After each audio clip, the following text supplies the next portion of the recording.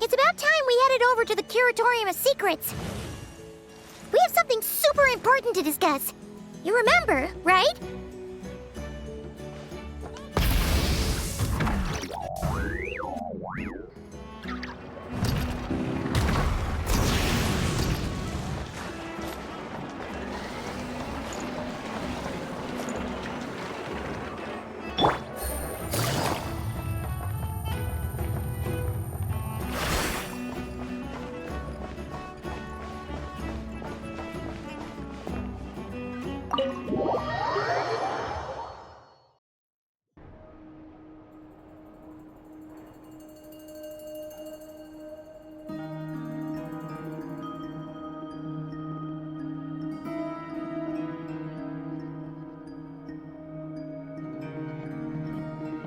Looks like the gang's all here! Yep, all ready. How about you two? Green and good to go?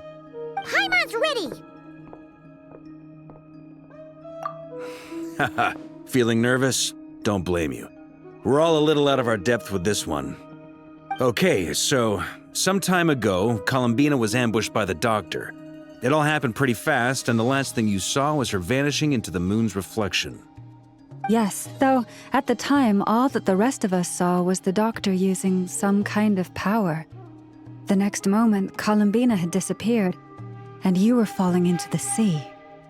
We have to get Columbina back. And whatever the Doctor's plan is in seizing the Three Moons Authority, we have to stop him before he succeeds. The Frost Moon Scions consider it our duty to rescue the Moon Goddess. I wasn't expecting so many others to come to our aid. So I want you to know that you have our utmost gratitude. Great. Well, first things first. Wait. Someone's here. We heard your footsteps. Although... You've been here for a while now. I take it you followed the Traveler, but I don't sense any ill intent in you. Come on.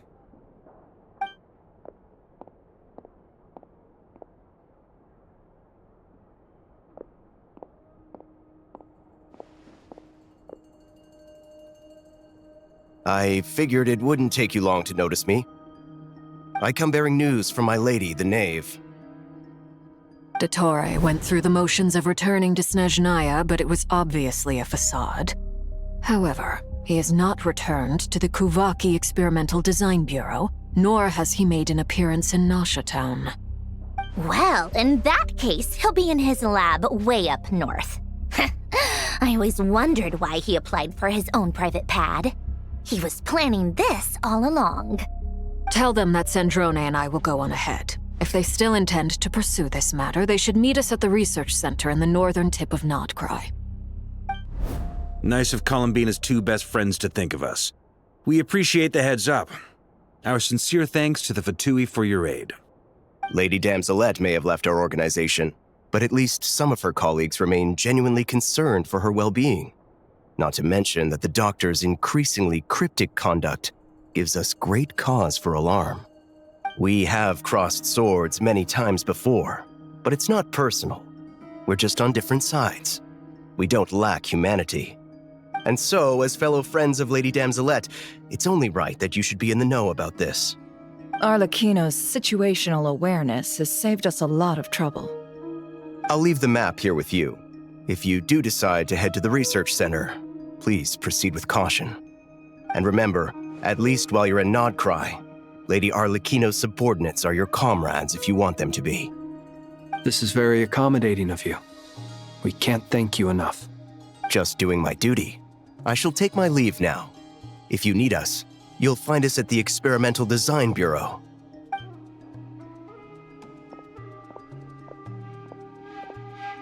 So, the Doctor's left the Experimental Design Bureau and headed to some research center up north. Marionette seems to think he's been planning this for a long time. But when did it start?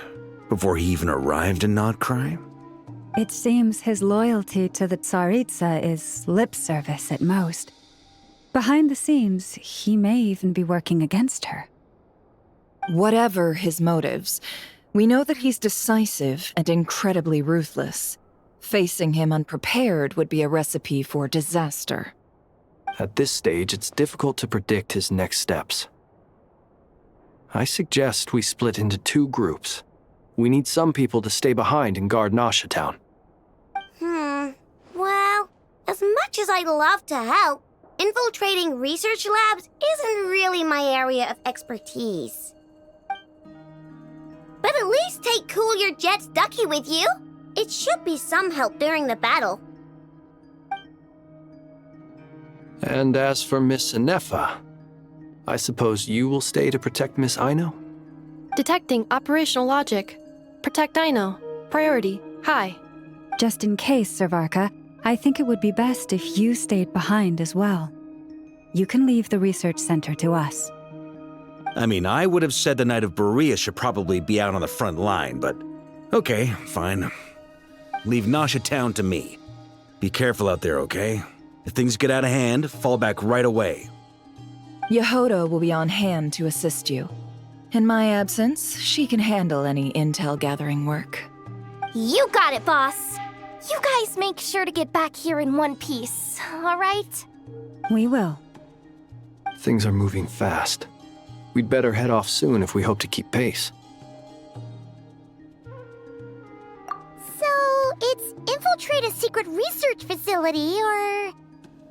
Yeah, alright. Paimon will help out here instead. Sounds like it's gonna be a pretty intense fight. We all have to bring our A game here. So, anything you need to wrap up before we leave?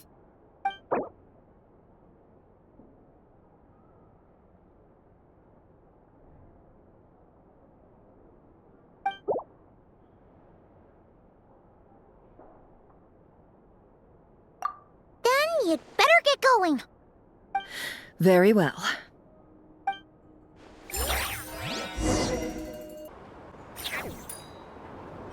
All these broken machines on the ground. Someone got here before us. Could it be Arlecchino and Sandrone?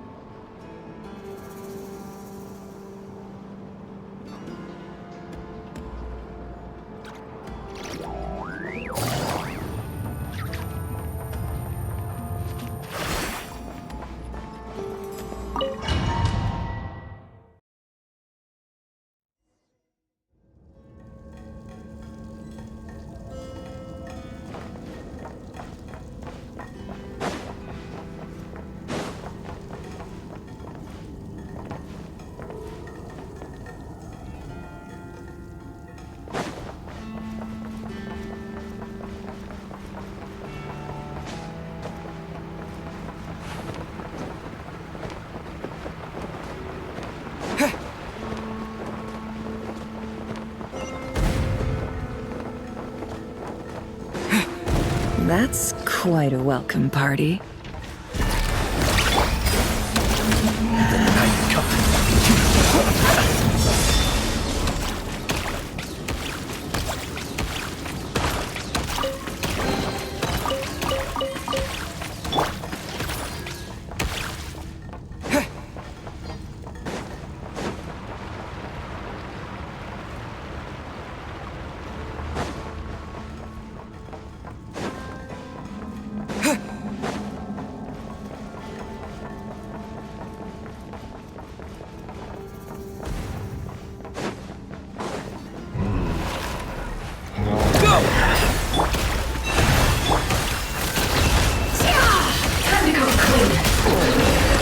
It all adds up. Get back! I said get back! Do you hear me?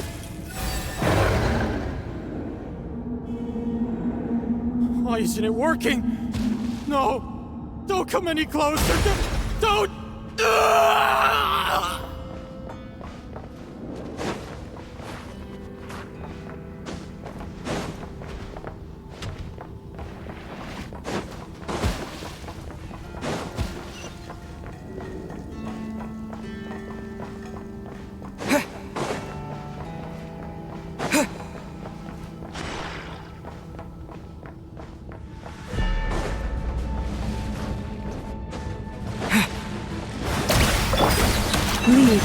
No more lies.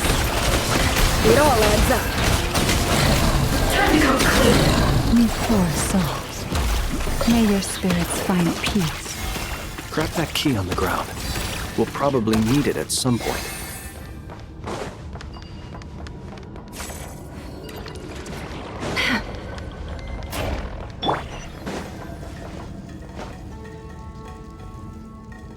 Watch out. Ugh, there's no way through. Let's go around.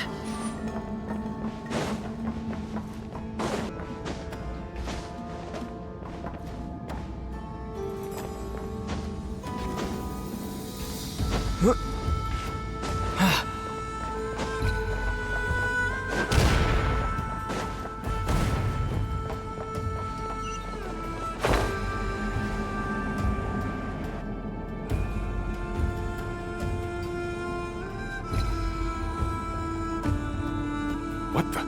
Trespassers? Here? What's wrong with you people?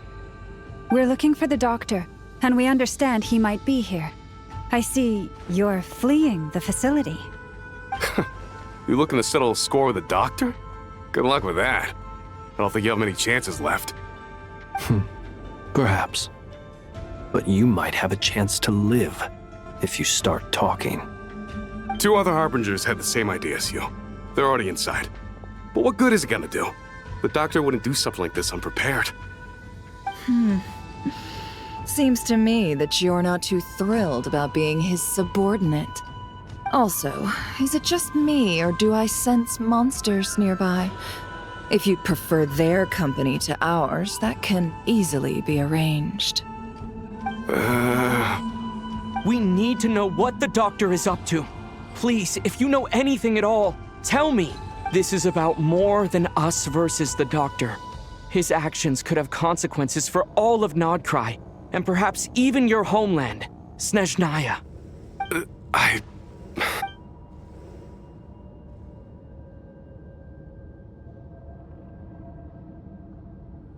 He's building something. Ambitious doesn't even begin to describe it. Feels like this could be the big one. God knows how long he's been planning it. A while back, he told us he'd be returning to Snezhnaya. We weren't expecting him back so soon. This time he brought some gemstones with him, or something. 2 of them. The moon marrow spheres. He stole them from their rightful owner, Columbina. Oh, Lady Damselette?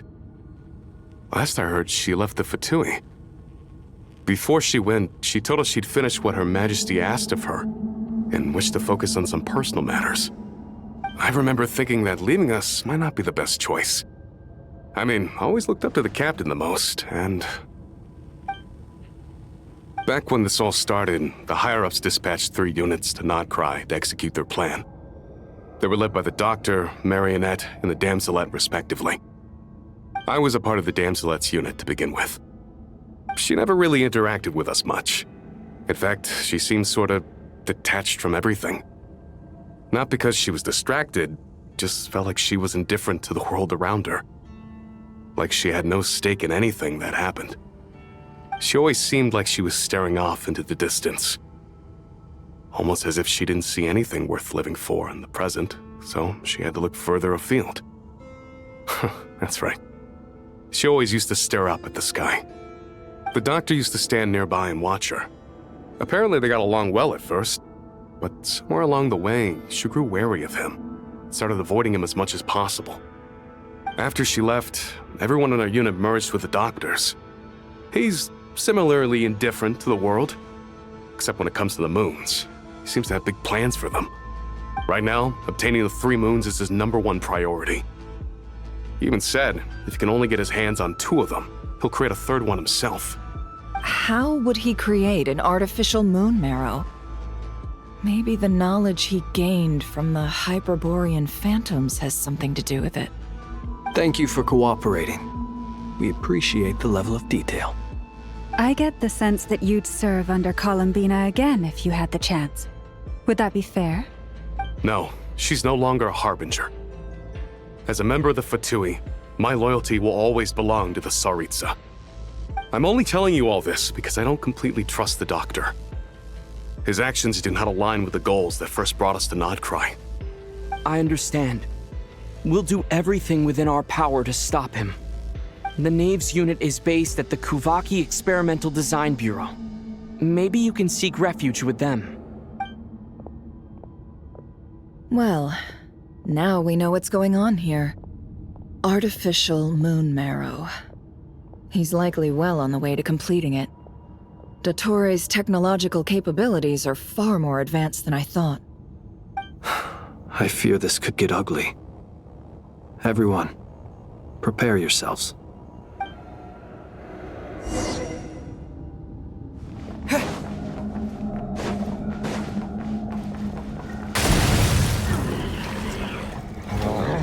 Go! Close your eyes. Observe. Do you fear the dark? Be silent.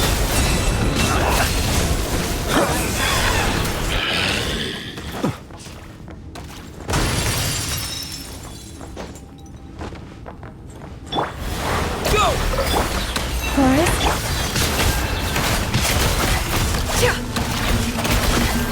No more lies.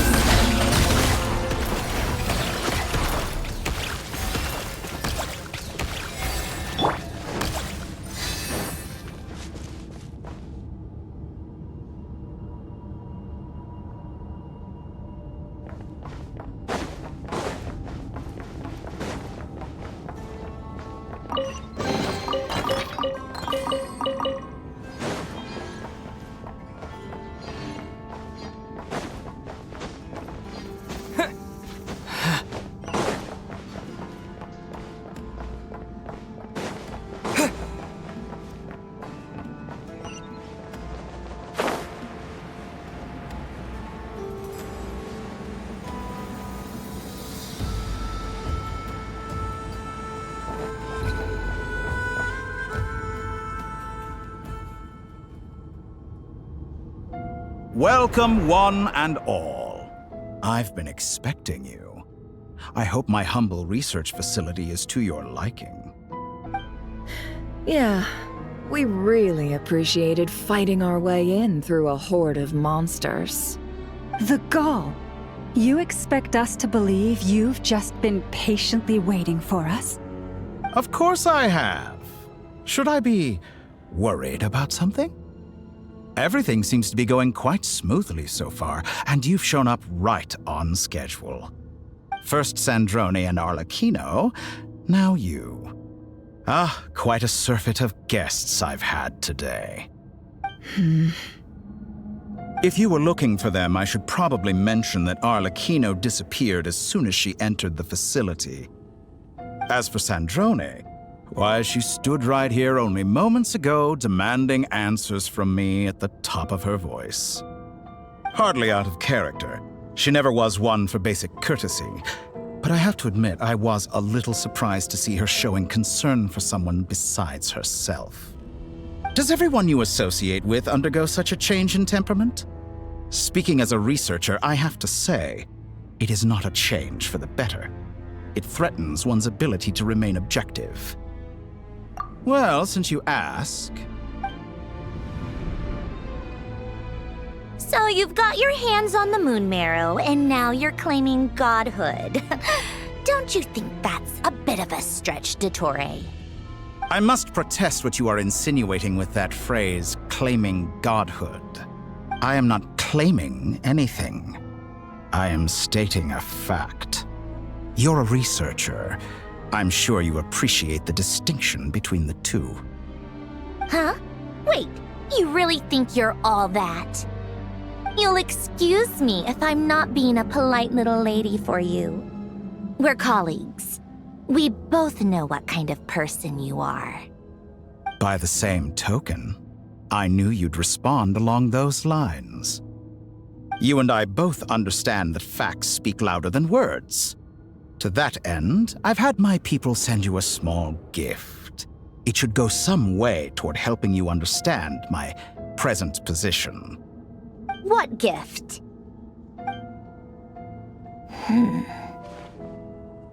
Where have all your troops gone? Who knows?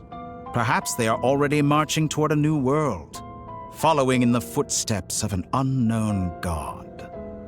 As vulgar and arrogant as you may be, dear Sandrone, I have no intention of taking out my displeasure on your subordinates. They will enjoy equal rights to my own. You sent your people to the Experimental Design Bureau? That's the Tsaritsa's property. Yes, and I am very mindful of Her Majesty's instructions. But you know full well that they do not conflict with my present goals. In which case, all I'm doing is conducting another one of my experiments. Is there a problem with that? Now then, you have a judgment call to make. Am I simply lying to stall you? Or is it possible that every word I am saying is the truth? In which case, your subordinates really are in danger. So now you've turned on fellow Fatui soldiers. You're completely insane. I have set a new rule for myself. Each person gets one chance. Naturally, that includes you, Sandrone. If you wish to leave, I won't stop you. We are colleagues, after all. Scumbag!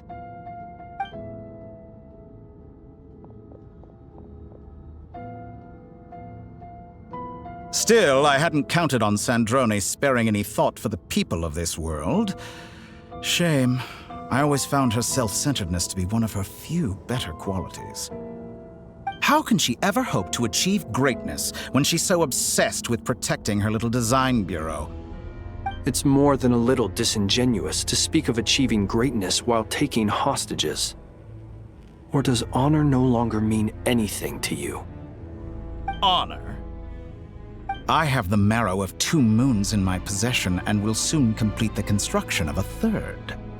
I will be the god of a new world. And you speak to me of honor? How charmingly naive. Those are sacred relics. You do not deserve them. In my view, many in this world do not deserve to be alive. And yet, I mercifully permit them to go on living, do I not? You'll come to regret your actions. Will I now? Let's see if you can make me.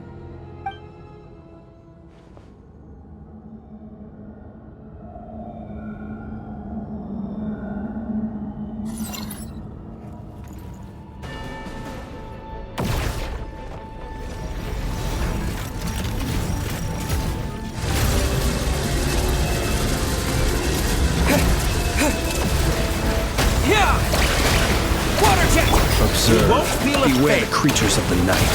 Close your eyes. Do you fear the dark? Observe. Water jet! You poor lost lamb. With one heart. Can't hide the truth. The deception ends here. No more lies. Time to go clean.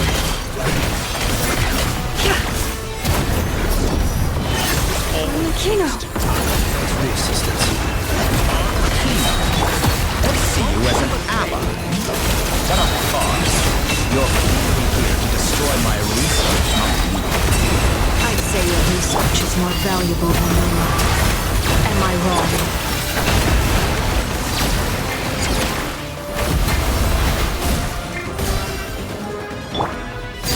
Overruled! Go!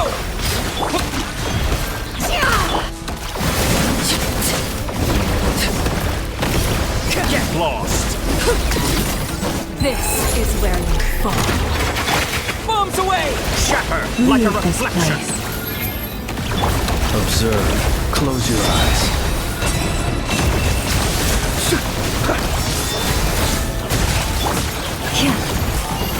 Flash as the moon. It all adds up.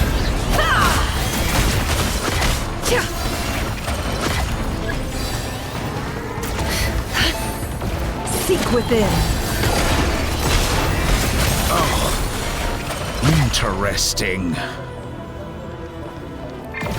An exact practice. No more lies!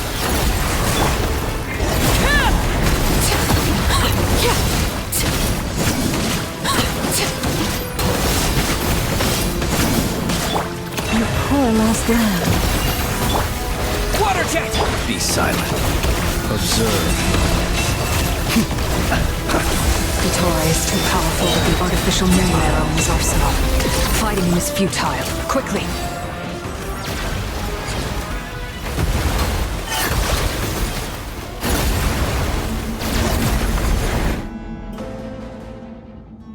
Let's go. I've always thought it is wiser to flee than surrender.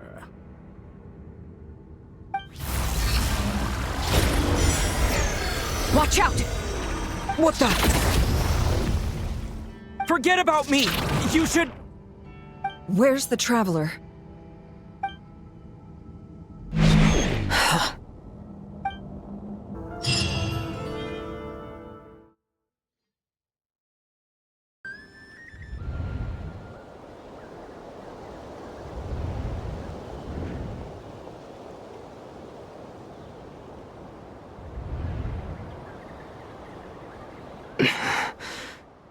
What just happened?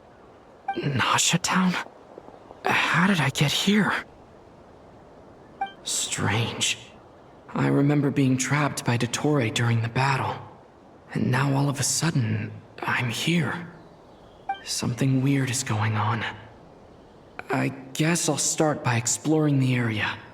Huh? Traveler? What brings you here at this hour? Huh? What are you in the mood for today? A hot dog? Or something else? We've got some special discounts at the moment. Want to see the menu? Sorry, I'm not hungry right now. Ah. Well, feel free to take a seat for now. Let me know if you change your mind. Everyone seems to be acting normal. Am I just overthinking? Oh, darling, look who it is. One of our regular customers. Get the Traveler something to eat, would you, dear? Wait, why is he talking like that? Well, I'd love to, but can't serve a customer unless they order something.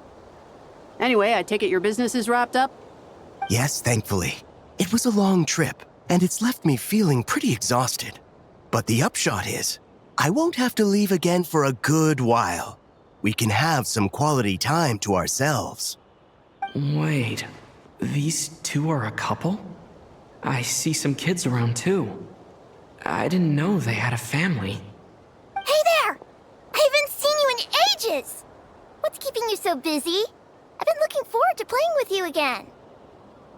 You forgot already? You're silly. Daddy brought you over to our house recently. We had some snacks together. What is she talking about? We've had a lot of customers over the last few days, so we've been real busy. And like my mom always says, some people are more than just customers. They're friends. Oh, another customer's arrived. I better go see what they want. This is all wrong. I never once heard the owner of this restaurant talk about their family. It certainly isn't a family-run business. And that child? I don't recognize her at all. Could this be a false memory? Very good. I knew you had it in you. Aren't you going to try the house special? When did he show up? No. None of this is real. You don't seem to like it here. That's fine. We can change venues.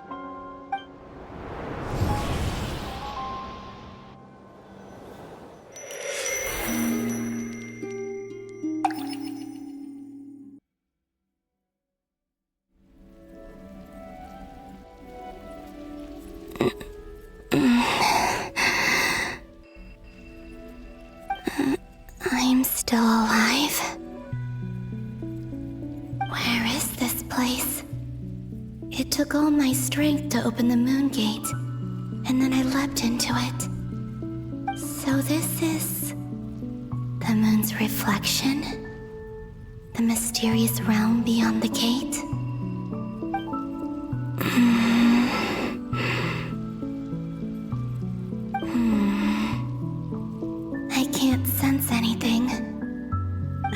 guess I could try opening the gate once more.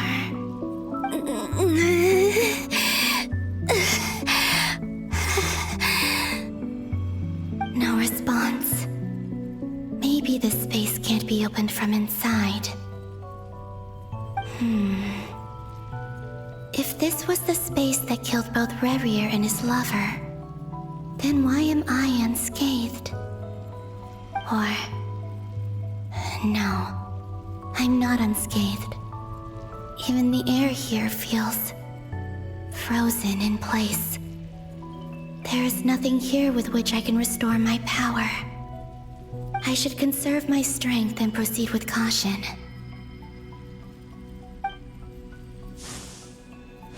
I don't believe Dottore's scheming will stop just because I escaped. If there is any chance that I can get back to the others, any chance at all, I must return.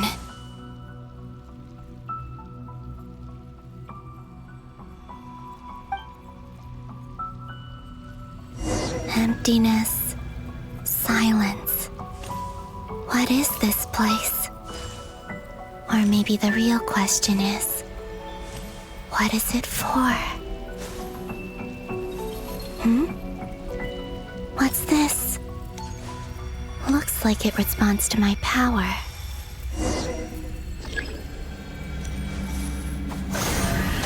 Golden.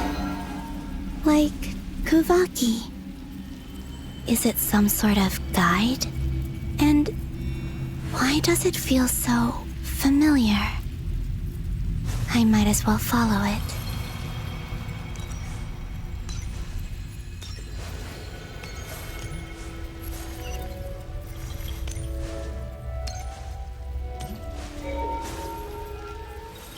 Where does this lead? Could it be the exit?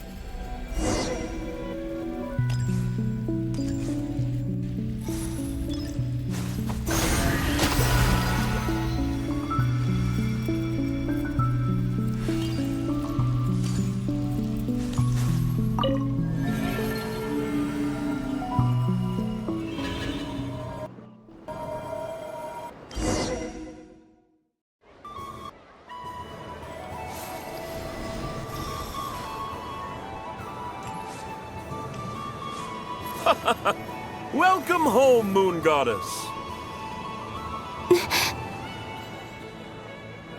Is this... Nasha town? But... isn't Moon Prayer Night over already?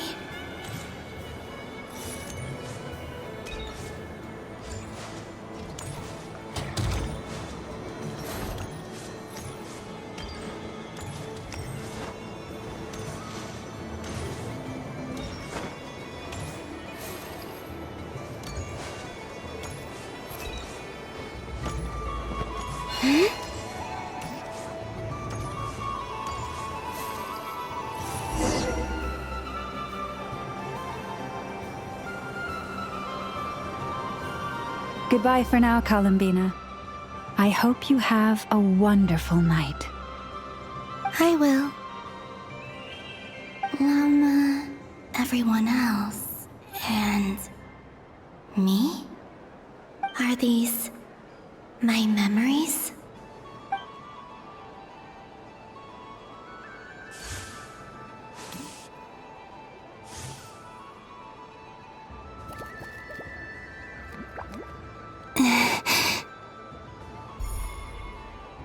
I can't touch them. It's as if we're separated by some impenetrable power.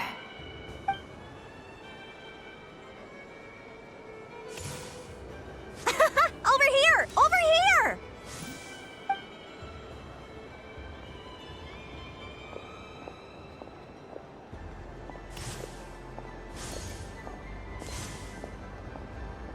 But the people in these memories pass right through me. Just like when I disappeared. If only I had known what would come to pass after that. Even so, I should still take a look around. Just being back here. It gives me the strength to keep going.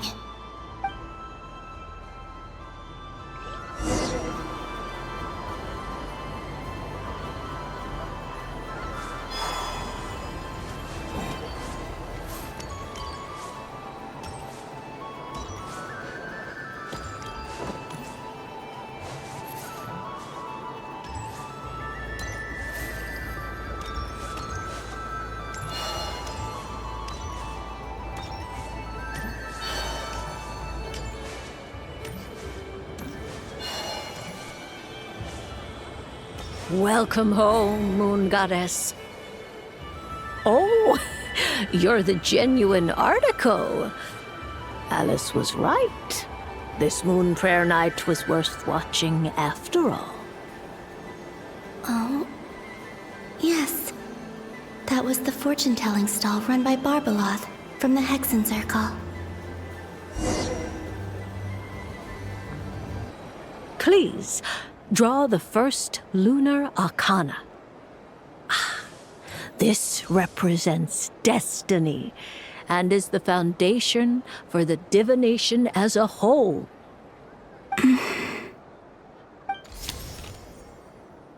My destiny. I believe the card I drew was the moon. Now that I think about it, Barbeloth's divination was absolutely right. It's almost time to draw the last card. The one that represents the future.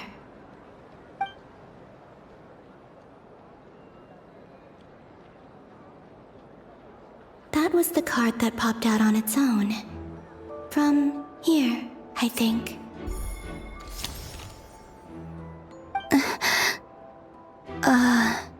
Kuvaki Pulse? What? Fascinating. I've never encountered this before in my role as a diviner. What's going on? Did that card leave the deck? Because of my influence? All I did was try to touch it, and then... Maybe this memory space is not untouchable after all. Are there weak points in the barrier? Or... is it possible that there's more to this space than my memories alone? This card is death. I need to get to the bottom of this. I'll try touching something else.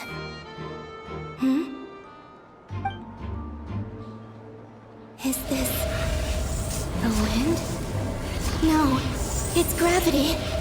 It's pulling me outwards. No, Traveler!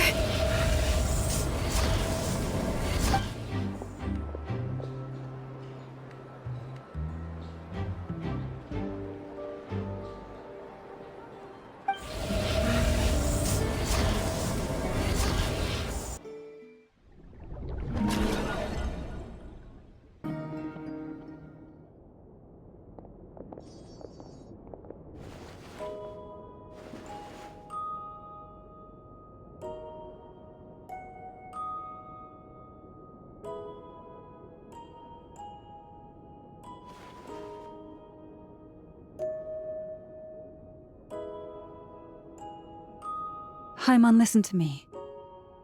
From the bottom of our hearts, we are so sorry. We completely understand how you must feel. The Traveler is trapped, and we all feel responsible for it. Don't say that!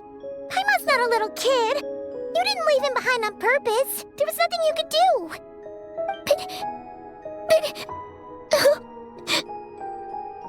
He's all alone in there!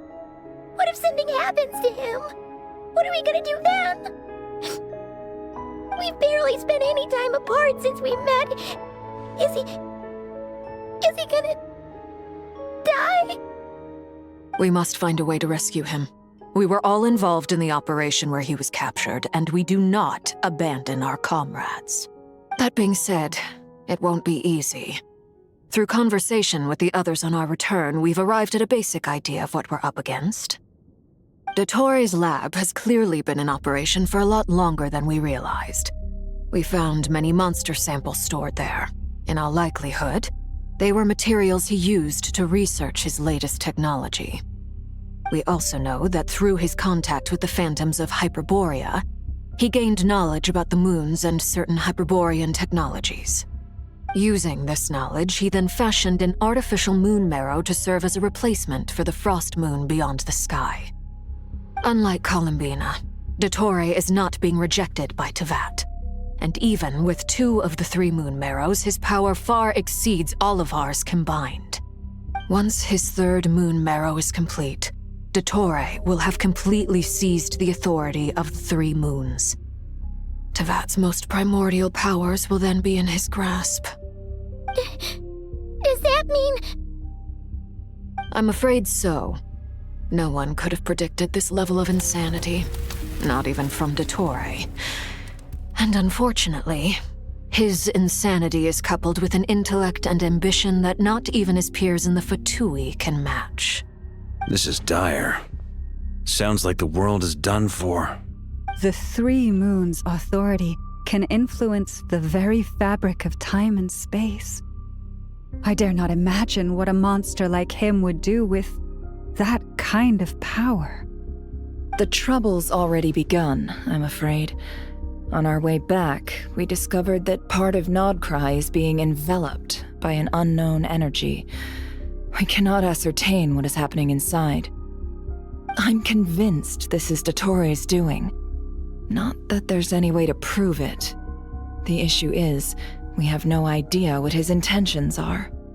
The only thing more frustrating than facing down evil is knowing that it will surely come, but not knowing when. The Doctor is guilty of numerous crimes at Mondstadt as well. One of our knights, well, former knights, his father was murdered by Dottore. His ideology and methodology are a danger to everything in his path, from individuals to entire nations. He does not feel guilt, even when he acts against his own people. He doesn't see them as his own people, that's why. People like him see everyone else as beneath them. Right. He views other people only in terms of how they can benefit him. That's the basis of all his social connections. Granted, he's hardly the only harbinger to pursue their own interests, we all do, and Her Majesty is gracious enough to permit it. Still, her mercy has its limits. Dottore's actions have gone beyond even what the Fatui could have imagined, usurping divine authority to become a god. For a servant of the Tsaritsa, that goes beyond being disloyal. It's treason of the highest order. We can't expect him to heed the Tsaritsa's will once he gains the Three Moons' authority. Even we Harbingers consider him the most self-interested among us. Poor Traveler. Of all the people to get caught by... We have to go save him right now! Please! We gotta find a way! Paimon, I promise you, we are with you all the way. I get how you feel. I do. But it's gonna take more than strong emotions to take down an enemy like Dottore. What we need now is more information. Right. We can't even guarantee he's still at his research center. Before we can think about mounting a rescue operation, we need to confirm the Traveler's location. I'll find a way. Paimon knows, but... She's so scared. If anything happens to the Traveler... He might be the strongest person Paimon knows, but he's still human. He feels pain and bleeds just like anyone else. Then think things through before you stick your neck out. Unless you want to lose your head. Sandrone. Miss Sandrone, you're okay? Put the stuff over there, and be gentle with it. Am I okay? As you can see, I've had to move my whole livelihood out of the Experimental Design Bureau. It's been swallowed up by Dottore's energy field. If I'd left it any longer, I probably would have gotten stuck there. Ugh, Dottore always goes a little loco when he finds a shiny new toy. Not that he'd ever admit that. But this time, he's gone full psycho.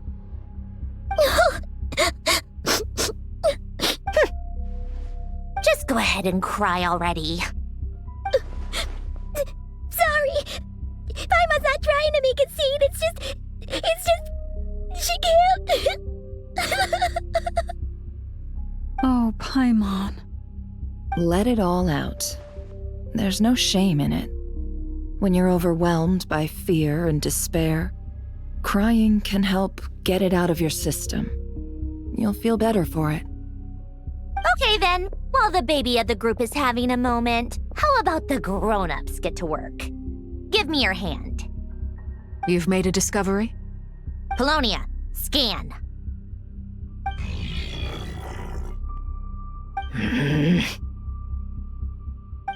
You, hand, now. Oh, I thought you'd never ask, my lady. Curses! You're next, then you.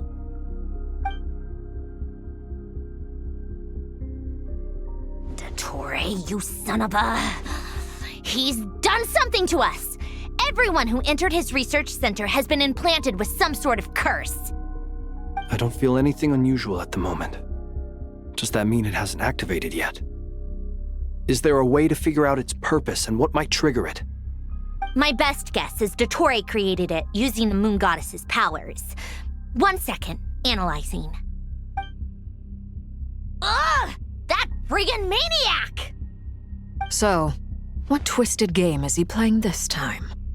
The moment I analyzed the energy composition, some encrypted text appeared in my mind's eye. And when I deciphered it according to the Fatui's standard encryption protocol, I got the following message. Feel free to run, or you will perish in Nod-Krai. He's mocking us. Yep, he loves to toy with people. Only in this case, there might be more to it. But I didn't detect any murderous intent or malice either in the message or the curse's energy. As if this is him at his least malicious. Or perhaps all people are cowards in his eyes. Maybe he thinks the threat alone will be effective. What a despicable person. And he has the Traveler in his grasp. If I may, as unhinged as Dottore may be, he has always exercised great patience with the objects of his interest. I remember a comment he made when we first arrived in Nod-Krai. He said, "This world is, on the whole, an exceedingly dull place. But at least there are a few intriguing features, such as the gods, or the Traveler. Presumably, they interest him because they're unknown quantities. He wants to understand as much as he can about them." Agreed. The Traveler is Tevat's fourth descender. All Harbingers are aware of this. Since Dottore took such pains to capture the Traveler, he is unlikely to kill him right away. Okay, but we still have to do that rescue operation. Of course. I also think we need to read between the lines with Dottore's message. If he's encouraging us to run, that means we mustn't leave Nod-Krai under any circumstances. My guess is, his curse will only trigger if we leave.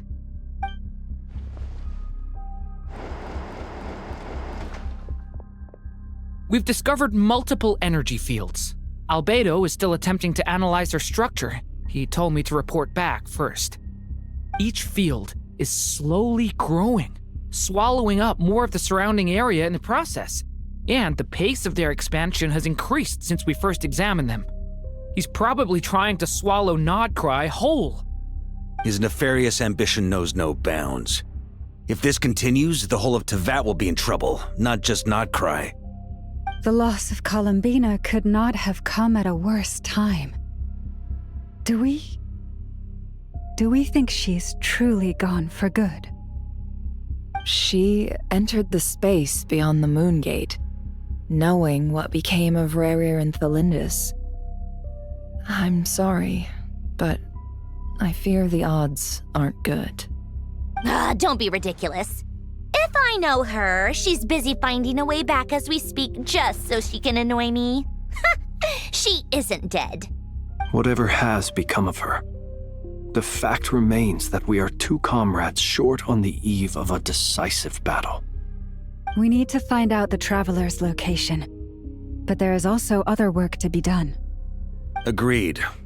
Whatever Dottore's planning, we have to get the local populace somewhere safe. So, as well as a rescue mission, we have to organize a mass evacuation at the same time. It would be best if someone could approach leaders of neighboring nations and negotiate emergency asylum for Nod-Krai's inhabitants. Can anyone handle that? Snezhnaya is one option. I'll see what I can do. This would be so much easier if the Traveler was here. No! Stop thinking like that, Paimon. Paimon will join you. She's pretty well connected thanks to the Traveler. Maybe it'll come in handy. Either way, that's what the Traveler would do if he was here.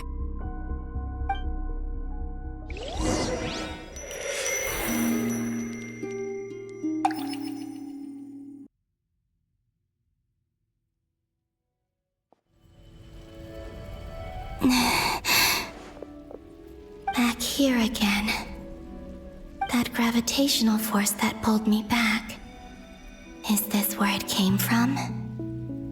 When I saw that memory of Moon Prayer Night, I think I influenced reality. Was it just a coincidence? Or... if only I could have sent the others some kind of warning on Moon Prayer Night. Maybe we could have stopped Dottore. I feel so heavy. Does entering that space consume a lot of energy? Well, even so, I have to keep moving forward. Back to emptiness and silence again. I should try and find my way back inside that memory.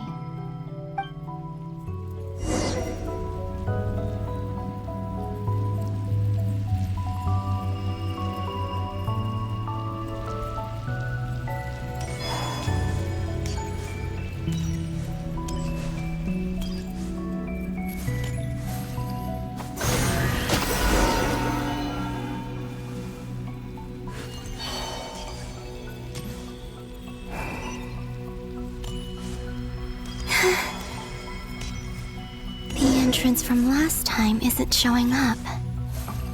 What am I missing? Looks like I need to gather these scattered fragments.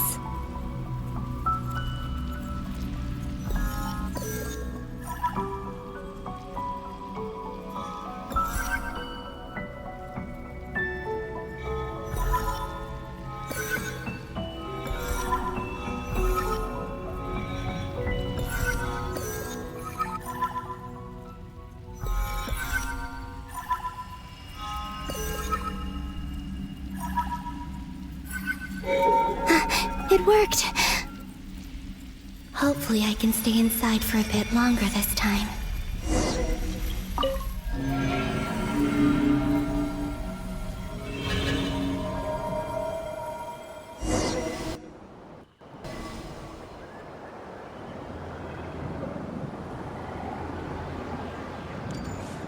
Ad Astra Abyssosk. Welcome to the Adventurers Guild. What? This doesn't look like Moon Prayer Night. Extra, extra! Latest issue of the Nasha Express! I don't think I've ever been here. Maybe this space isn't comprised of my memories after all. There aren't any festive decorations around. Is this Nasha town after Moon Prayer Night ended? Did Dottore's plan not affect the town? Or is no one aware of what happened because he used the Three Moons' authority? Let me see if I can influence anyone else.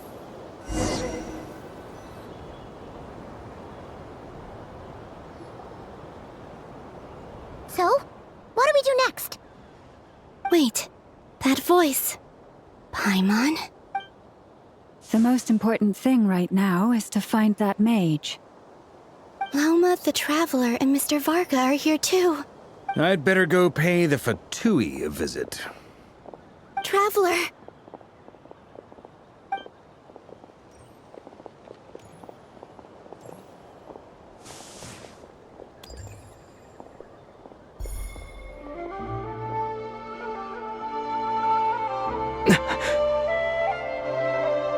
Columbina?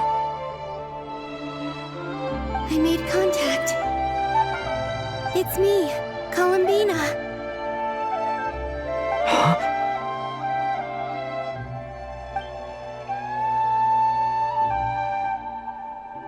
Traveler? Let's go!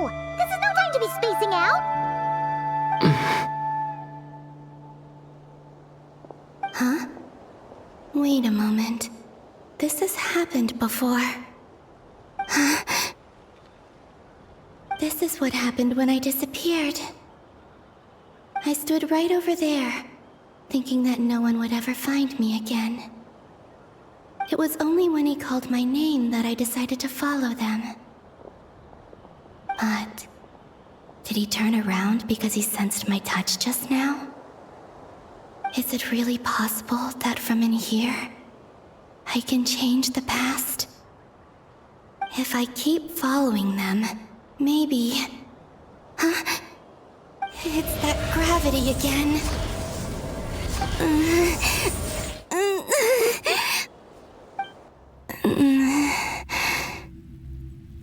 Every time I influence reality within that space, this force intervenes and pulls me back. It's as if it's trying to stop me from leaving.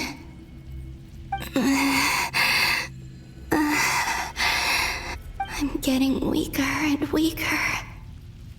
I'll just have to try another approach next time. Come on, Columbina. Keep going. You have to tell everyone what happened.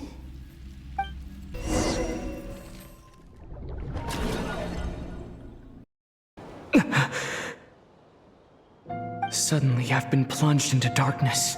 Alone. It feels strange. As if something has grabbed hold of me. Is Dottore now powerful enough to interfere with space itself? Look at you, standing so still in total silence. I almost didn't recognize you. Hello there, traveler. He seems to be in a good mood. Wait, what's that behind him? Ah, so you noticed. This is the completed Trilune. 2 primordial moon marrows and 1 artificial specimen. You are wary of it. Good. Maintain that reverence. You performed well in that recent battle. Brave and reckless as always. Courage is the sign of a true hero, and impulsiveness is the hallmark of those who strive to advance. I say this not to belittle you. Most creatures are far more timid by comparison. 3 moon marrows? Does that mean the artificial one is now complete too? Well spotted. What do you think? For a replica I built myself, I dare say it looks the part. Dottore, are you planting illusions in my mind? I have no interest in fooling your eyes. On the contrary, I hope to show you the true essence of all that you see before you. Is this not a beautiful city? People live in peace and find joy in their work. The streets are safe. People can even leave their doors unlocked at night. You might say it is the Elysium everyone dreams of. All available data indicates your values and worldview conform with the mainstream. This kind of society should be quite to your taste. False beauty is deceitful. Lies are to no one's taste. I wonder, is it your moral standards that are too high, or your expectations of reality? Answer me this. If someone existed in a sweet dream from the moment they were born, a dream in which they never once felt pain, which do you think they would consider superior? The dream or the reality? That's pure sophistry. It has nothing to do with your actions. As I suspected. You have yet to understand all of this for what it really is. What do you want from me? You sound impatient.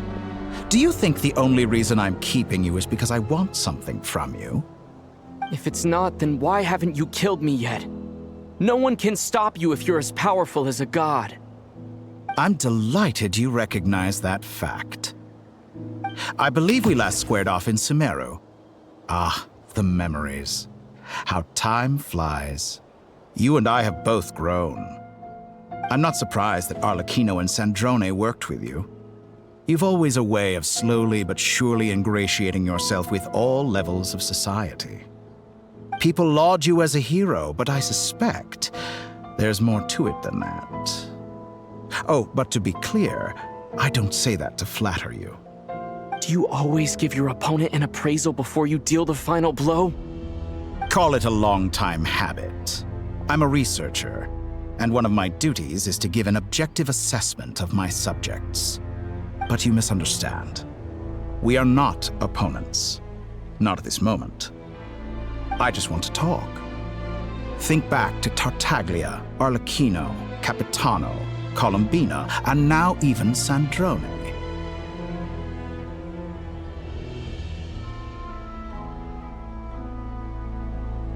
You've worked with each of them in the past. I believe you can work with me as well. What makes you so sure? Well, why not? Should the good associate only with the good and the bad befriend only the bad? I like to think we could have a more mature relationship than that. Surely you don't think all your relationships are grounded in friendship or shared ideals. People come together because it benefits them to do so. If you think of the people you admire, you must surely admit that they have provided some benefit to you. Morality, ambition, dreams. People have plenty of words to embellish the nature of their relationships. But once you break free from those ethical frameworks, you will see that the only thing connecting the two of you is mutual benefit. And that is what I'd like to talk to you about. We're finally getting into it. He's probably been planning to kidnap me for a long time now. But for what exactly? He has the authority of all three moons.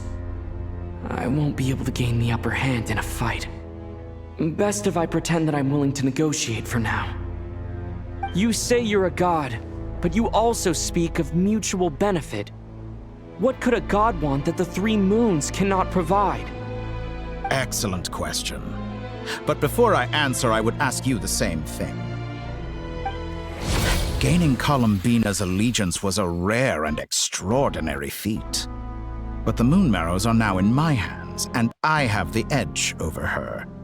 For this artificial moon is not being rejected by Tevat. Her identity and lineage may have been a thing of glory in the old world, but they were also shackles that prevented her from ever integrating into Tevat.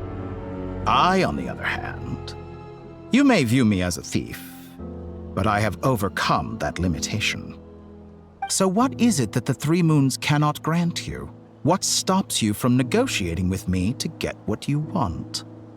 I don't make deals with lying psychopaths. That's quite an accusation. Are you expecting me to get angry with you? Well, this is one aspect in which my personal growth has served me well. In the past, my less mature self might have been disappointed, perhaps even angry, over a small setback like this. Like when you and Lesser Lord Kusanali joined forces to oppose me, for example. But things are different now. Just as the rich do not quibble with the poor, I no longer find myself perturbed by these trivial affairs. Human relationships end with conflicts of emotions and interests.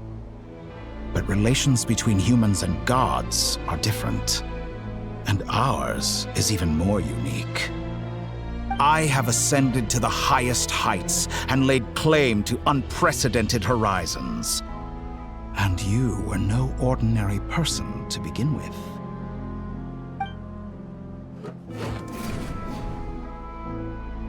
Allow me to show you the world, Descender.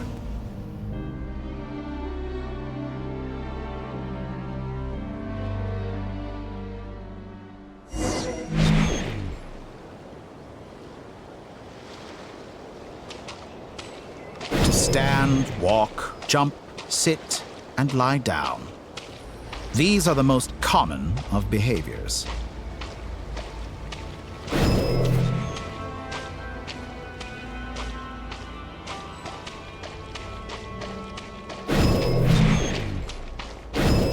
Have you ever wondered why we were born following such laws? Who stipulated that we could not fly instead of walk?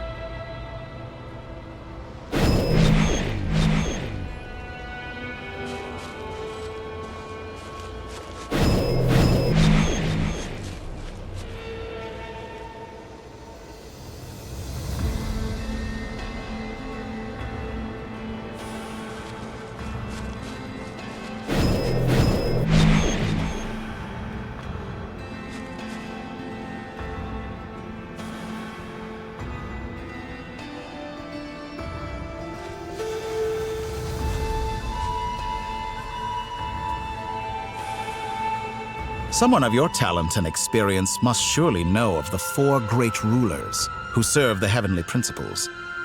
They govern life, death, time, and space. One wounded by a blade will die from blood loss or infection, and one who falls into a lake will drown in agony. The elderly wallow in solitude, and the solitary age faster. Eventually, new life is born, only to embark on the same path of suffering. These 4 divisions anchor the world and shackle those who live in it. But they themselves transcend its boundaries, squandering the power bestowed by the heavens. All who live yearn for equality, but unless the gods prostrate themselves and profess that they are mere servants of the living, equality can never exist. Who makes the rules we must live by? Who has the right to restrict us?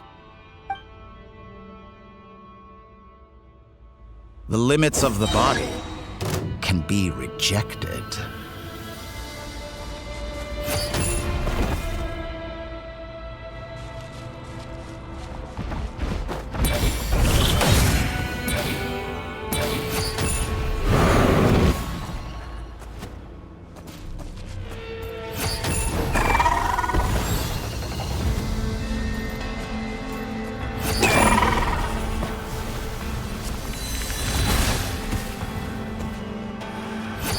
How does it feel to be among those with absolute power?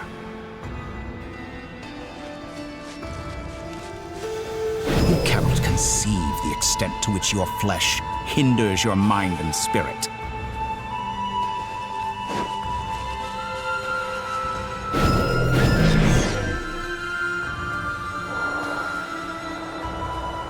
Only by discarding our useless, primitive eyes can we perceive a new world.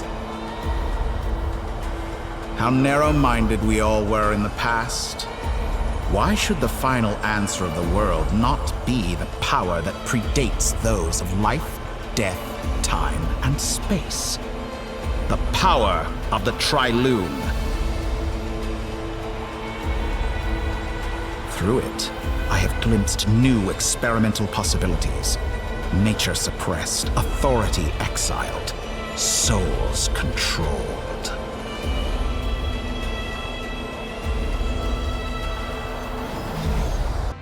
You know, I heard recently that a group of critics reviewed countless stories and drew an interesting conclusion. They found that it is more often than not the villains who strive tirelessly to push the boundaries of progress. In fact, long before this, someone voiced a similar idea in an academia editorial. I felt a great affinity with this perspective.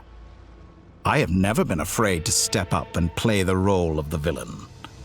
Fanatics are trampled down for their transgressions, and those who transcend are rebuked for their audacity. And so, the majority of creatures are too timid to follow my lead. But all sacrifices made during my experiments have been worthwhile, as you can now see. I can offer you something new, something unique, precisely because I am a villain. Think about it. We are eternally bound through mutual interest. Can you truly say you would never turn to malice if it could give you the life you dream of? After all, what value do perfection and purity really have? They are fragile and feeble things, utterly tedious.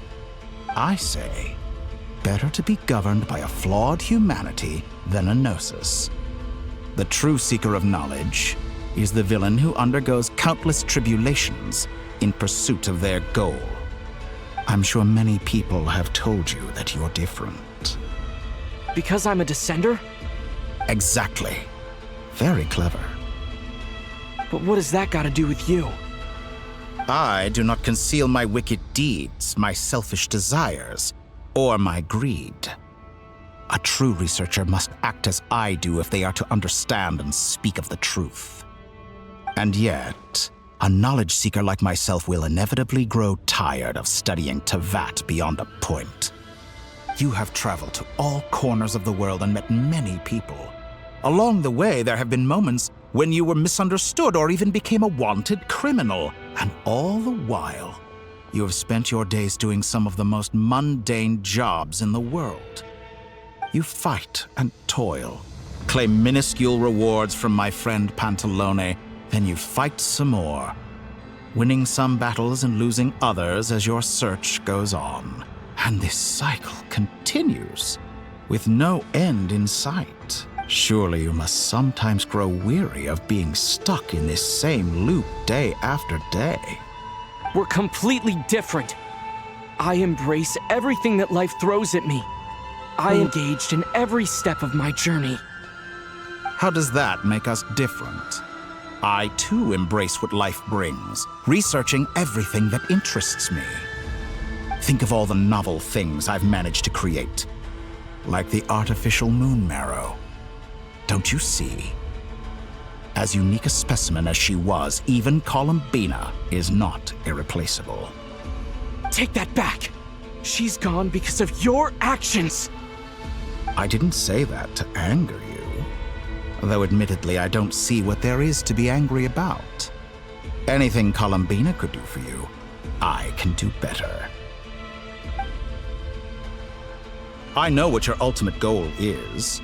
You wish to walk the path your sister walked, and seek answers from her at the end of that journey, don't you? Someone like you could never understand what it feels like to care about another person the way I care about her. Perhaps not, but that doesn't mean I can't help. I could find your sister right now, bring her before you, and make her give you the answers you seek. Don't be so presumptuous. You'll never begin to understand the situation between us. Oh, no. This is no presumption. I'm only offering what I know is possible with the power of the Trilune. But it seems like you would sooner continue with your journey through this world. Why? Do you truly desire this journey? Or is it simply a necessary process from which you cannot escape? Think of all the time and energy you have spent, everything you've had to endure just to make it this far. Is this really what you want? Or has your hand been forced by the promise of that final answer? Yes, you have made many friends.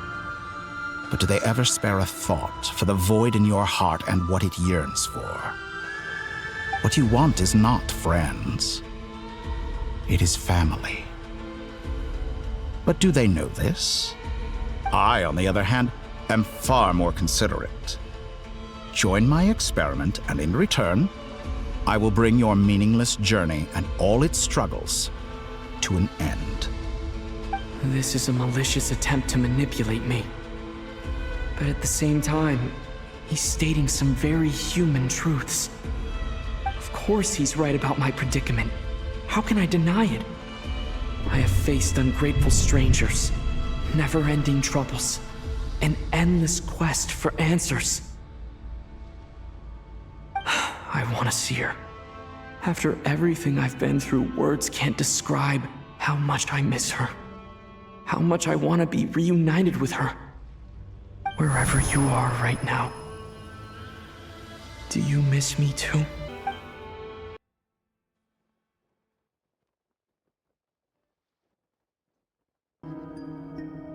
All right, everyone. Our next mission is clear. We need to contact all the major organizations, explain the situation to the public, and then begin the evacuation. The residents of Nod-Krai are quite dispersed. The two most populated areas are the Southern Isles and Pyramida. Miss Lauma, I will leave Hisi Island and Nasha Town in your hands. I will liaise with the Fatui and Pyramida. Agreed. We will reach out to Natlan and Snezhnaya. Anyone found north of the Experimental Design Bureau should follow the Fatui to Snezhnaya. As for those dwelling south of that line, I will ask the Voynich Guild to help persuade them to leave. Then I, Mr. Varka, and the Frostmoon Scions will escort them to Natlan. The Voynich Guild has dealings with the Curatorium of Secrets. I will send them a letter vouching for your credibility. Yehoda, you should help Lauma. This is too big of a task for one person. My wish has come true. You're willingly lending me your most capable employee for the day. Well, good for you if all this only takes a day. Of course, if it takes any longer, I'll be charging a fee. Boss, wait! Don't I get a say in this? Oh, I'm sorry. Something to add, Yehoda? Well, no one's more important to me than you, boss. And remember how Lauma healed your eyes after that big battle? I think that's worth at least 2 or 3 days' work for the Frostmoon Scions. Are you completely incapable of acting in your own self-interest? Or do you simply devalue your own labor? Are you sure you don't want to come with us? Who will see to our other work if we're all busy evacuating residents? Sandrone insists that Columbina is still alive, and we have a traveler to rescue. There's much to be done. But boss, I'm just worried that... Well, Nefer, I'll link up with you once my tasks are complete. What makes you think I'd need you to do that? I'll need it. And considering the way you approach certain matters, I think you'll be better off with me present. That's quite enough. Just focus on your work first. I bet we're in for an uphill battle here. But we can help out too. Nefer and I are gonna help Nasha Town's residents carry their stuff. Loading schedule. Store essential local research data and technology samples, then escort the people to Natlan. Understood. I will execute this to the best of my abilities. Great stuff. Thank you, ladies. I've contacted the Lightkeepers. A colleague of mine will join us shortly. I will persuade them to conduct a thorough search of the region to ensure that no civilians get left behind. As for me, I guess I'll be making an early return to Sumeru. I think it's important that someone informs the Dendro Archon of what's going on in Nod-Krai. Roger that. Someone should inform Mondstadt, too. Mr. Duran, can I trust you to handle that? I think you fly faster than any of us can run. As an added incentive, get there fast enough and I'll see about getting your gliding exam waived. Really? Ha! Mission accepted, sir. I intend to stay behind and help Miss Sandrone with her research. She has some alchemy-related questions that she'd like me to explore. She recognizes your expertise, then. I wish you a fruitful collaboration. Thank you. In truth, I was surprised to hear her express an interest in subject matter outside of machines. I believe she has been investigating some Fontanian technology recently. She made a point of bringing the relevant materials with her when she left the Experimental Design Bureau. She's sorting through everything in her room as we speak. I should mention that we have one other friend who isn't present. He hasn't made his position in all of this clear. But if we know anything about him, he's likely investigating on his own. Paimon's been very quiet today. But I know how close she and the Traveler are with the Natlanese. She should come with us to the border. Okay. Paimon will do her best. Make sure to heed Sandrone's warning. Many of us have been cursed by Dottore. As such, under no circumstances should anyone cross national borders. Remain within Nod-Krai. That aside, personally, I have faith in Columbina. Things look grim, sure, but who knows how it'll play out. Same goes for rescuing the Traveler. Both of them are important allies and friends. We'll be counting on you to gather intel on them, Miss Nefer. Oh, Wonderful. You're all here. That voice again! Nicole? Whoa, that was loud! And it came out of nowhere. So mysterious.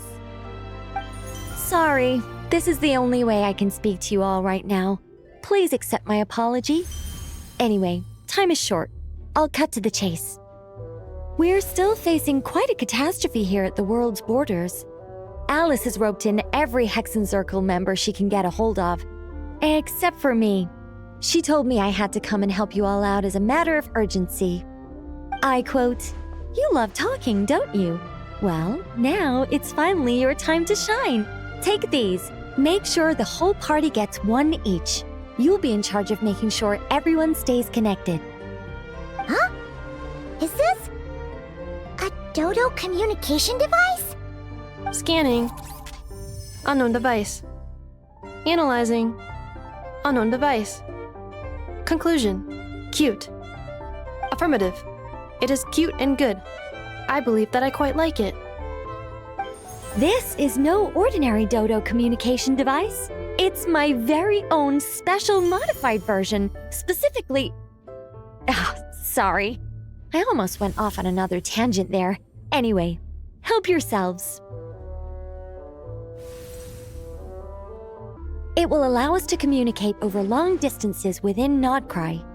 No more worrying about shuttling messages back and forth. What astounding technology. Am I right in assuming that it relies on your personal abilities to function, Miss Nicole?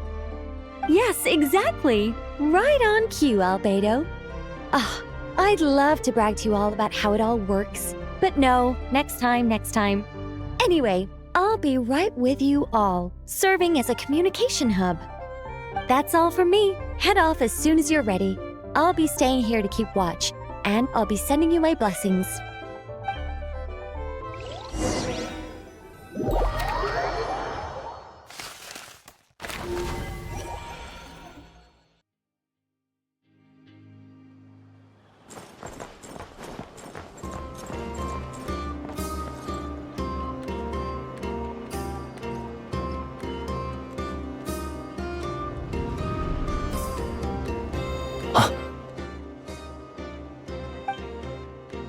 Sir Flint. Perfect timing. I just arrived myself. You are most considerate, Master Illuga. But in fact, I know you have been sitting here for quite some time. If you saw me, why didn't you say something? I was curious to see how long you could sit still for. Also, shouldn't you have managed to sense me approaching? That would be a first. You always seem to appear out of thin air without making a peep. Also, how many times do I have to tell you not to address me as master? I don't qualify. I beg to differ. Why should a young man so well-versed in social graces as yourself not be worthy of that title? Please, Lord Flint's... Sir Flint's. I'm begging you, don't flatter me into complacency like you do with everyone else. You understand me better than most. My newest acquaintances tell me I love complimenting others. What do you think? I think they don't understand why you do it. You just love puffing people up till they're a big, happy ball of hot air that floats away into the sky. In all sincerity, I can only hope that they bring good tidings when they come back down to Earth. Is the situation that bad? We just held a strategy meeting. Let me fill you in.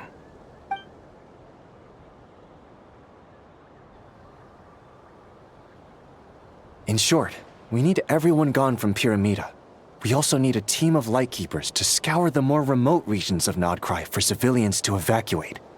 I only hope we have enough personnel. We do.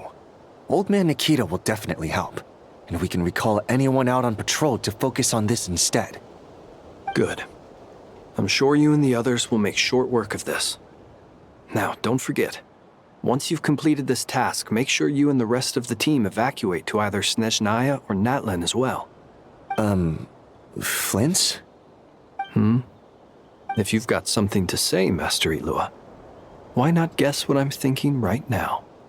You mentioned that you have something else to deal with later. How difficult is it going to be? I doubt it will be easy. I know you're a Lightkeeper, and it's your duty to protect others in times of crisis. But I have a feeling that you'll be walking into grave danger. However bad things have gotten in the past, Nod-Krai has never faced a mass evacuation before. But from the sounds of it, you don't intend to come with us. I don't mean to pry, and it's probably none of my business. But whatever it is you're intending, you don't have to go through with it, you know. I've been afflicted with some sort of curse, and I'm told it may well trigger if I set foot outside of Nod-Krai. As such, I cannot leave. I have to act, if for no other reason than to fight this curse. What? No. Why? Why would anyone want to curse you?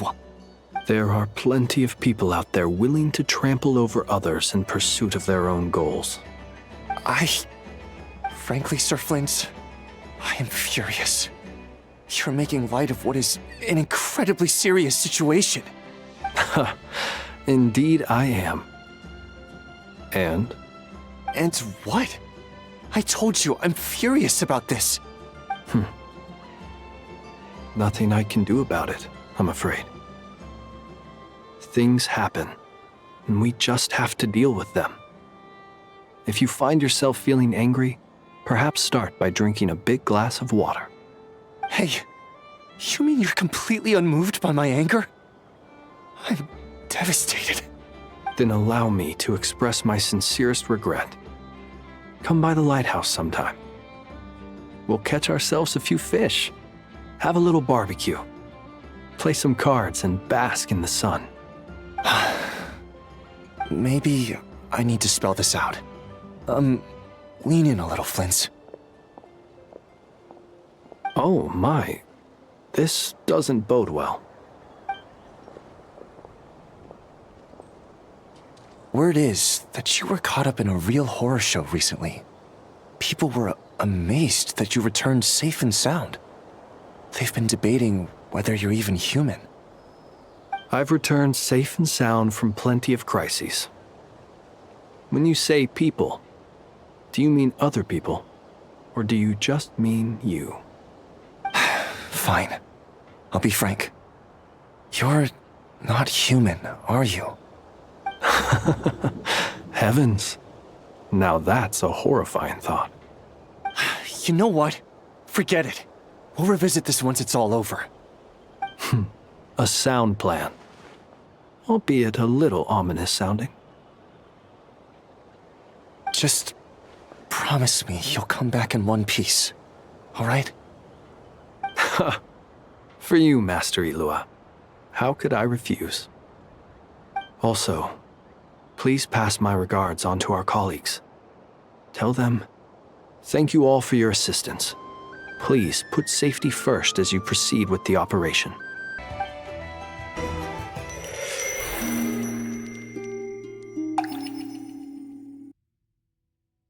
I have to keep searching for a path toward reality.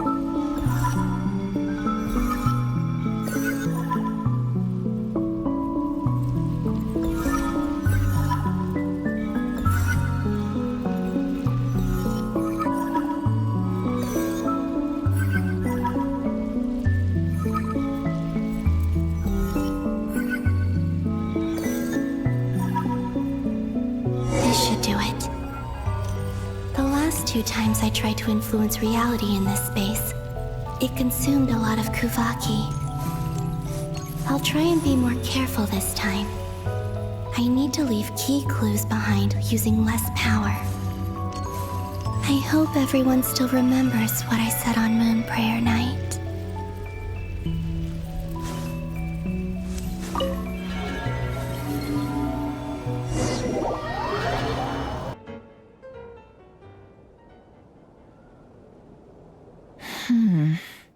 Nothing here either.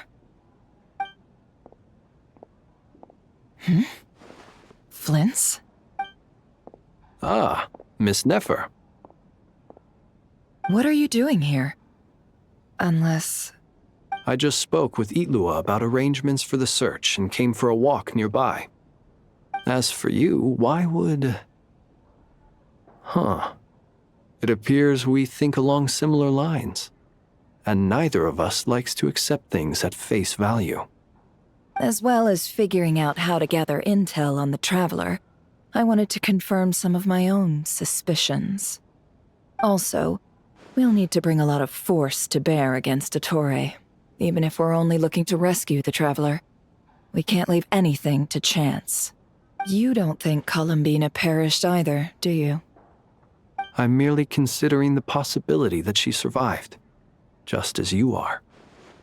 How much can we really know about a deity like her anyway? Do you remember what she said on Moon Prayer Night? About using moonlight to send messages to us? Of course. I think that's why we're both here. Where have you checked so far? I've been focusing on the outdoors. Anywhere the moonlight shines. I checked most of Nasha Town, but didn't find anything. I checked the Curatorium of Secrets, and a few rooms where I thought I might find some leads. But no luck here either. The only places I haven't looked yet are the rooms in the flagship. But process of elimination isn't the only thing that brought me here. Oh, really? What's your other reason?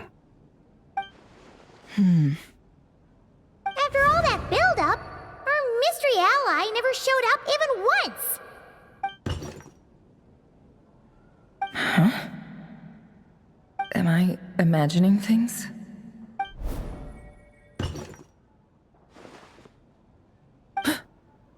Come on, let's see what's going on. Oh no. I knocked over a vase as soon as I came in. It must have been caused by a Kuvaki fluctuation when I entered the space. Although, it seems like I'm not about to be pulled away this time. It looks like as long as I'm careful with my actions, it doesn't count as influencing reality. Anyway, is this the flagship? The Traveler mentioned that's where he was staying. I only went into the lobby last time, so I've never actually been here before. How does this space work? If nothing else, I can now be sure that it is not simply memory. He mentioned where his room was. I think it's... this one.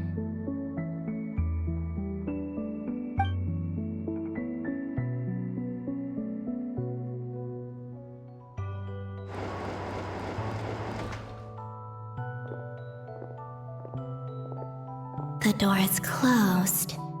But if this is anything like when I disappeared, then maybe...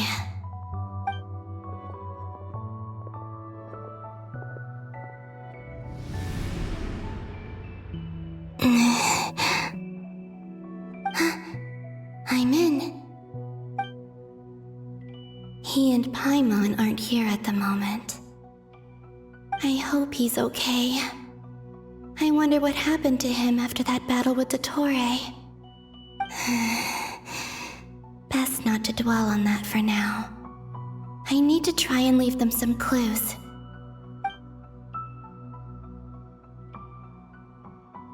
Please, Traveler. I really hope you find this.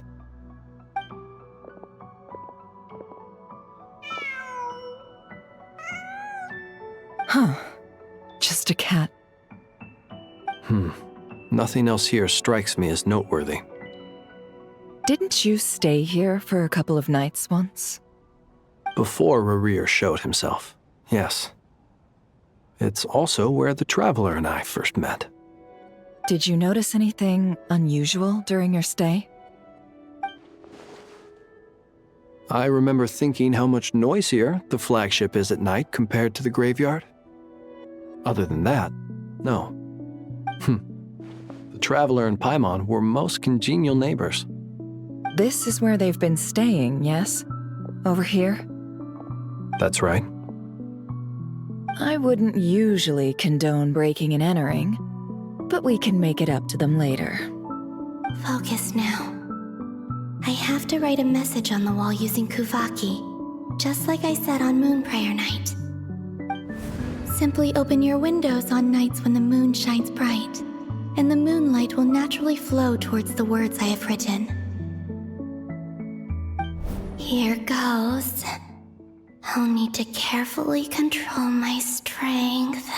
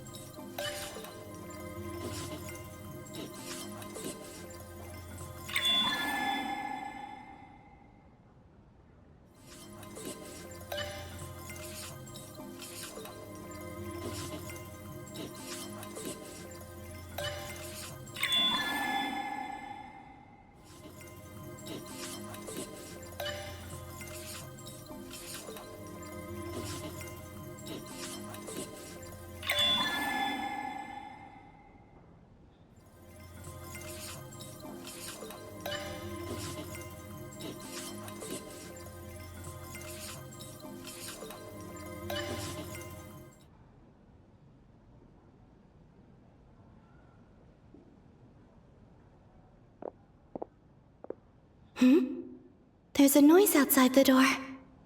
Is he back?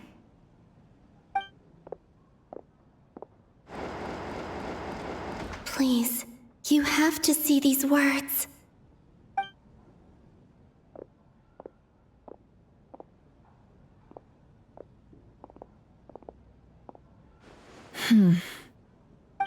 Well, do you sense anything? Unfortunately, no. And this place was our last chance. Not necessarily. We've only looked in Nasha Town so far. Miss Columbina said she would leave messages at her friends' dwellings. It's still worth checking where Miss Lauma lives and where I live. Let's try and make some time to look into those then. Wait. What are you waiting for? Paimon might have overeaten slightly.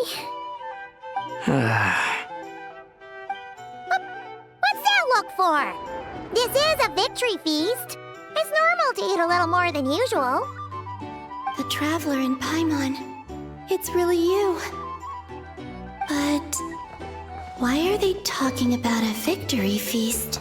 Huh. You worried Paimon sick while you were out there fighting Rerir. So this is your chance to make it up to her, alright? Wait.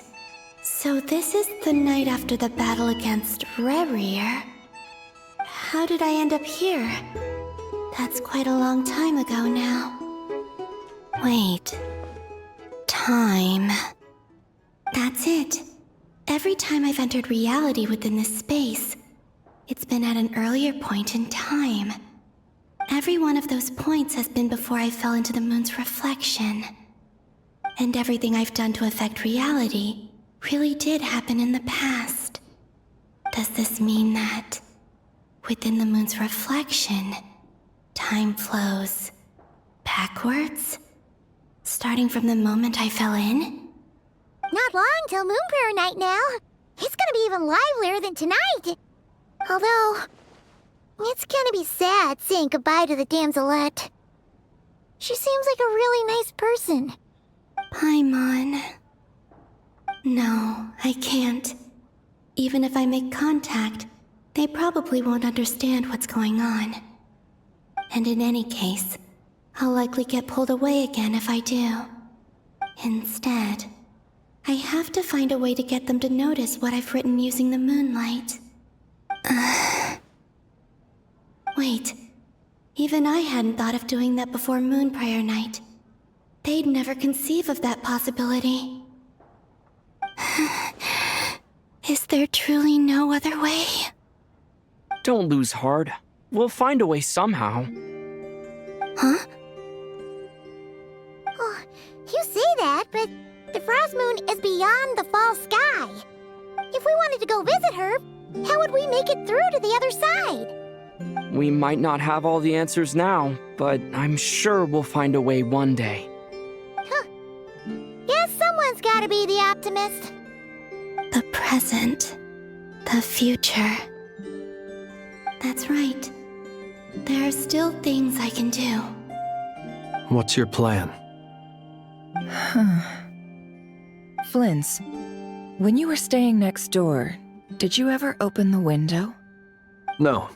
The rooms here are dark and damp, and there's such a buildup of dust on the windows that the moonlight can't even get in. I didn't think it was worth the trouble. The moonlight. I think I see where you're going. One moment. I'll see if the owner is available. Don't bother. Time is of the essence.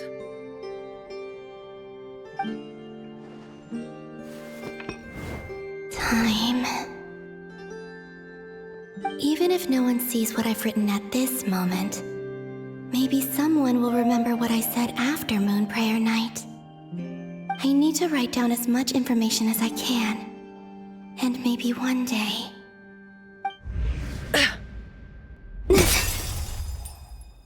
Huh? What's up with you? You can't even hold your cup steady. Are you getting tired? A little. Well, you should probably hit the hay then. You've had a really tough couple of days for you.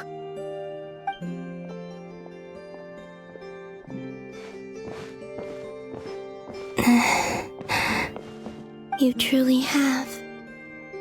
You helped defeat Rerir, helped me reclaim my name, and you helped the others organize Moon Prayer Night. Wherever you are right now, I'm sure you're still fighting against the injustices of fate. This is all I can leave for them. How I wish I could stay here. But it's time for me to go. I hope to see you again in the next time. And if the opportunity presents itself.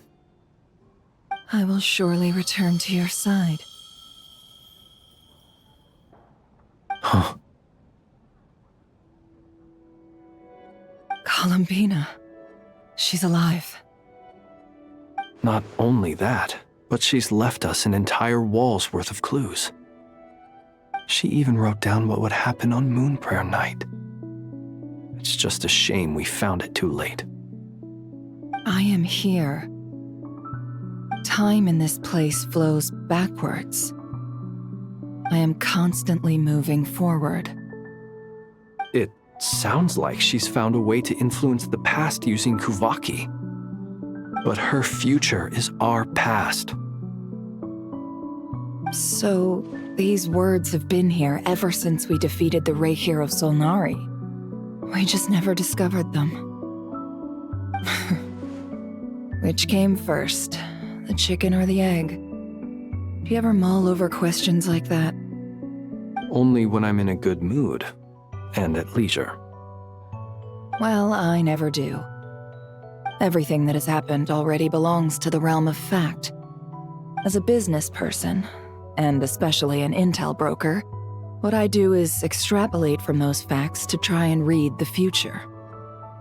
An admirable philosophy. It's a means of survival. Let's go. We have a wall's worth of clues to share with the others.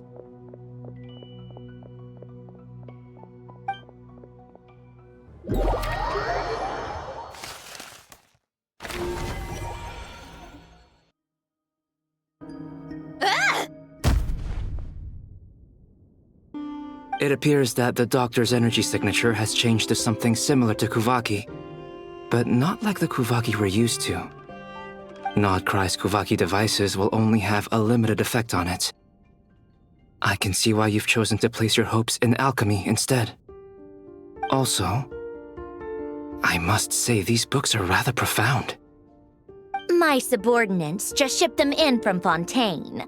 Some of them are from the Narcissenkreuz Ordo. Some are incident reports from Petrichor, and then there's a few test reports for these junk machines. Additionally, after some further scanning, I've discovered something extremely annoying. What's that? Teyvat's skies contain multiple moons. A long time ago, when I did my first scan, I detected 3, just as the legends say. But when I checked again just now, I detected 4 moons. So there's one extra? Yeah. Originally, I thought that if I could still find 3 moons, that would at least mean Columbina's still alive. But then it occurred to me that apart from the frost moon, Teyvat's moons are just husks. And husks surely shouldn't show up in the scan, since they're not alive. It's weird, isn't it? If we can't even distinguish between a dead and a living moon, how are we supposed to know whether a moon goddess is still alive? Or does this mean that the moon marrows are equivalent to the moons themselves? It's certainly possible. In which case, the 4th moon you detected may be Dottore's artificial creation. So he wasn't bluffing. He really built his own moon marrow. Ugh! I'm so mad right now! It's easy to get overwhelmed when you have too much on your plate. Maybe you need to relax. Perhaps try going for a walk, or simply take a few deep breaths. Nothing can calm me down at a time like this. I need more time, and I need progress.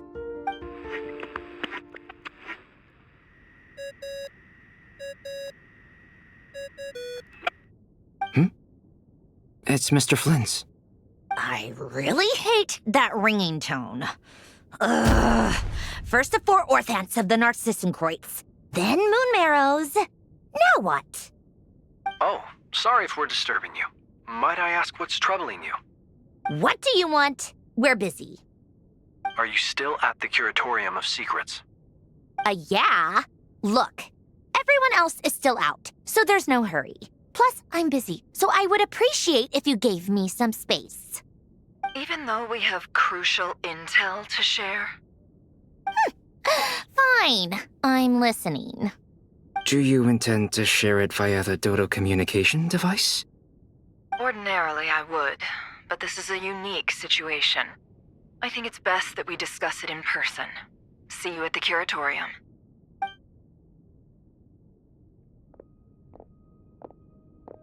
All right then. So, what's the situation? The rest of the team is still out working on their missions and evacuations, but we've decided to fill you in on the most crucial information first. Sandrone, you were right. Columbina is most likely still alive. That's the best news we've received in a while, by a long way.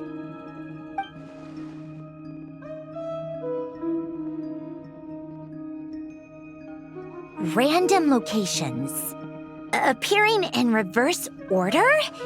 Are you serious? So not dying isn't enough for the moon goddess, huh? She has to show off too. Anyway, does this mean we can deduce her condition from the moon marrows? Miss Sandrone, there's nothing wrong with simply admitting that you're happy to hear the good news. I'm not. And she's the least of our problems. We're facing a huge crisis. If she can't control the flow of time in there, she's just gonna keep moving backwards. Different points in time won't intersect, and she'll never find a way out. Let's say life begins with a drop of water. When did time begin? The moment this planet came into being? No, that's not right. Her final destination would be the moment at which the space she is in was created. But it doesn't seem like we can influence that space from the outside world. So how can we help her? Also, if she's alive, Rerir and Tholindis might be too. But as far as we know, neither of them have come back out. That space may not have an exit at all. I'm afraid I must concur with Miss Nefer in this. Can't exactly argue with that. Let's leave it there for now. I've taken notes on everything you said. Will it help with your research? I doubt it's gonna help with breaking Dottore's energy fields. But who knows when it might come in handy. Better to have it all written down than try to remember everything when I need it.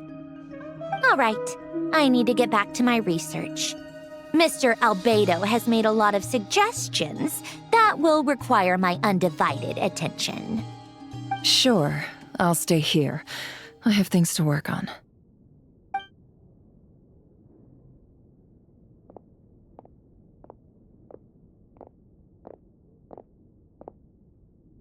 Paimon, are you there? Oh, right. She went with Varka to Natlan, didn't she? Good thing we've moved her and the Traveler's luggage in here. Speaking of the Traveler, where could they be? There's a note from Paimon. Paimon here.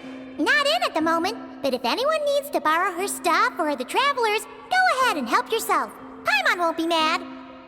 Also, Traveler, if you get back before Paimon, make sure to get some rest. Paimon misses you a lot, but put your health first, all right? How sweet. Well, since you offered, Paimon, don't mind if I do. This is the Traveler and Paimon's luggage. All the items they use day to day are here. It's well organized. I wonder which of them is responsible for that. What do we have here?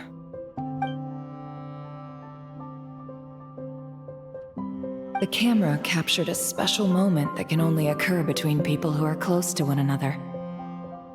You can really sense how the photographer feels about their subject.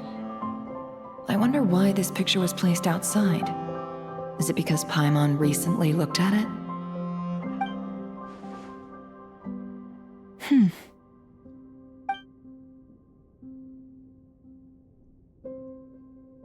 This must belong to the Traveler. Perfect. I'll use this. Hang in there. We'll find you.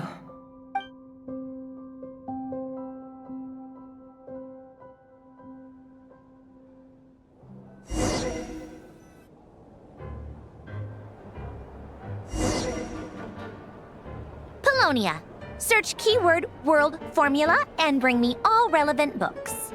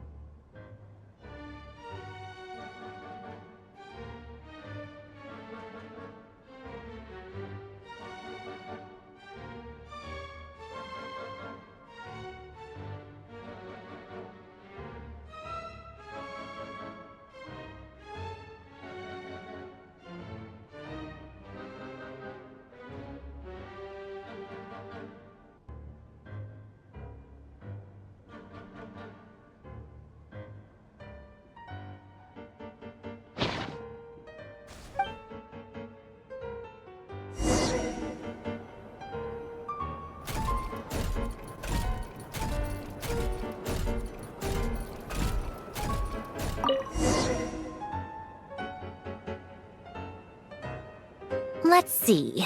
This one is on Tonki's sermon dictation concerning the apocalypse.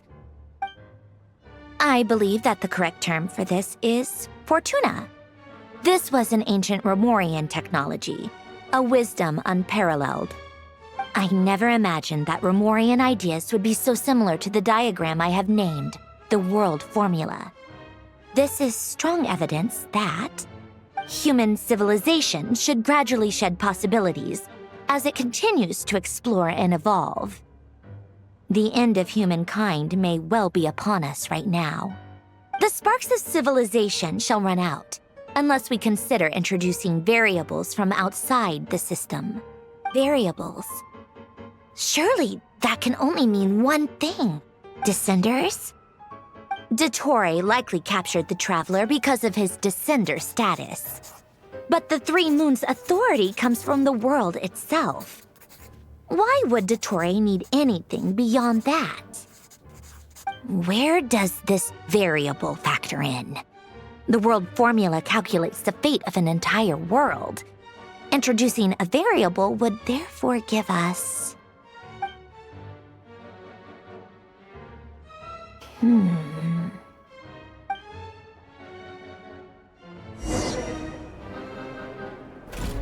Pulonia, search keyword pathway and bring me all relevant books.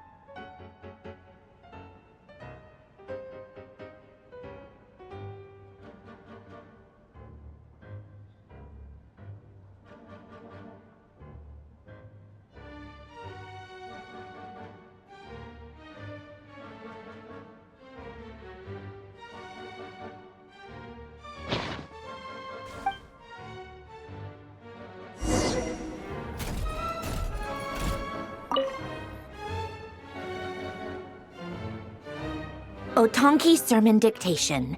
Explications on the Chemical Marriage. These titles are pretty esoteric. Observe and compute the pathway displayed in the guidance diagram. Deconstructing and reversing its effects could generate potential ideas. So, it's one of Renee's draft lectures.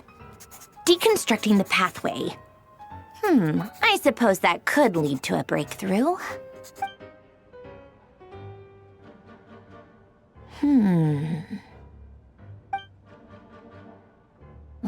This is so long. This guy sure loves showing off his knowledge.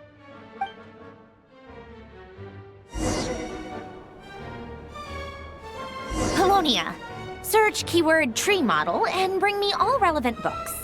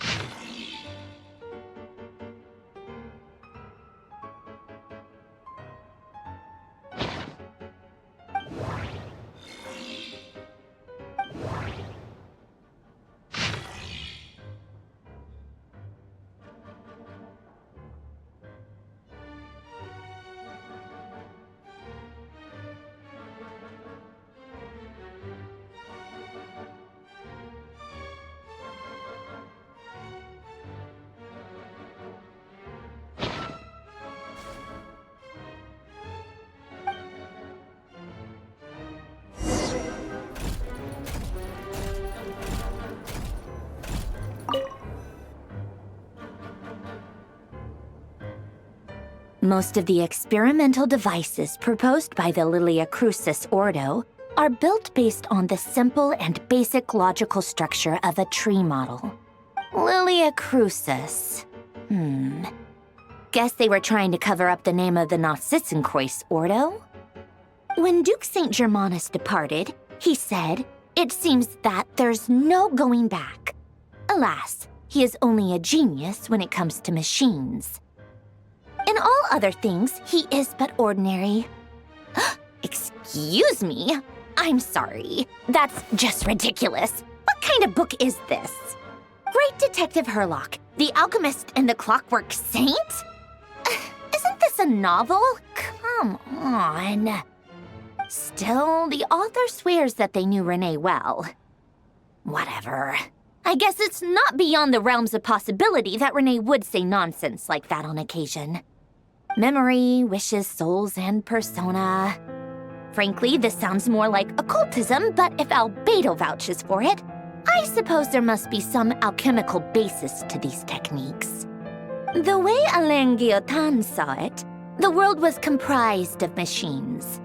The universe needed machines, and thus his technologies were created. That's why I was born. Renee, his full name was René de Petrichor, if I recall correctly. Sounds like he and the town must be intricately connected.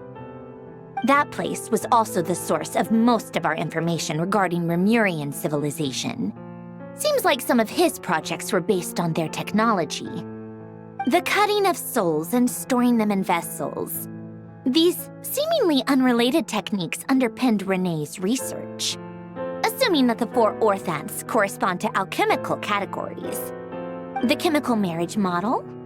Alain would have scoffed at that. He never would have let those theories or parameters anywhere near his mathematical formulas.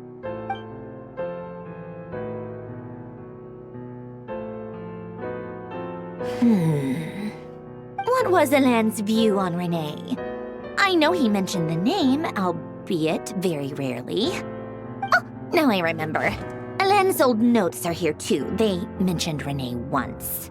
Renee seemed most out of sorts when he spoke to me. A lack of sweet foods has dulled his mind, I should think. Either way, his words are not to be believed. Yep, that sounds like Alain. My subordinates actually did a half-decent job digging out all these materials. Makes a change. Good for them. Some of Alain's old files are completely consistent with these records. He must have gotten them from the Tower of Gestalt. I never knew he got his hands on Renee's records that early.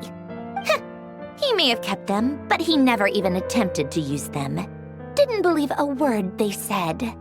Come to think of it, Renee's world formula was filled with calculations of constants. That shows he believed that the fate of the world to be predetermined. As for Alain, it's been too long. I forget what he said. What would he have said? A guy like him, fervent believer in machines, but not headstrong enough.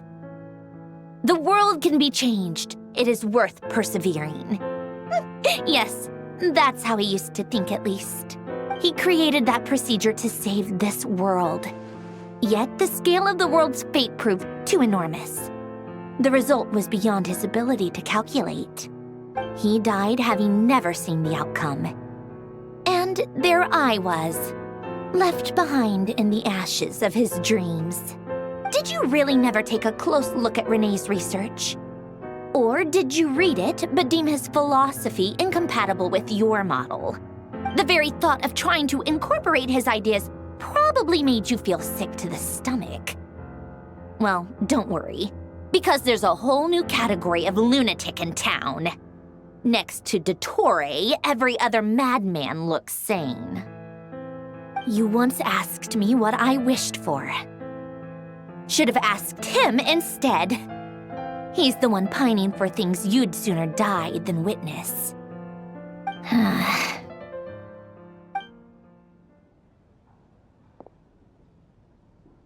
Even the tiniest variable can make big waves in the present.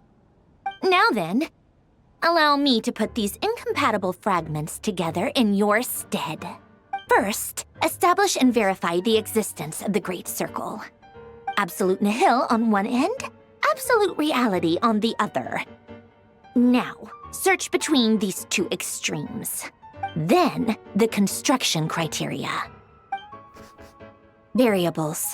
The sparks of civilization shall run out unless we consider introducing variables from outside the system. Input variables. Traverse the world, space-time, and civilization. Then extract the essential nodes from the records to determine which variables they point to. The primordial power that differentiated itself from the void. The power of light. Yes, light. Records. Hyperborea. This is so horrendously complicated. After all that, I'm still missing a few variables. I need to think this through again. How do you think it looks, Pulonia? Like the frenzied scrawlings of a madwoman? Fine, keep it to yourself. It's not like you can talk anyway. I'll assume you gave it a passing grade. I jest. But true madness does often start with trying to save the world. What would Arlecchino and Columbina think if they saw this incomprehensible hen scratch? They'd probably have me institutionalized. So would Rosaline. She's been dead for a while now. When I close my eyes and think back, I can still see her face. And that enormous dress she used to wear. Such a bizarre choice. What possessed her? Oh, and the clack-clack of those heels used to drive me insane. No one's asking me, obviously, but I hope you all know that I never wanted to save the world. I'm not crazy. I don't have delusional ambitions, and that's a clinical fact. The world needs a solution, but I don't need the world's validation. It's the world begging me for answers, not the other way around.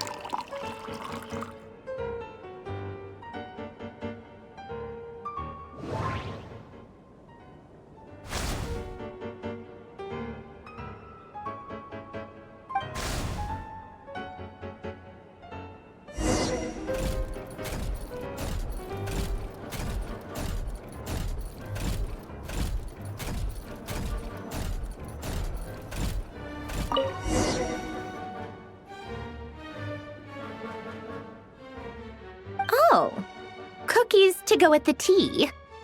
Let's see. They must be from that person who brought those documents. I see they're from Hotel de Boer. Something's written on the box. We are proud to present this homage to the Fortress of Meropede's fun-filled meal collection system. Fortune cookies. Have a lucky start to your day. Sounds like a dumb gimmick to me. Be early to bed and early to rise. Get plenty of sun and drink plenty of water. Then things will surely go well for you. What? Are you kidding me? Somehow I doubt that an early night and a glass of water is magically gonna save a world on the brink of existential peril.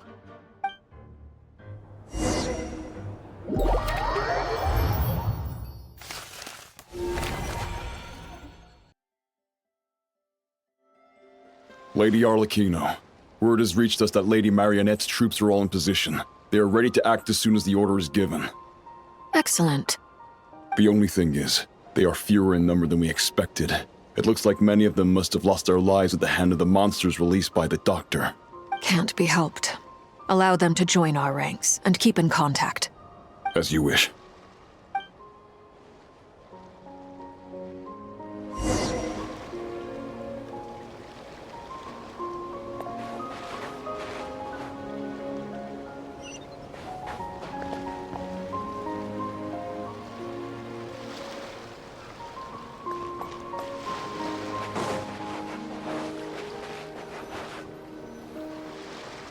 It's been a while, Arlecchino. You look well. Did Dottore really have to build his lab right on the sole path between Snezhnaya and Nod-Krai? Had to go on a huge detour to stay out of its line of sight. Sounds like an arduous journey. I assume you've brought word from Her Majesty? Of course, all part of the job. Firstly, the Tsaritsa has authorized Fatui Internal Affairs to review Dottore's case. They will reach a formal verdict on whether he has turned traitor and whether he poses a threat to Snezhnaya. While they're working on that, I've been ordered to come and receive the refugees from Nod-Krai. They are nearby. My team will escort you to them shortly. Great. Aside from that, Her Majesty has a message for you and Sandrone personally. Huh? Where is Sandrone? She stayed behind to work since I was making the trip anyway. It seemed sensible to have one person on standby at base while the other came out to meet you. All right, guess that's just how she rolls. In that case, tell her that the Tsaritsa's decree this time is pretty awesome sounding. I think she'll like this one. Still, I wonder what... Wait, what's that? Did one of our troops turn into a monster? Take him out.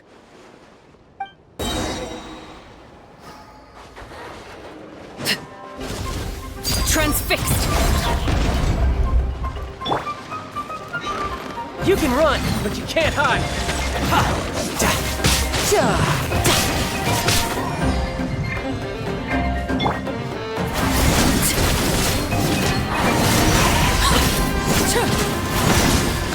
Da! You've gotten stronger, Arlecchino. Nice! Stop that right now.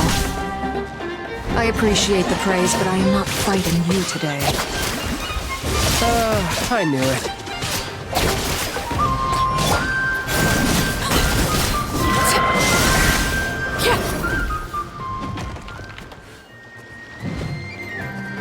Everlasting as the moon, laid bare. You're mine! Yeah!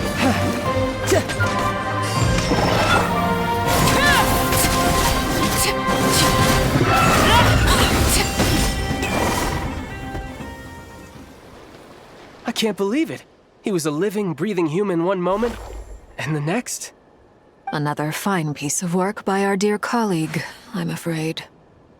What in the world has been going on in Nod-Krai? A lot. But long story short, Dottore stole 2 moon marrows that should have belonged to Columbina, then built a 3rd moon marrow of his own to concentrate the Tri-Lunar Authority in his hands. What?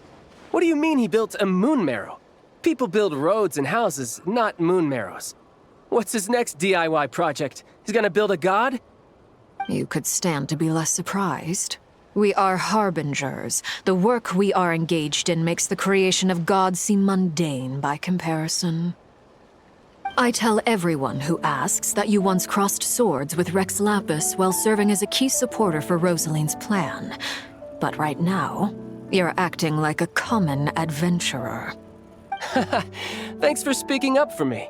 Those 2 really took me for a ride back then.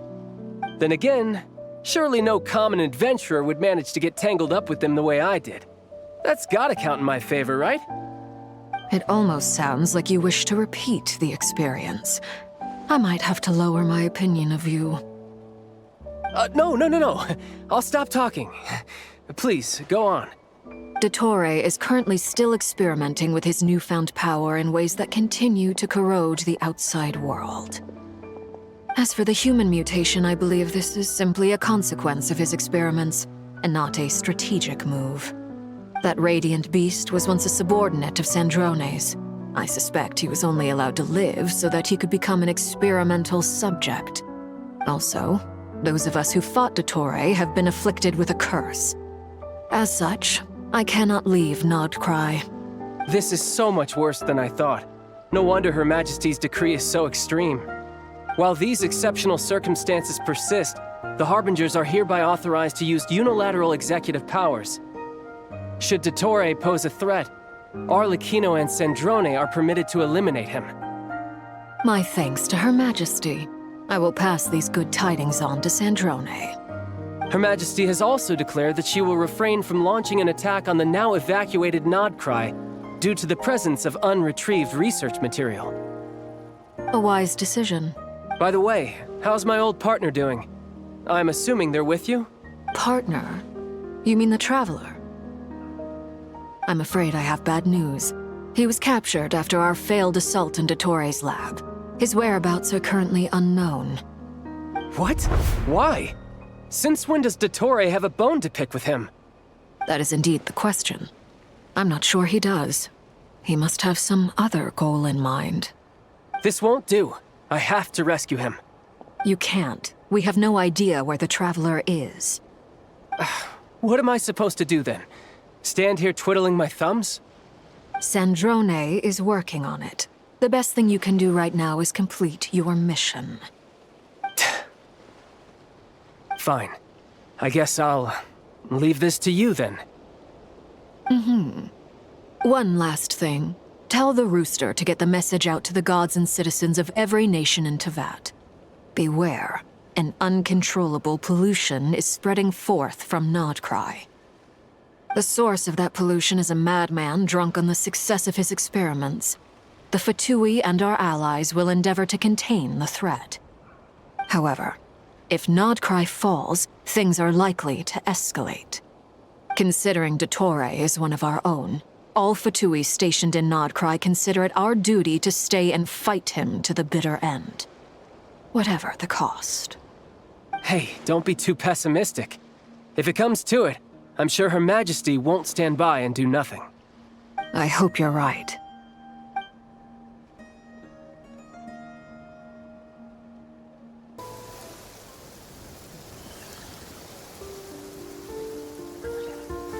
You're right on time. Thanks. Hey, do you think I'll get that gliding exam exemption? I made sure I was on my best behavior in Mondstadt. I landed well outside the city and walked in through the gates. I'll help you apply, don't worry. For now, let's see what we have here. What are the Doctor's energy fields even made from? The usual attract and repel principles that govern Kuvaki don't seem to apply to them. They are very mysterious, but ultimately, they appear to be comprised of energies from the three realms.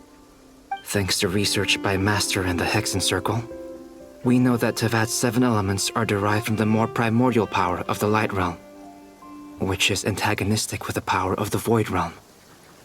Since you have the power of the Dragon Durin within you, I'm sure you can already tell that this energy field contains no abyssal energy. That's true. It's not abyssal energy, it's something pure, wild, and untamed. I've been thinking about something.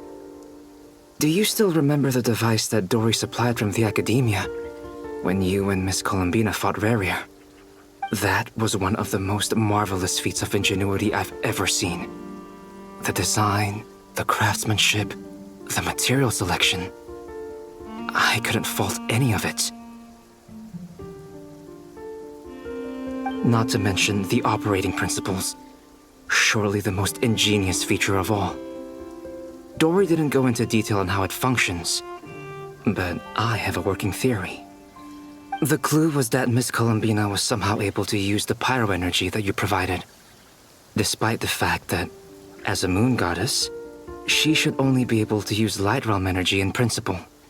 Now, all elemental energy is, of course, derived from Light Realm energy to begin with. Hence, I suspect that the device works by restoring elemental energy to its original state. This presumes a theoretical model of the 7 elements akin to that of light refracted through a prism. Perhaps it is no mere analogy. Maybe there is indeed a prism in this model. I almost wonder if the idea for the device was conceived based on direct observations of said prism. It would explain how such an ironclad design concept was achieved. It is at once a masterwork of engineering and a groundbreaking application of the Academia's latest elemental theories. I suspect only Lesser Lord Kusanali herself could have devised such an ambitious technology. But back to the energy field before us.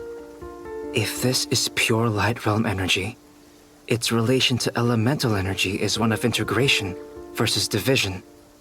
Or you could say that the former contains the latter. Could this mean that elemental energy can dilute the power of the Light Realm? Should we give it a try? We should.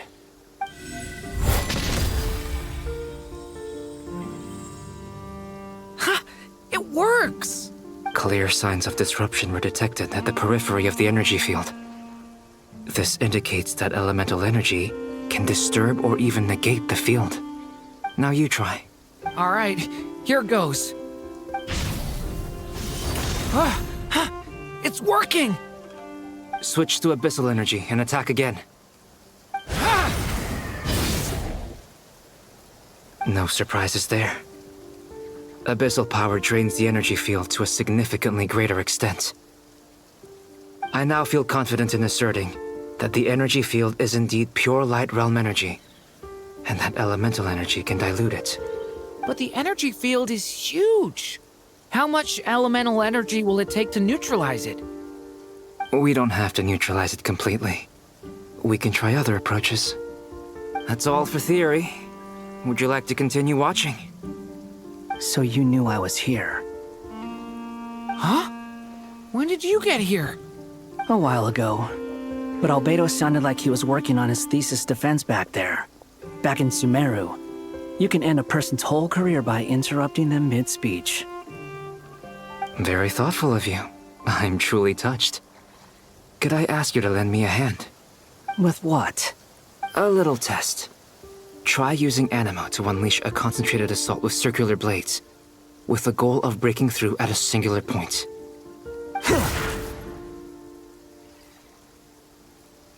Nice! This time it tore through the field. Tremendous. This is a major breakthrough. Should we go through? We probably shouldn't risk having mutually antagonistic energies in such close proximity.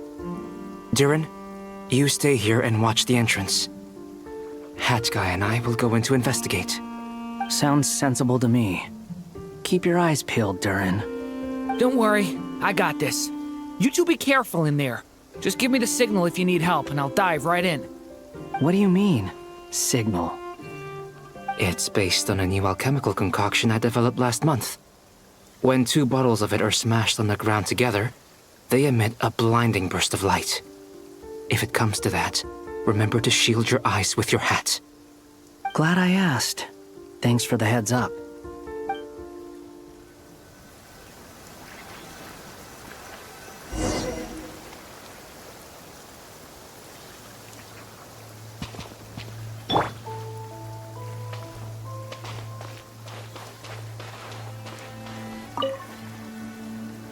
Like I thought.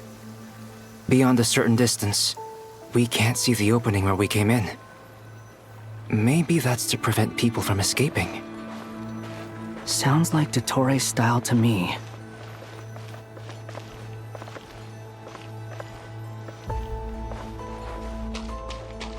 Not much has changed.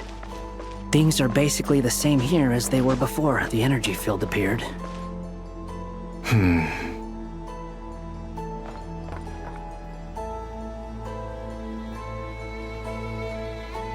They have no heartbeats and they're not breathing. We can only assume they're dead. But there are no visible wounds. Also, there's an animal squatting next to each body. It's watching us. That's not an animal's gaze. What are you trying to tell us? Doesn't seem eager to talk. I guess maybe it's just an animal after all. Let's keep looking around.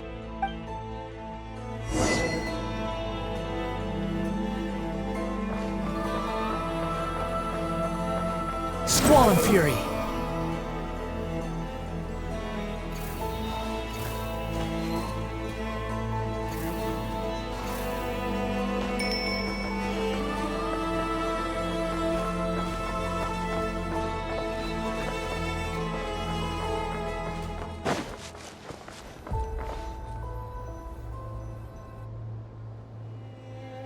Same situation everywhere.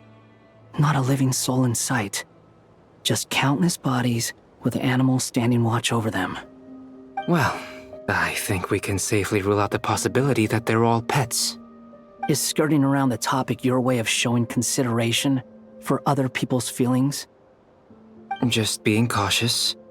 I don't doubt that you can handle the truth.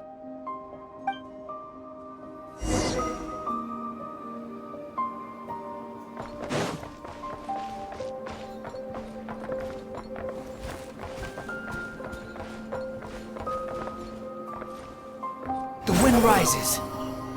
Careful. Please, help us. Please. Over there, I hear a voice.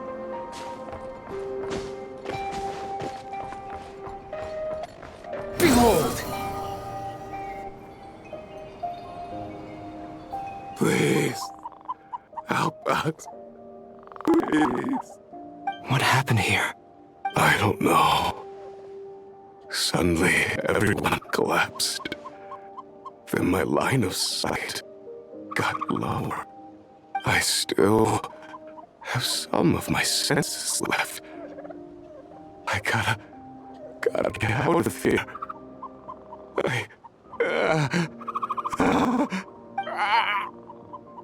It looks like there's a huge experiment going on inside this energy field. Maybe each energy field is its own giant experiment. Vile. He's swapping human minds with those of animals. Even without the other circumstances, this would be an extremely radical experiment. Those people may have lost their sense of selves, but they are not fully animals either. If they were, they would have left. But instead, their instincts are driving them to remain by their dead bodies. We should go. No sense in sticking around here longer than we need to. Agreed.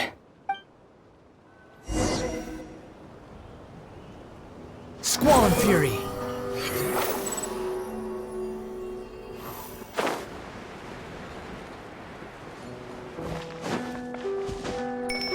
The wind rises.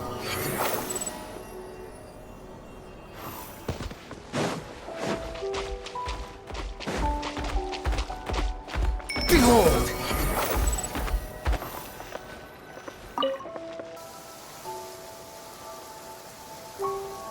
Ah, you're back!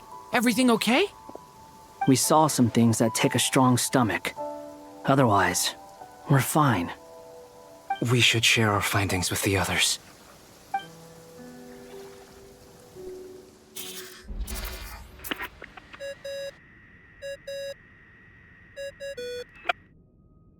Yes? Who is it? Miss Nefer, it's me, Albedo. We found a way to break through the energy fields. With enough control, it's possible to tear them open using elemental energy. Also, we managed to take a look inside. Dottore is carrying out his cruel experiments on an immense scale. Any residents who have failed to evacuate in time will likely meet a grisly end. Sounds like he's living down to our expectations. Might I ask how things are proceeding on your end? I'm just about to get started. I'll be in touch once I have a result. Understood. Stay safe. I will.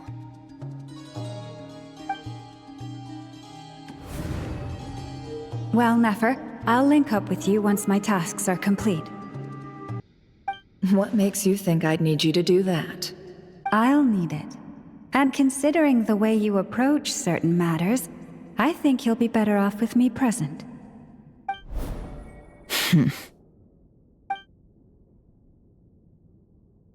Let's begin. Entering simulation mode.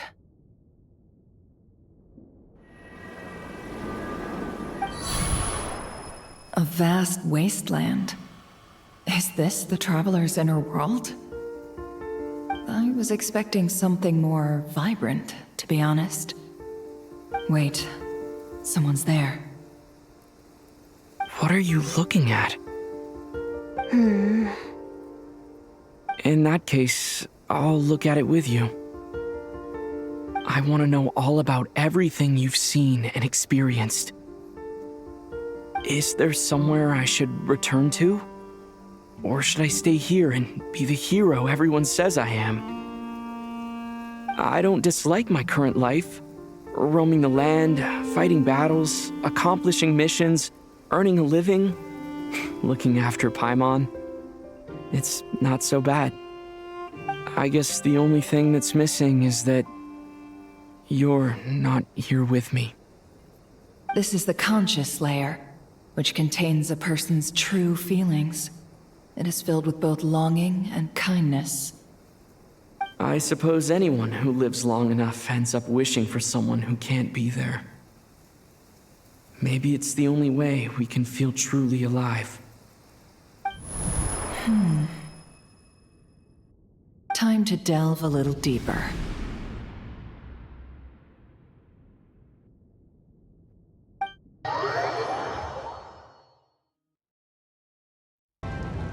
Nasha Town is hardly the optimal choice for a place to live, but it has character and a reasonable population density. What are you trying to say? Oh, don't be nervous.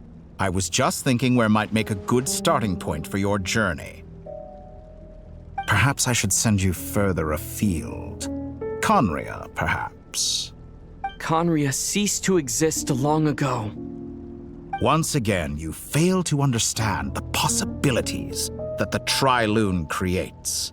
Anything that has existed in the past, I can now recreate. You simply do not wish to see that happen. That might be because you miss your sibling and fear getting answers that you are not ready to learn. But this is not for me to judge. If we are to collaborate, we need to maintain an amicable relationship. In a moment, you will be able to... Oh no. What are you...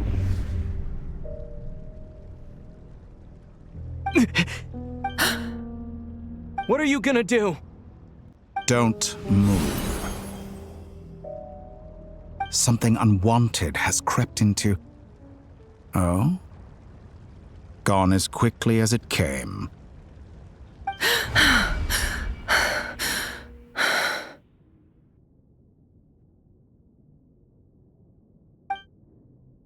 Did you save me?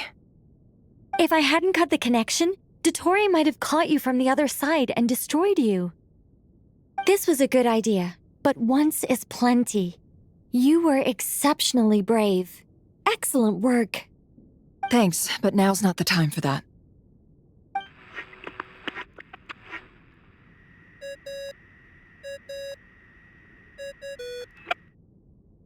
Albedo speaking. I think I know where he is. What is this endless darkness? I can't see anything, even though my eyes are wide open. But why? What happened? Ah, sorry about that. I take it you didn't notice. Just now, a friend of yours took a little peek into your mind. Could it be Nefer? How did she do it? Did she use something as a medium to connect to me? Do you think she's aware of your current circumstances? Oh dear, have I stunned you into silence? I only wanted to slow down your time a little so I could stop your intruder in her tracks. It would have been nice to capture the spy. I must say, I'm finding the ability to adjust the flow of time rather intriguing. The moment you closed your eyes, time seemed to grow impossibly viscous, didn't it? A whole month passed before you opened your eyes again, but only for you. No one else was affected. I dare say this is something only a god can achieve. Point taken. You've proven once again that you have god-tier powers. Oh, you misunderstand. This wasn't about proving a point. I was testing things out. I find I learn best by doing, and I have to admit, time is not the easiest dimension to control. I only wanted to make you sleep for a short while, but it ended up lasting a whole month. Clearly some finesse is required to wield the authority over time as I wish. I hope you're not angry with me. It was only a month's discrepancy, nothing too serious. Had I been off by a year, a decade, or even a century, that would have been quite a different story. You could have frozen me for millions of years. So much for collaboration. You aren't showing much sincerity. Millions of years? To what end? I wonder if you don't understand humans all that well. They are very pragmatic creatures who understand only that which they can perceive with their senses. If I had you sit here for a week, I imagine people might sympathize. But if I left you here for 100, 1,000, or 10,000 years, the sheer size of that number would cause it to lose all meaning to them. They would not have the capacity to comprehend your suffering, and thus they could not empathize. Unfortunately, while gods do exist in Teyvat, it is ordinary humans that account for most of the population. Their lifespans are so limited, their bodies so fragile. Did you ever really hope that they could begin to understand someone like you? Your long life and unique origins make you fundamentally different from them. How long will it be before they start to treat you like the alien you are? Before you are ostracized, outcast? Alien? Even I feel bad for you sometimes. This world has made you into a slave. So many times you have served its will, and not once have the powers that be ever thought to grant you the one simple thing you wish for. You have been treated most unfairly. I can change that. I will grant you special privileges and give you back the status you rightly deserve as a descender.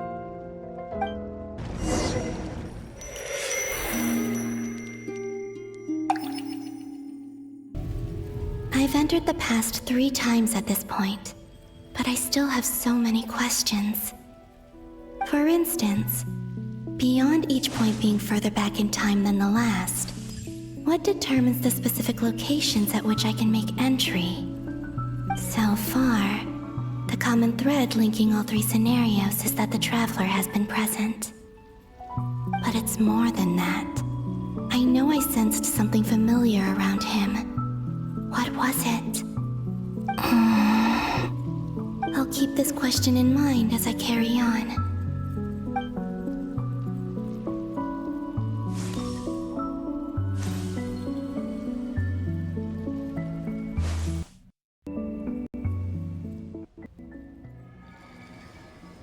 Humans, you never change.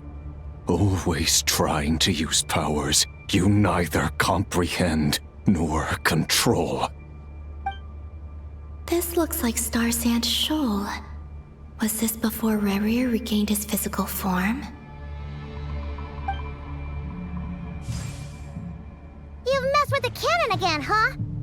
Sorry, but this round's not gonna go your way. The cannon. That's right. I was at Silvermoon Hall and I sensed an abnormal Kuvaki fluctuation coming from Nasha Town. And right after that, came an ominous power emanating from Star Sand Shoal. My body was once torn into countless pieces and hurled into the swirling chaos of time itself. But even so, my life and will were not extinguished. I wonder if I could try to prevent his resurrection. But how would I do it? What can I do, here and now? Traveler! Behind you! Look at that light! No, I won't make it in time. He's using the Kuvaki shield, like I taught him. Is he going to use it to block the cannon's beam? He's strong. I'm sure he can manage. But the force released when the beam impacts the shield might lead to collateral damage. Easy Island. The Frost Moon Scions will be exposed to lethal levels of Kuvaki. A question, if I may, kind Miss Columbina. When the cannon's Kuvaki beam was deflected earlier, I saw several bolts of energy streak toward Hisi Island, only to be blocked. did you also have a hand in that? Maybe that really was me after all. Well, future me. But I don't know if I have enough power left.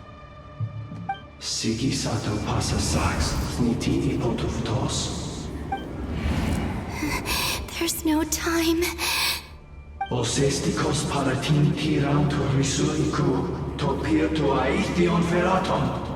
have to make it. Oh, Frost Moon. Oh, great land. Oh, slumbering moonlight of Nod-Krai. If you can hear me, if you can sense my call, then please, heed me once more!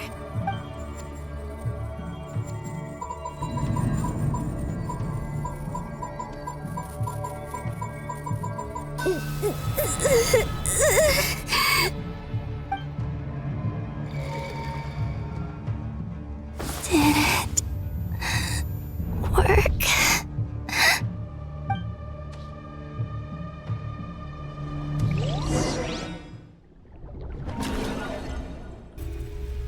Hey, wake up. Hey, did you hear me? Columbina, I said wake up now!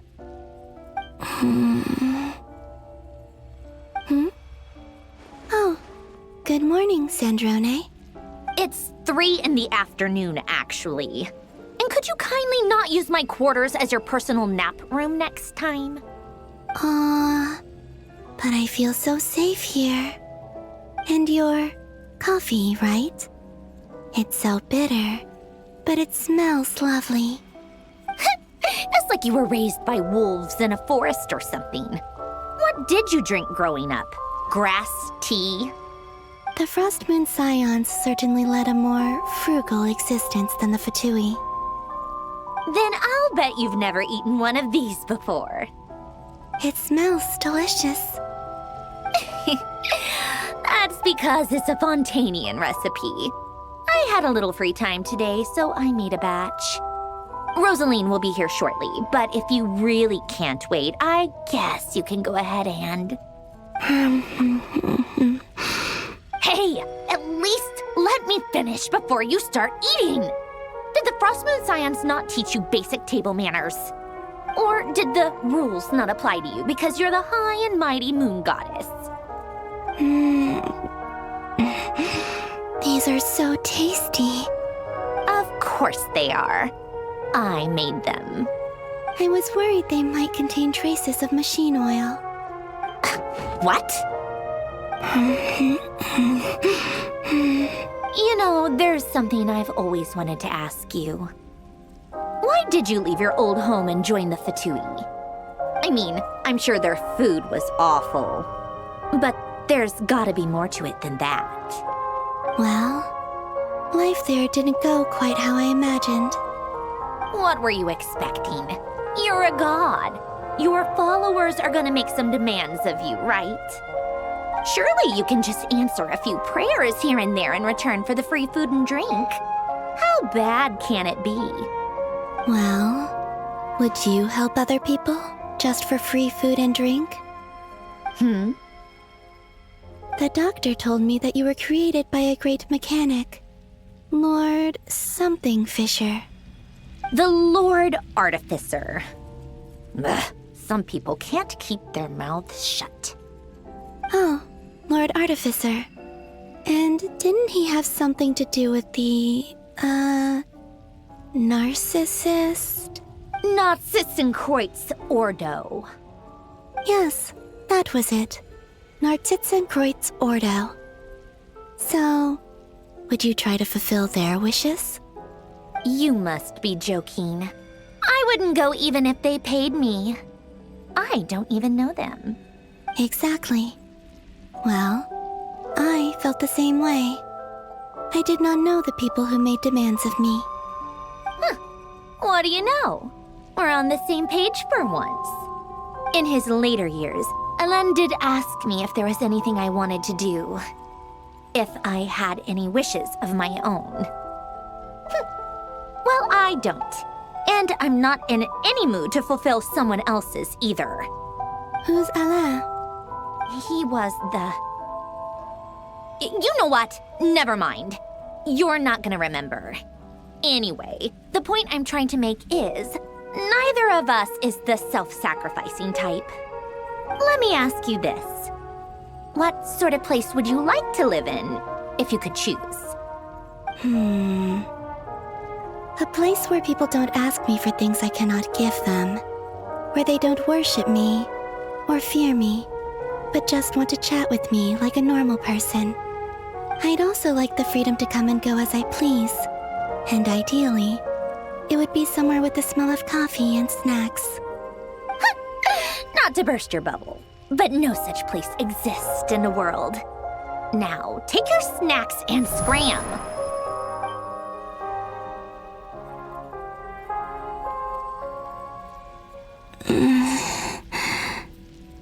Did I pass out? Of course. I'm back here again.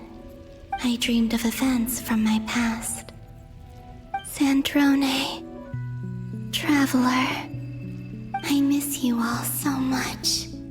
Back there, I guess I managed to harness all the Kuvaki energy on Hisi Island.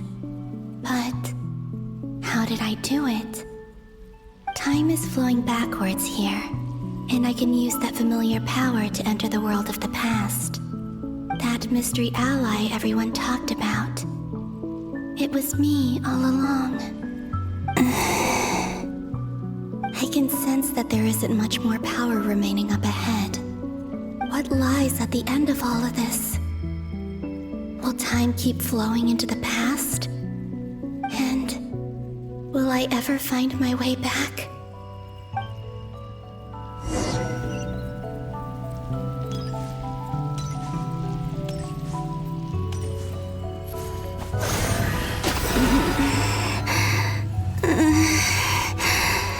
It's getting harder and harder to use my power.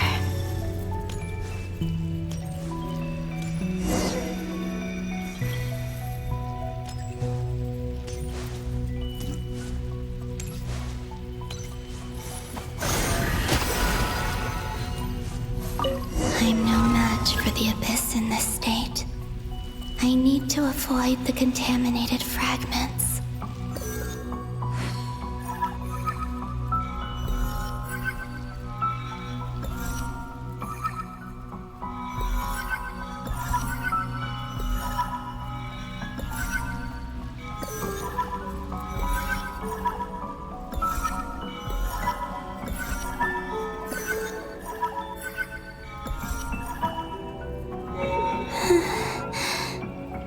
Time to go.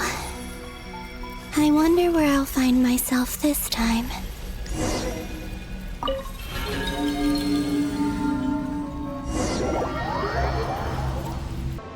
The Final Night Cemetery. This is where Flint's is based. Or not! How are we supposed to read through this many files? Difficult, yes, but it is also our most efficient option. Seems like they're searching for information. Oh, I remember. Flint and Varka talked about some files on the Wild Hunt. Was this my doing too?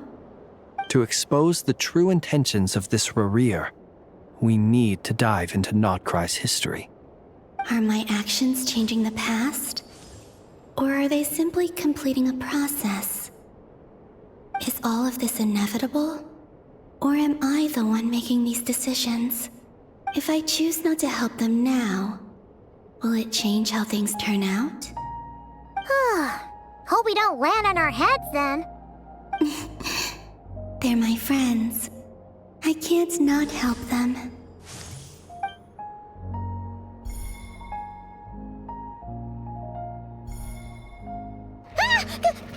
Ghost! And the other one was... here. Hey! Another file's moving!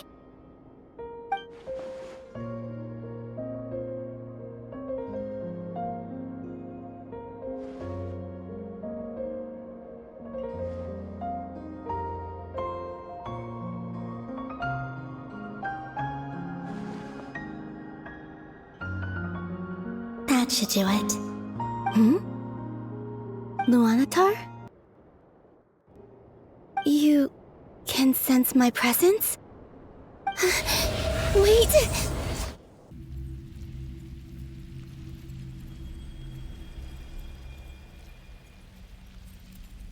Luanatar.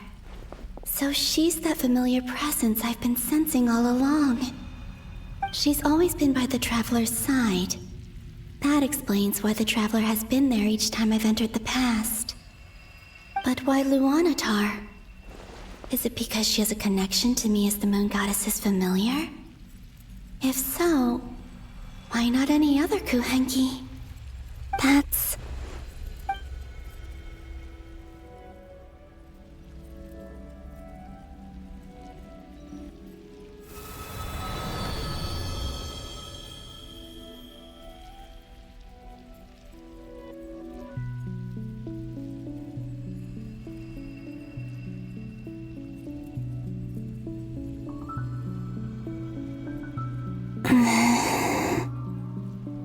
I cannot sense any power up ahead. Just a void, stretching out into infinity. This is likely my final chance to enter the past. It's now or never. I have to find a way back.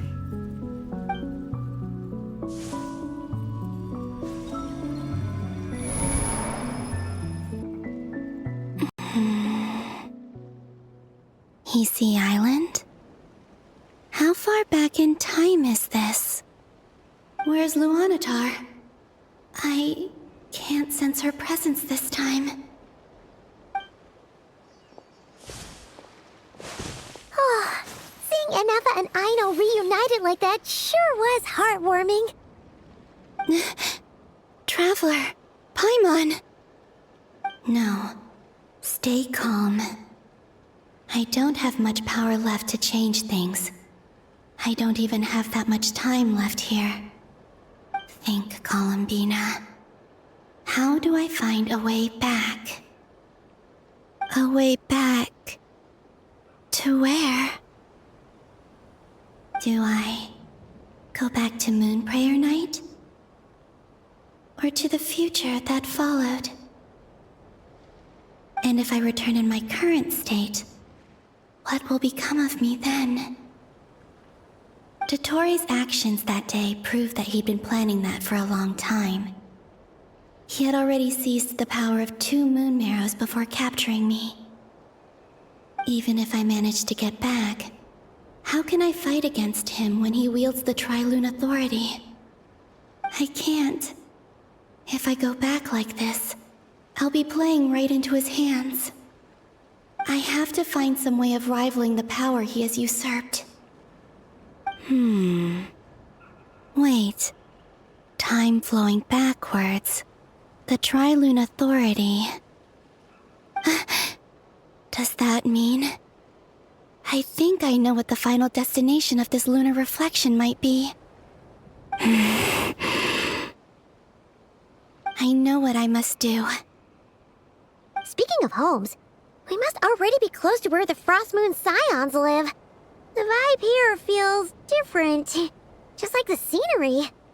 But how do I communicate my plan to my friends? Should I write it down here? No, someone else will see it. I need something with a close connection to me. Something I can use as a medium to tell them what's happened to me in here. Now it makes sense.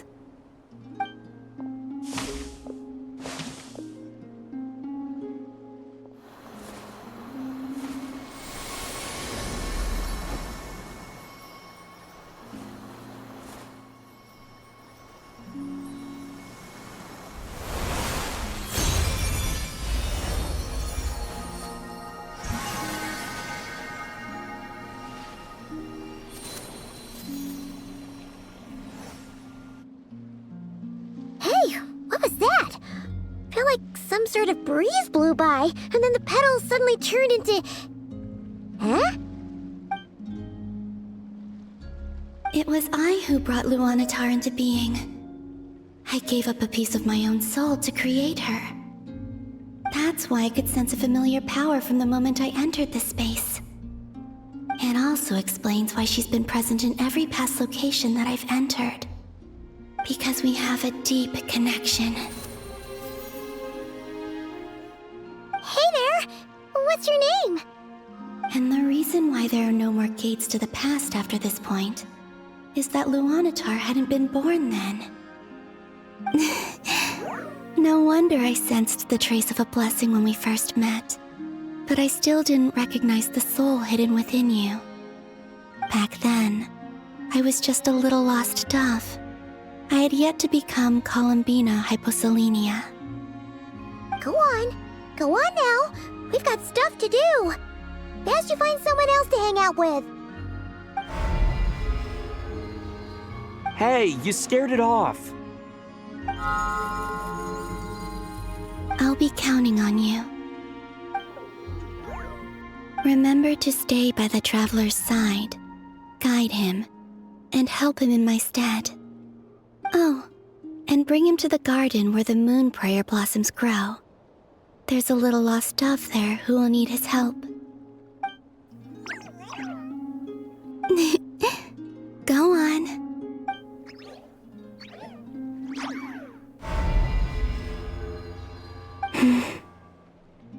You too. Go and live your story. As for mine must go in a different direction.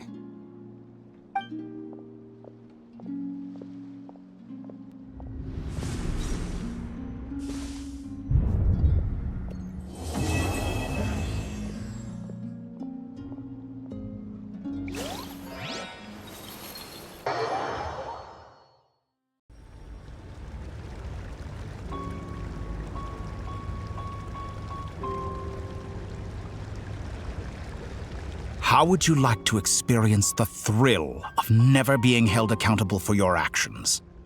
You could crush people like ants without consequence, or tear off their heads or limbs as you please. Believe me, such a life is but one small step away. What point is he trying to make? Freedom? But the freedom to kill? To do evil and get away with it? Why would you offer me that? The creation of a world is the ultimate scientific experiment. I have taken my research to the highest level, where I shall be not just a god, but also a servant to many sacred spirits. I shall heed the truth and perform holy deeds. A god's laboratory is the perfect playground, but it needs the right occupant to explore its full potential. Mortals are found everywhere one looks. Not so with Descenders. I'd prefer my first guest to be a distinguished individual such as yourself. And I know you could make the most of the opportunities it offers. So the condition for entering the new world is to take innocent lives. The same dilemma that Rerir once faced. Could I really bring myself to kill others for my own benefit? Rerir did. And look where it got him. Have you made up your mind? I can't do it. Your playground is no place for me. You're putting your hopes in the wrong person.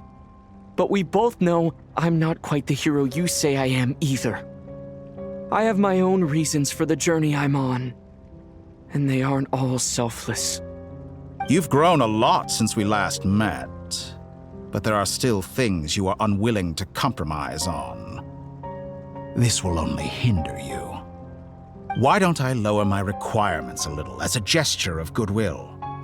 I'll give you a little time to learn to be a less noble soul. That'll make things much easier for you. I really doubt I could live that sort of life. And yet you already sound less defiant than a moment ago. The benefits appeal to you because you can read the signs of the times. Why don't we return to my research facility? Your last visit was so rushed. there is much that I have yet to show you.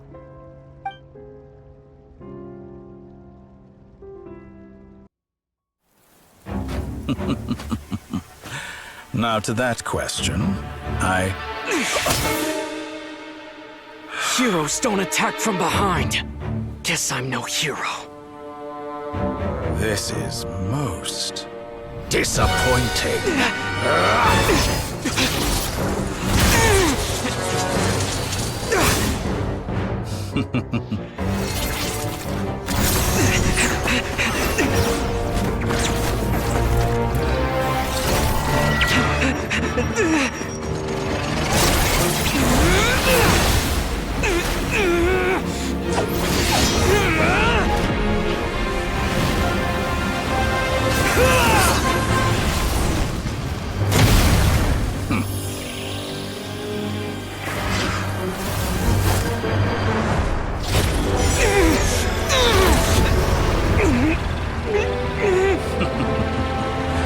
Now then.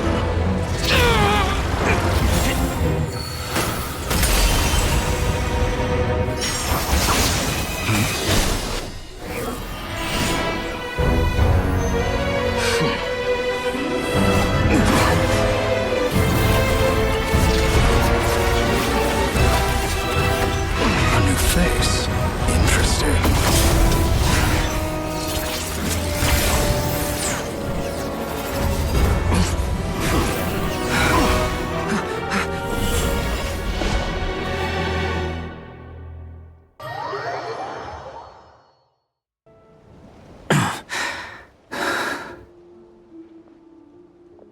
You're still gonna call me Hack Guy after that, huh?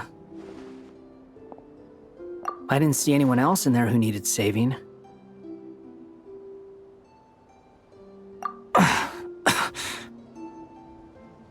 It's nothing. I'll be fine. Why are you looking at me like that? Is it that shocking that I'd come to your rescue? I owed you a favor back in Sumeru. Now we're even. Distracting Dottore was tough. I won't lie. He's not gonna fall for the same trick twice. That was my one shot. I'd hoped to use it to take him out. Ugh. I never wanted to obliterate someone more than I do right now.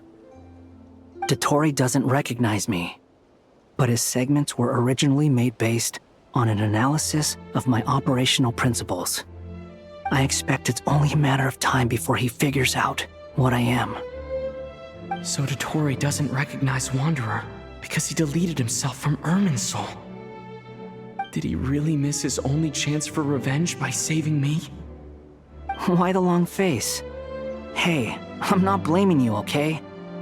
And I'm not complaining either. Rescuing you and killing Dottore are equally important goals. Everyone would be pretty stuck without you. It's best you live to fight another day. How are you holding up? Are you all right? Hat Guy said to put safety first, so we agreed to run as far away as we could after leaving the energy field, and only meet up once it was safe. You don't look injured. It seems that Dottore didn't do anything to you. All right. Rescue operation complete.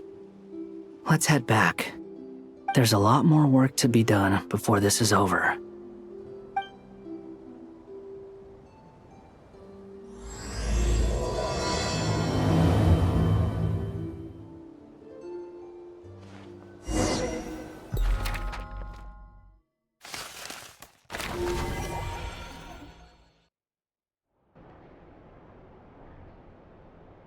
Understood. I will bear the Tsaritsa's decree in mind. I don't see what's so awesome about it, though. Does he really think everyone else is as immature as him? I'm not stooping to Tartaglia's level. I thought you might say that. How's your progress? Quite promising, actually. That alchemist Albedo gave me a few ideas. Remember how I asked you to look up some files for me? That stuff on the Nazi-Kreuz Institute. René de Petrichor and Jakob Ingold. Alain Guillotin despised René's theories and methods, but he never managed to come up with better alternatives either. So I adopted some of Renee's ideas. I thought Alain was like a father to you. He and Renee were mortal enemies, were they not? And what would you say if Lenny and his friends one day learned something useful from someone you utterly detested? I would applaud them for it. That would mean that they have surpassed me. For all we know, Alain Giltan might have thought the same thing. Not that it matters, though. He's dead, and I'm alive. So it's my call to make. Once you die, it doesn't matter how great you were in life. Only the living get to decide what happens next. Hey, come on out. They're back. Huh?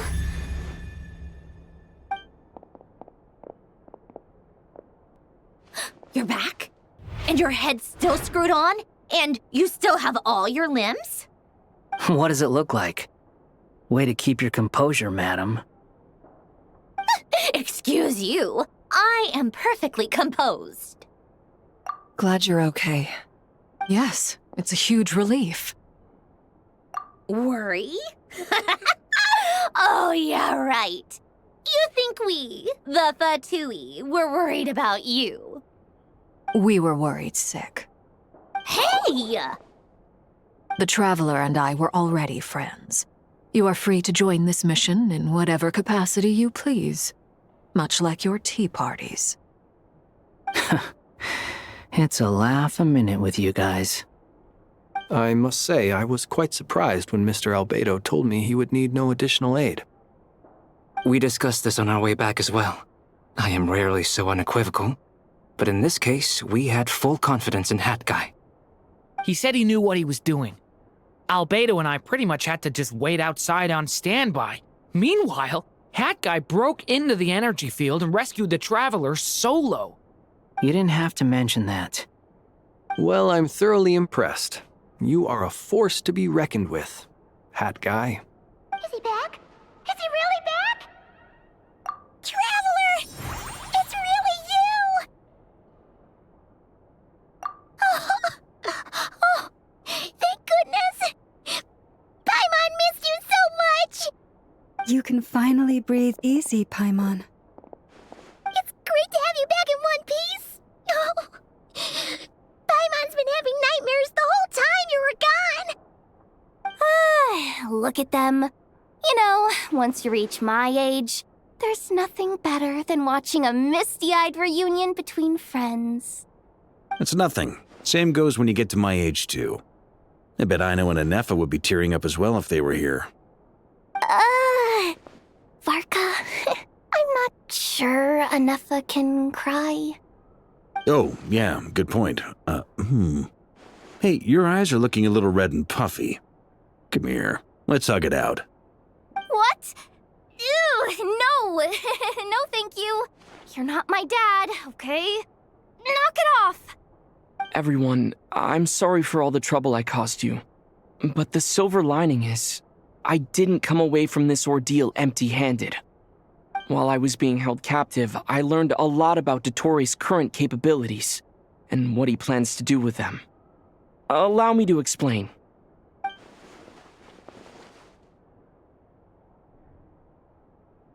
The three moon goddesses were even more powerful than we imagined. No wonder Dottore believes himself to be equal to the gods, maybe even superior. Utter blasphemy. While everyone was gone, Nefer and I made an interesting discovery, and I believe Miss Sandrone has something to share too. Ma'am, perhaps you could do the honors?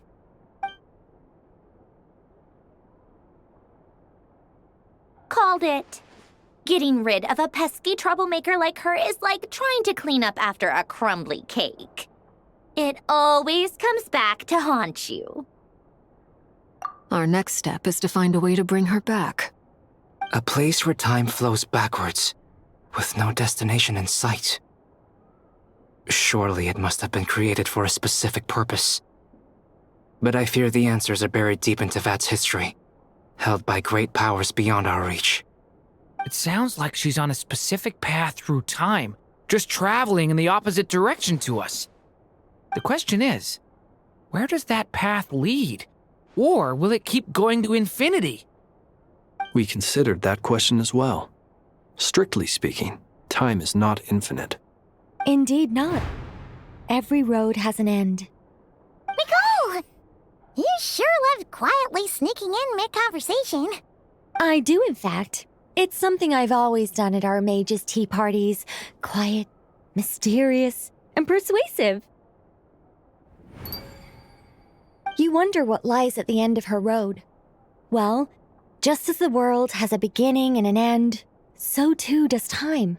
And so, the end of the road is the moment that Teyvat was born.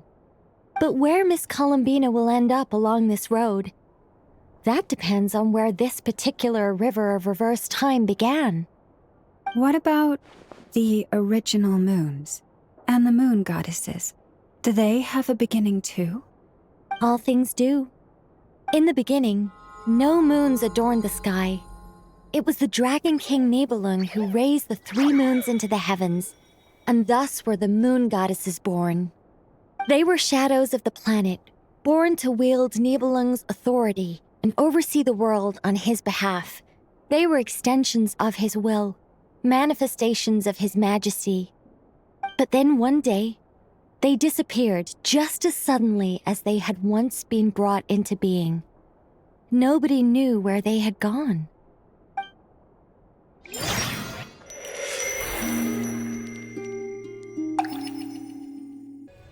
Like I thought, no more paths back to reality have emerged since. But how can I be sure that I'm going the right way without scenes from reality to keep me on track? I can't even be sure of how long I've been walking for. The further I travel, the less stable this space becomes. There are even moments where I can sense something that feels like abyssal energy. They can just materialize out of thin air. I have to keep my wits about me.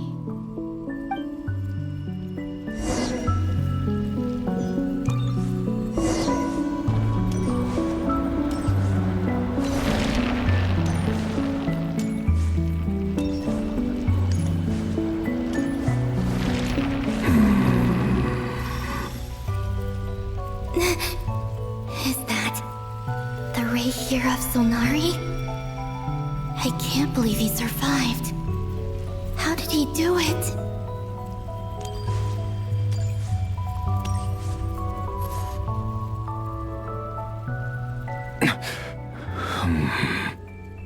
You are the moon goddess. But how? Please, there's no need. I'm not interested in fighting anymore. I find that a little difficult to believe. Yeah. Honestly, so do I. The way you used my own power against me was... It was a brilliant strategy. And then, in the final moment before I was thrown into this space, I got to see an old friend. Mr. Dainsleif. Right. It was so long ago now. But we were friends once. And when I first got here, I was filled with hatred, remorse, and rage. How I cursed and devoured. I tore everything here apart. I was consumed by the desire to leave this place and have my vengeance. But to no avail. This is a place with no exit. This is the second time I've entered this space.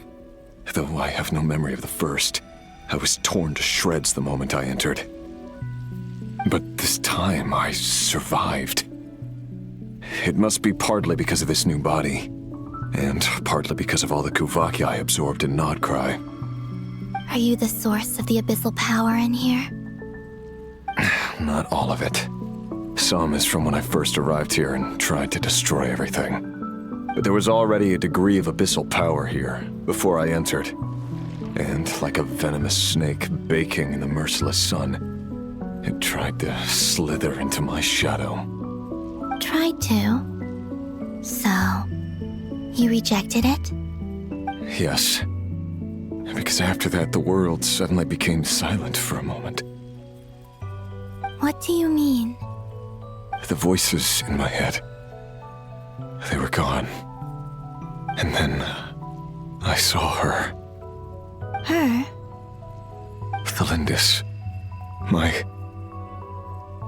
former lover. Nefer mentioned that she saw a memory of Tholindis leaping into the moon's reflection. More precisely, I saw her afterimage. I'm sure the real her is long gone. She was just an ordinary Conrian. She couldn't have survived here for very long. Anyway, why have you come here? Didn't you know it was a dead end? If I hadn't escaped through the moon gate, my friends would have been in far greater danger.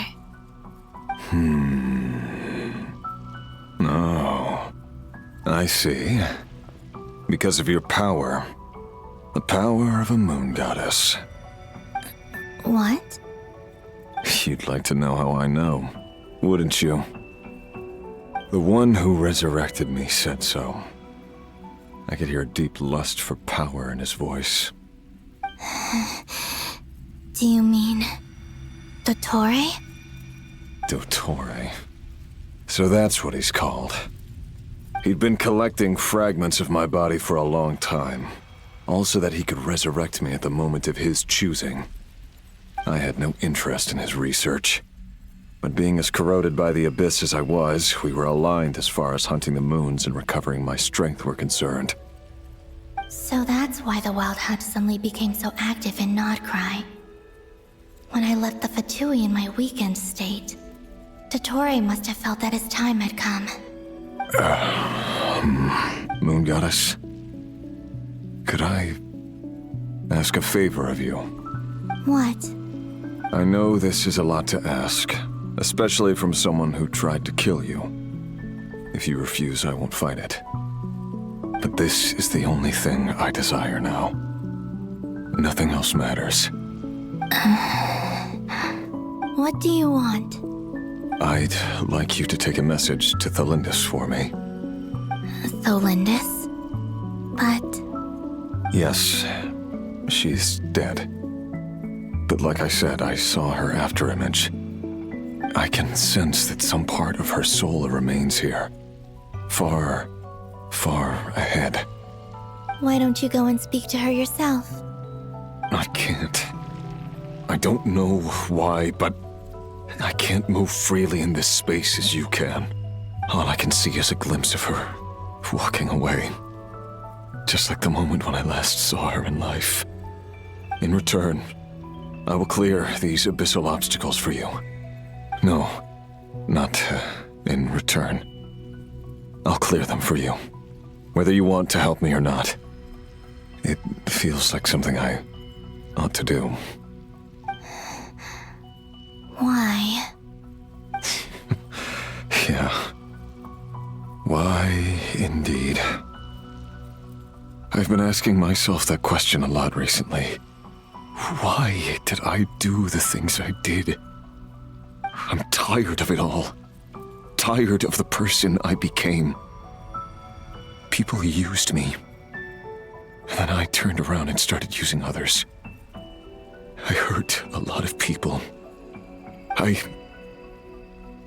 think I grew tired of it long ago. But I wouldn't admit it to myself.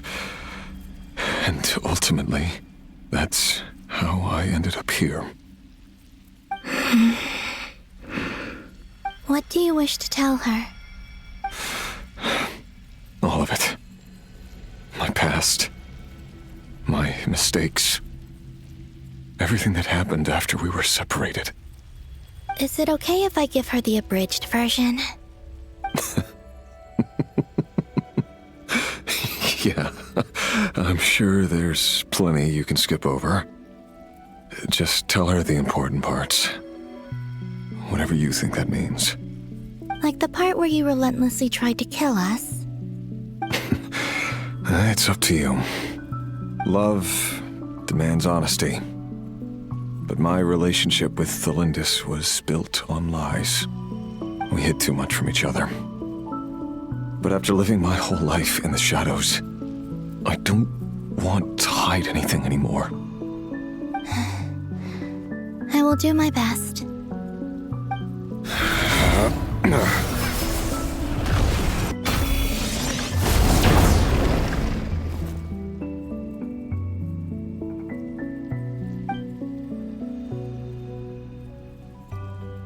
There.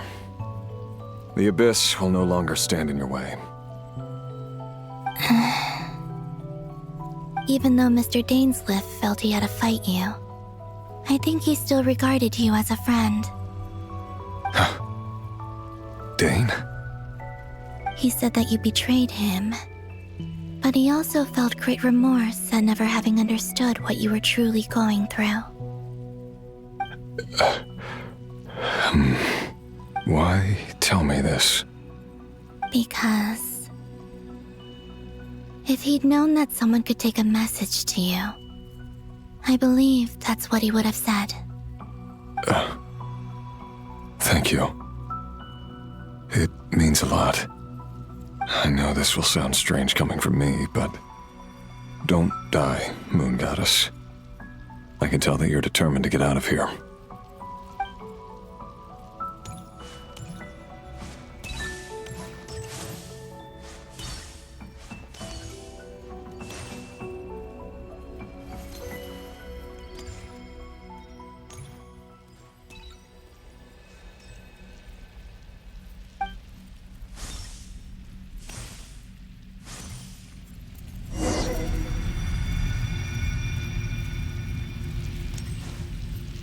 He kept his word. The Abyss is no longer obstructing my path.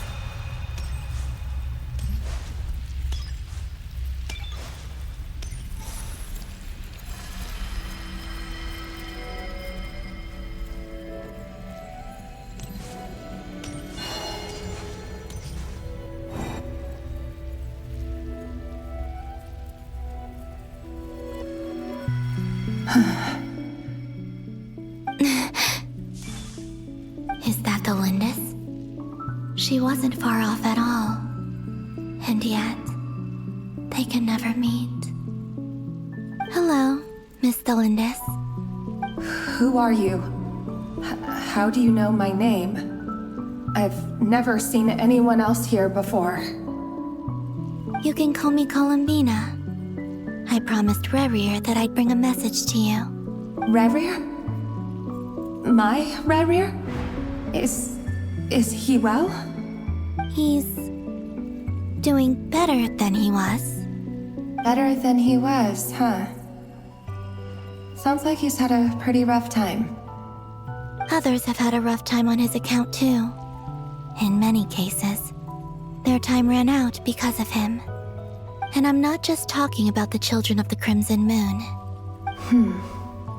So, things got worse before they got better. Could you tell me what happened, Miss Columbina? Are you sure you wish to know? Yes. This is my opportunity to learn the truth. No matter how hard it is to hear, I have to know. I admire your courage. However, time is short. I cannot stay here for long.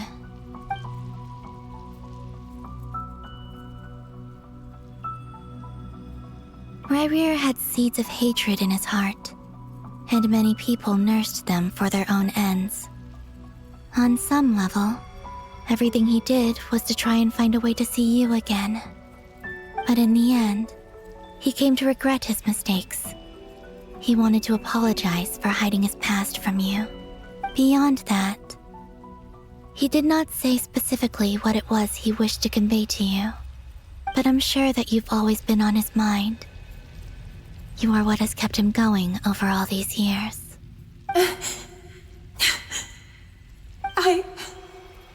I'm sorry, Miss Columbina. so upsetting. I'm not sure how to put my feelings into words. It's all right. I understand. Well, that's everything from me. So, I guess I'll be... Wait. One moment. Time flows backwards here. The road ahead only leads further and further into the past. I know. I intend to reach the end of that road. Without a moon marrow, without the 3 moons' power, you won't make it far. Wait, unless... Are you one of the moon goddesses? You could say that. I see. I often think to myself, if life is like a train ride, why haven't I reached the terminus? Where am I even going? And it's not just me, it's this whole place. Wherever it is, it seems like it's existed forever. It's such a mystery. Where is it going? I must seem so ridiculous. I can't answer these basic questions, and yet I jumped right in here without hesitating, only to be torn apart the moment I entered by powerful energy currents. Only my soul remains now. Thinking back, I was suddenly overcome with fear and terror in that moment. Perhaps I too became bewitched by the abyss. I may have been the leverage it needed to control Rerir. I used to be a researcher at the Universitas Magistrorum in Conria, researching the iridescent moon's marrow. Eventually, I came to the conclusion that time in here flows in reverse. Rerir was one of the Venster King's retainers. With me, he was in an impossible position. It plagued him constantly. I wanted to help him escape his lot in life. I wanted him to be happy, so I thought I'd use this place to return to the past. At the time, I thought I could just go back to the day that the Venster King first found the princess. It was only after meeting the princess that the Venster King started going too far with his research into the abyss. That was the day all of our woes began. I thought I could stop the king from ever meeting her and solve everything. I couldn't kill the Venster King himself, so I had to find another way to save Rerir. That's why I wanted to go back, to kill the person who had brought new possibilities to our realm. I'm sure it was a futile endeavor, but the abyss probably enhances the basest human desires. So I naively hoped I could change everything. But I was simply too weak. Like a speck of dust against the whole universe. Look at me. I didn't even survive the journey here. Not physically, at least. I know I'm never getting out of here. But you're different. You can make it, and I want to help you. I owe you that much. How do you plan to help me? Have you noticed the golden energy that exists here? Based on my past research and my observations since coming here, I believe they carry you forward faster. I can share what I've learned, and help you understand the pattern in which this energy appears.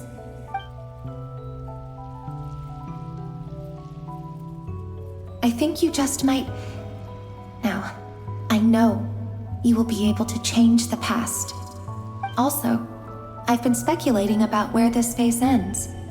The documentation was scanned, but from what I know of the legends about the moons, the oldest ones seem to begin with Nibelung, king of dragonkind. I have no way of verifying any of it by this point.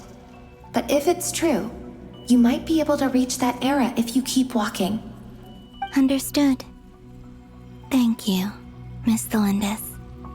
I'm the one who should be thanking you. If you hadn't entered this realm of everlasting death, what use would my deductions be? Thanks to you, they have some meaning. About Rerir, I'm so sorry. For everything. It wasn't your fault. That's not true. Because we both feared bringing trouble upon each other, neither of us ever told the truth. And that dishonesty sealed our fates. But enough about that. I wish you a safe journey, Miss Columbina.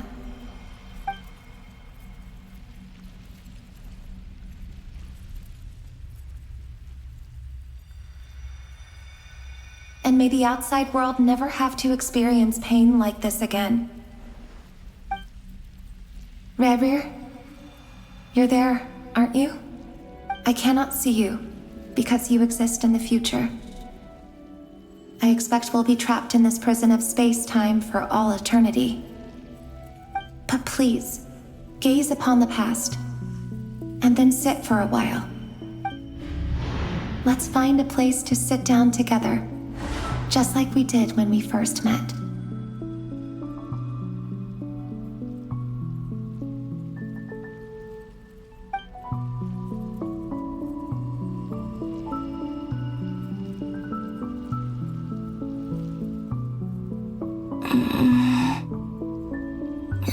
How long have I been walking? How much further till I reach the end? Is there even an end to be found? Everything's getting blurry.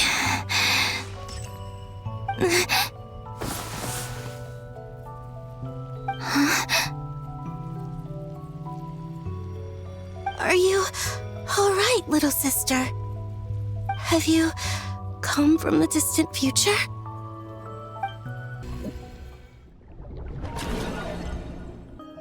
So, how exactly did the moons just disappear? Shouldn't it be a little harder to get rid of major creations like moons? The world is a vast and ancient place. On a certain scale, all life lasts for but a fleeting moment. Miss Nicole explained that the moon goddesses likely perished in the War of Funerary Flame. The moons themselves were also destroyed at that time, save for the Frost Moon, from which a new moon goddess was later born. Am I missing something then? 'Cause the stories say that the moon goddesses were born on the moon, but doesn't Columbina say she was born in Nod-Krai? Huh, you're right! Why do their birthplaces differ? What's the difference between the two generations of moon goddesses? Also, remember what Sandrone said? Her scans detected 4 moons. In other words, 4 moon marrows. Technically, the result of the scan means that 4 moon marrows were detected and positively identified as moons in that moment. In other words, this piece of information alone isn't enough for us to know how Miss Columbina is doing right now. Yep, we have no way of staying up to date on whether she's dead or alive. She's on her own for now. But at least she's trying her best to get back to us. Yeah, she's a tough cookie, and a sore loser too. We have to trust that she'll find a way, because we really need her power. As much as it pains me to say it, we've got no chance of beating Dottore in a straight-up fight. He's much too powerful. It wouldn't even be close. That maniac is going to devour everything in his path until he reaches us. We need to find someone or something that can stop him before he does anything worse. I'll be frank. Our only hope of defeating this false god is with a real moon goddess on our side. I'm not just saying this because Columbina's a friend and I want her back safe and sound. It's just the truth. And I know that even she was no match for him when he attacked, but I don't have a better solution. We're not giving up on saving her, whether she can defeat Dottore or not. Right. Don't worry, Miss Sandrone. We're all aligned on saving Columbina. No one's trying to argue that we can only justify saving our friend because it will help save the world. This is about multitasking. We want to save both. So, she's more than just a moon goddess to you guys? Absolutely. Duh! She's part of the gang! And you are too, you know. Yes, I know. You don't need to labor the point. I knew that the moment I came running over with my documents that I was part of the in-group. I mean, if Arlecchino can fit in, I certainly can. Anyway, as for how we get Columbina back, I've been working on it constantly. But I think I'm still lacking certain information about the moon. I'd probably get there if I could continue my calculations, but the problem is, I've run out of computing power. Computing power? You mean you need more energy? No, the issue isn't energy, it's processing power. There's so much data to get through that the whole process has just ground to a halt. That's a tricky problem. René de Petrichor of the Nod-Krai Ordo once foretold the fate of the world.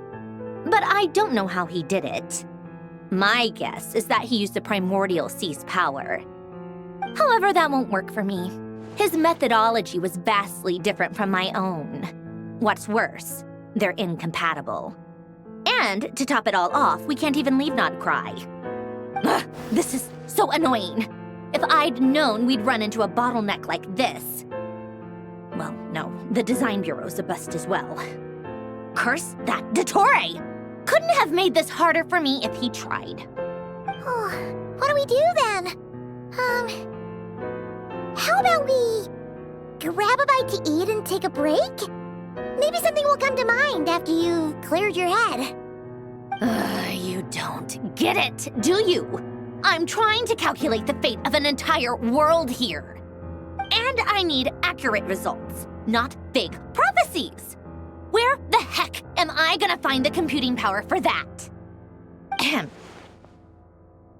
Anyway, time to shelve the discussion on technical difficulties.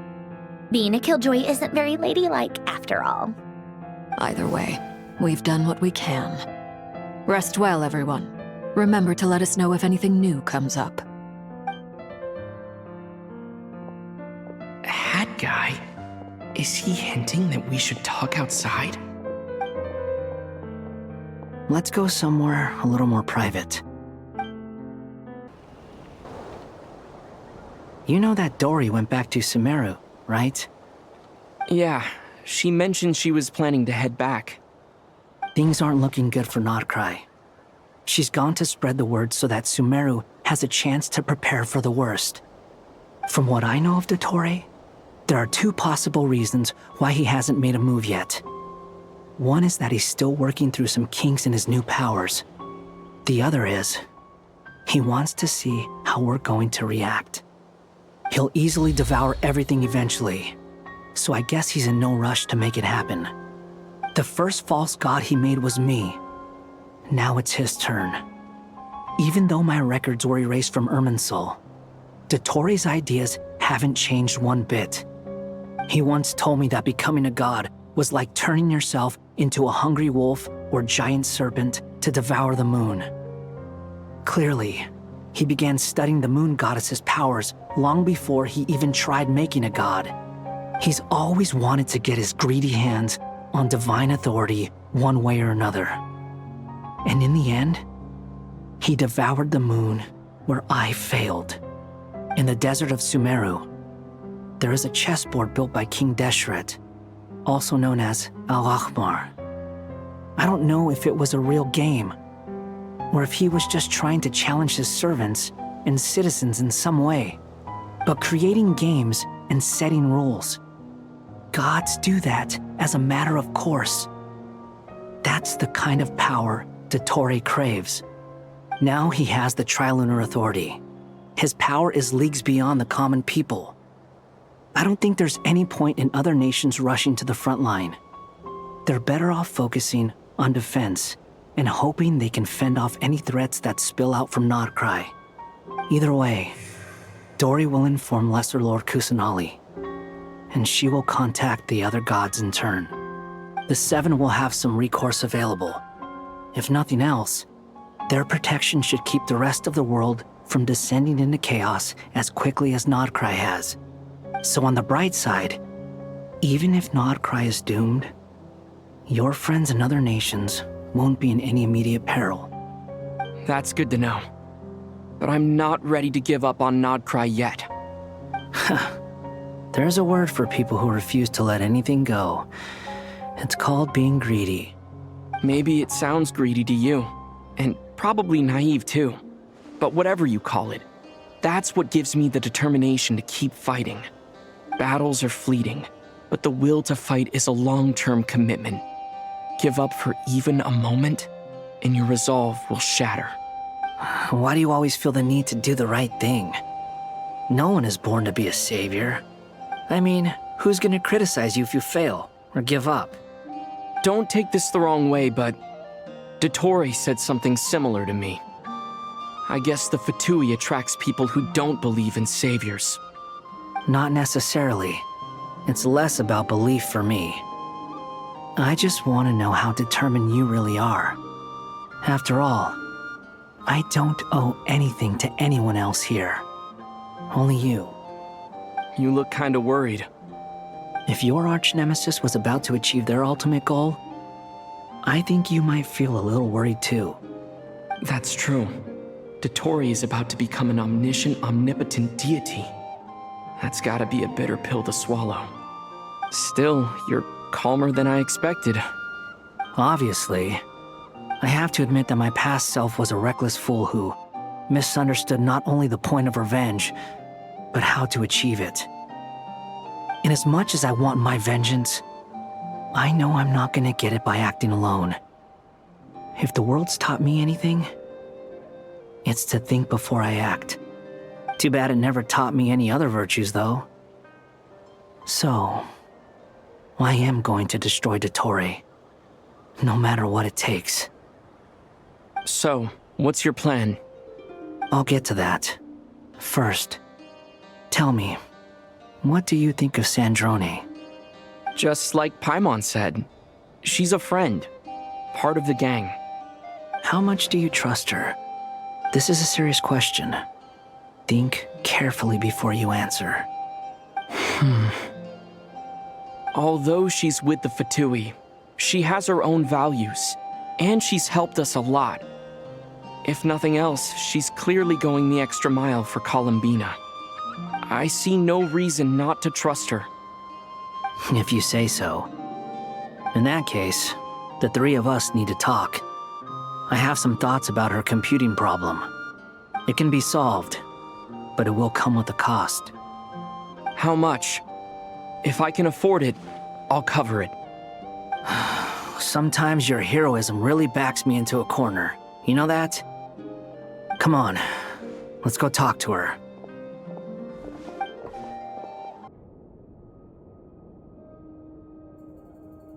Miss Sandrone, Traveler.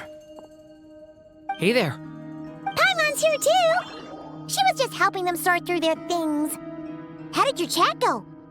That was fast. The call only just ended. Well, you said it was urgent, so we got here as quickly as we could. Albedo, I have some alchemy questions for you. I see. Looks like my knowledge proved useful after all.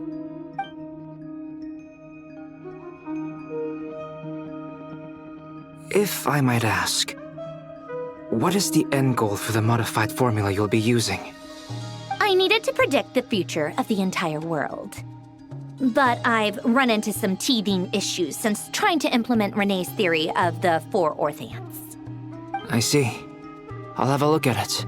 Still, computing power is the real issue here. How do you plan to solve it? About that, it's been sorted. Oh, with the Traveler's help? Actually, you're not wrong. He found the person with the solution. Was it Hat Guy? Yeah, it was him. Wow! Go Hat Guy! Seems like all that time studying at the academia is paying off big time. But where is he? Wasn't he the one who asked Albedo and I to come here? Come with me.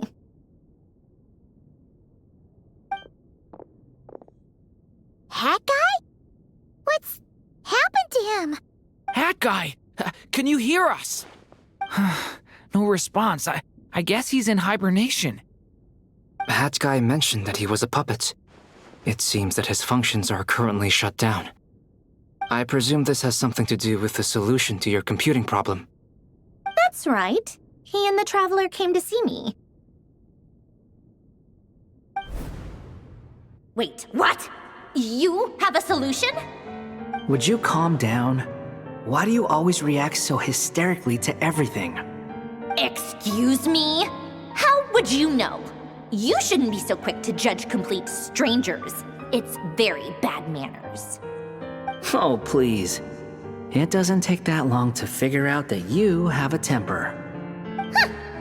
Where does a mere student get that kind of confidence? I've actually published more papers than you. Not that status counts for much. Even Paimon's applied for academia admission. Huh? Are you serious? See? This is why I can't be bothered to explain myself. She recognizes no one's skills but her own. Okay, fine. I'll hear you out. So, tell me, how do you propose to solve my computing power problem? This world itself is constantly processing all kinds of information. If it's the world's future you're trying to calculate, you need a processing device that's designed to cope with that volume. Easier said than done. Only Irminsul can handle that kind of... Wait, is that what you're suggesting? But surely we can't just plug my formula directly into the ley lines. You should be able to tell that I'm not human, right? Yeah, I noticed. The technology, though, seems pretty ancient. Very different from Fontaine's. It's a completely different system. Conrian, to be precise. I'm what they would have called a puppet. Puppets need an energy source and processing power. The artisans who built them sought out the materials most suited for that purpose. You? Do you mean... The Traveler and I have talked it over. He's willing to vouch for you. So, I'll allow you to borrow my core for your calculations. It was built using wood from a silver white tree, which makes it a small part of Irminsul. Conrian technology and Irminsul wood. Who in the world could have built you? Are you sure about this? A puppet without its core will cease functioning completely. And if it's left in that state for too long, it might not recover. You could die if you do this. You do realize that, don't you? I can put two and two together, yes. No need to rub it in. I won't lie to you. This has never been done before. I cannot guarantee your safety. Doesn't matter. I'm prepared for the worst. Did you two actually talk this through? Is he... Are we really considering this? Yes, we discussed it. The bottom line is, he trusts me, and I trust you. Let's give it a shot, shall we? Honestly, I have no clue where this kid even came from. But for whatever reason, he lent me his core to use in my formula. I'm very close to finishing my calculations now, and the core is currently in use. So I'm sorry, but I can only show you a sketch right now. This is what the core looks like. A silver white branch. It certainly matches the legends told about Irminsul. Is Hat Guy gonna be okay? He's not gonna die, right? Right? In theory, he should be fine. As long as we put his core back in time. Beyond that, all I can say is that I'll try my best to avoid risk and make sure the core doesn't sustain any damage. I think I know why you called us here now. Someone needs to watch over his body and make sure it's protected until the process completes. Correct. He said that the only ones he trusts here are you two, and the Traveler. And the Traveler will have other work to do. He will have our undivided attention. Aww, Hat Guy. On a more positive note, things are progressing steadily on my end. I'll call everyone in for a meeting once the results are out.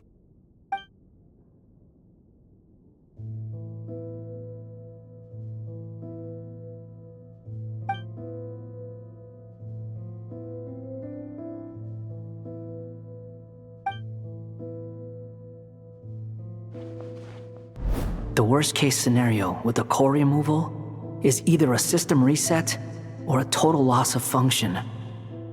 But I'm not afraid. A quiet death should have been my fate long ago. A core is completely different from a heart. It's like another vital organ entirely. I never believed it could be a true replacement for what I sought.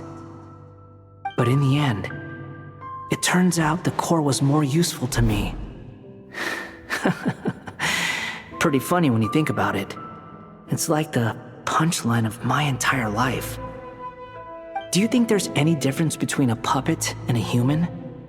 If not, then this would just be another samsara. I have already experienced both a past life and a next life.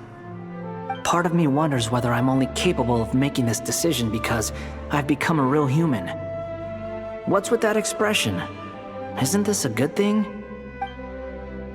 Sandrone will succeed, won't she?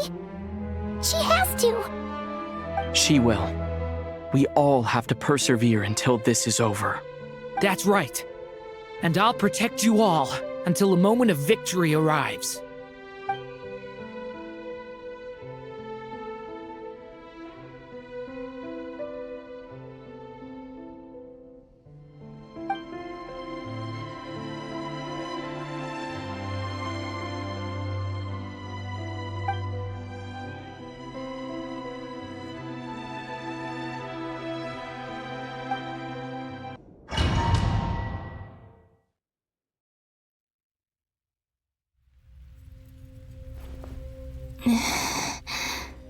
Who are you? Call me Sonnet. You have the same power as Canon. Sonnet. So, you're the goddess of the iridescent moon? Oh, goodness! You recognize me? Well then, what's your name? Columbina. Columbina Hyposelenia. Hyposelenia? What a lovely name. Did you choose it yourself? It was a joint effort between me and my friends. Friends? You mean your friends in the heavens? Huh? Oh, sorry. You must be exhausted.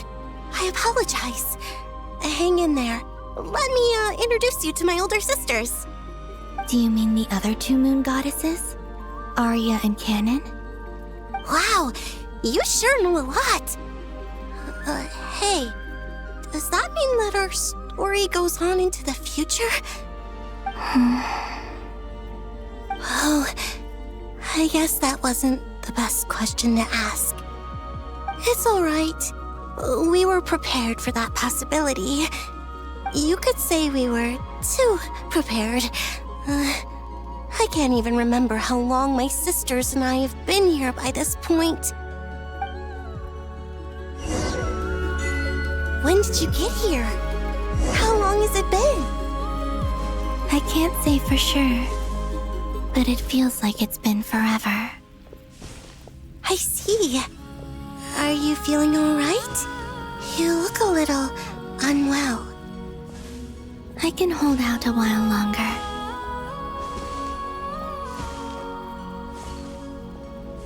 We don't have far to go. The place where my sisters and I are based is just up ahead. Don't worry, they're both really nice. I'll introduce you.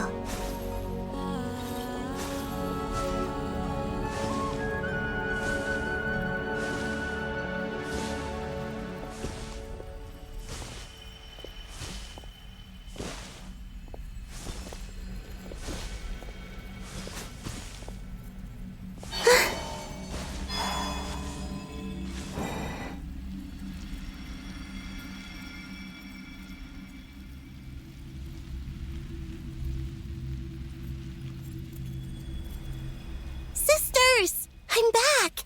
And look who I've brought with me!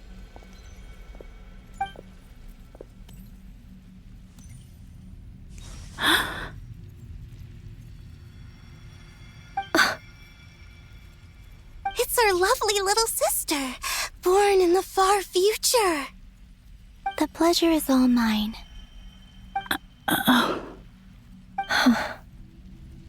Allow me to introduce you to Columbina Hyposelenia. This is Arya, the goddess of the eternal moon. And this is Canon, goddess of the frost moon. Canon, don't you think Hyposelenia's power is similar to yours? Hello, Columbina. I apologize for our startled reaction just now. And please, forgive our little sister if she's been annoying you. She tends to talk a lot. It's fine. You seem shy. Don't worry, Columbina Hyposelenia. No one can hurt you here. Could you tell me where here is? Please. I must know. My dear sister. This is where Tevat's original ruler, the Dragon King Nibelung, imprisoned the moon goddesses. What? You're scaring her, Canon. No, I'm fine. Please, continue. Nibelung, our original master, created us in the distant past to maintain Tevat. But he left this world and traveled into the dark universe beyond, to explore worlds vaster still. Day and night, we fulfilled our duty in the heavens, until the day that the first Descender arrived. The great ruler of the firmament. The heavenly principles. Is that what later generations call them? I see. But we did not reject them at first, nor did they seem to harbor ill intent towards this world. We coexisted in peace. They were like a guest in our home. Slowly, however, we came to realize that our guest had a growing desire to change and dominate the world. And you didn't stop it? No. There was an order to the rules they set up that Nibelung never taught us. We wanted to know if this order would bode good or ill for Tevat. All right. Canon and I wanted to know. Sonnet was against it from the outset. Later, we discovered that this great ruler of the firmament bore an almost paranoid hostility toward the desire of certain life forms to seek power. Or perhaps they feared them. They would even cast down celestial nails as manifestations of their power, to punish the civilizations of the world below. Only this was far beyond mere punishment. Right. Their rules brought order, but the price people paid for merely testing the limits of those rules was far too great. I did everything in my power to help the punished escape catastrophe, but still, too many lives were lost. The ancestors of the Frost Moon Scions were some of the ones you helped. But just when we had decided to take countermeasures, the Dragon King, Nibelung, returned. And so began the War of Funerary Flame. So, that's the name the world gave that war in the future. Well, who won in the end? As far as I know, the Heavenly Principles won, although it came at a great cost. They remained in Tevat, where they continue to rule to this day. And the world's original master, the Dragon King Nibelung, was destroyed. And what of the moons? Are there still 3 moons in Tevat's skies? You can tell us the truth, Columbina. We know we are but remnants of a bygone age. We are prepared for the answer. Only the Frost Moon remains. But it has been cast beyond the false firmament by the Heavenly Principles. The eternal and iridescent moons were both shattered during the war. So death finally came for us in the end. Sonnet. But you're still here, Aren't you? A moon goddess cannot live without her moon, Columbina. She's right. That's why I began to disappear. Because the frost moon is cut off by the false sky. How much worse it would have been if it were outright destroyed. Our souls may endure within this lunar palace, but if our moons are destroyed, Then we shall disappear the moment we depart from it. I'm sorry. There's no need to apologize to us, dear sister. If anything, we owe the world an apology. If only we'd decided to act sooner, rather than arguing amongst ourselves. all the more reason not to spend this time in regret and repentance. Instead, we should focus our efforts on how we might help our future sister. Sorry? Don't you see, Columbina, your story is not yet over. Is that not why you are here?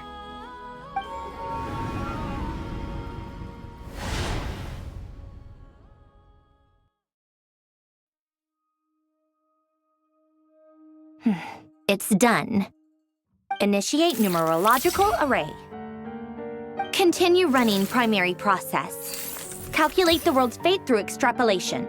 And identify nodes of potential change. Secondary process, scan for moons. Still 4. The number of moon marrows hasn't changed. Wait, let me think. Is it possible that there's something I've been misunderstanding about the moons all along? Variables. Variables in the world. I know where potential variables within the world come from. So what about the moons? Are there any variables there? Like their life or death, for instance. What if being alive or dead makes no difference to a moon? But that's so strange. Even immortal gods can die. Why would the moons alone be? Wait! I've got it! If alive or dead is considered a variable, we might have had this wrong the whole time. No one ever said that a moon marrow equals a living moon. We just made that assumption ourselves. Initiate secondary process. Scan again. This time filtering out interfering perimeter, moon marrow. I don't care if they're natural or artificial. Get them out of my search results! Why? It says 3 moons still exist in Teyvat, even after excluding the moon marrows. But we know for a fact that 2 of them are dead. Redo the scan. Narrow the results to living moons and real moons. No, scrap that. Narrow it down to moons that have lunar authority and remain alive. Why? Why is it still 3? What is this, Columbina? Has the world lied to us? Or are you the one pulling the wool over our eyes?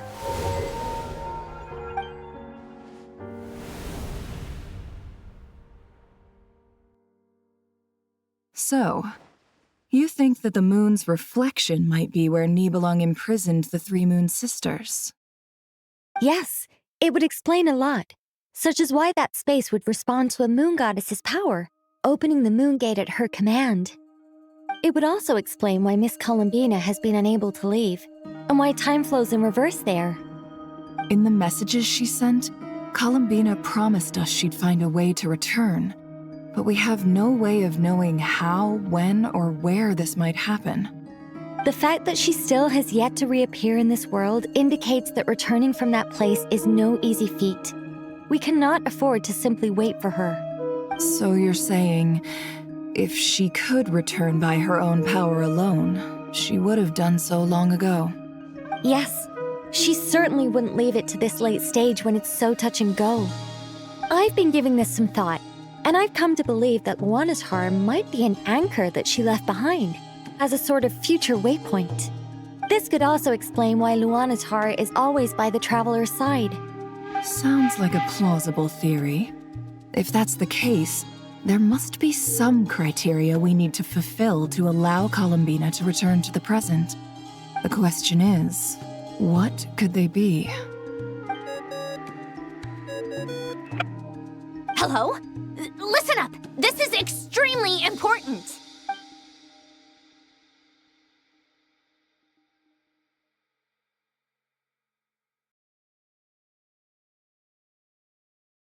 Not only is Columbina alive, but she may well exist in a form unimaginable to us. I'm still unclear on the details, but she's done something truly inconceivable in the past. And the clue to what she's done lies in the Moon and Teyvat sky. Truly amazing. Oh, I'm so delighted for her. I'm sure we all feel the same. And I'm sure Columbina is ready to get back here and fight by our side. I'll keep my calculations going and try to find some way of coordinating with her. But that's not an excuse for everyone else to slack off, okay? All of you had better keep trying to think of solutions. How can the dead moon still live? And Luanatar?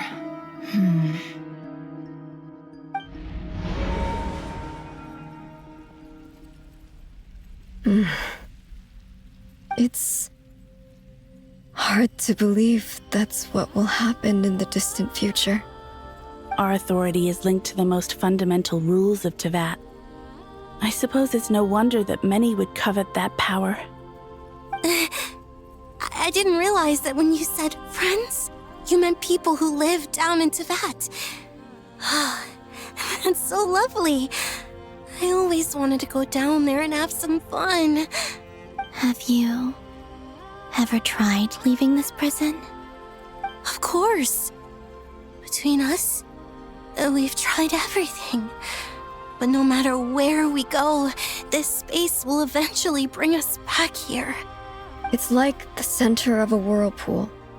Everything ultimately converges here, at the moment when Nibelung imprisoned us. In that case, have you tried using any of those pathways that connect this space to the real world? Sorry? What are those? They're passages through which you can make small-scale changes to reality by using Kuvaki. Or am I the only one who can use those passages? Because part of my soul remains in reality. Kuvaki. What is that? You don't know? It's a unique kind of elemental energy found only in Nod-Krai, the land from which the moons arose. Oh. Well, it's true that the moons first rose up from the part of Teyvat you say is called Nod-Krai. But there is no difference in the elemental energy between there and anywhere else. What? Could you show us some of this Kuvaki hyposelenia? Maybe if we see it, it'll make more sense. Okay.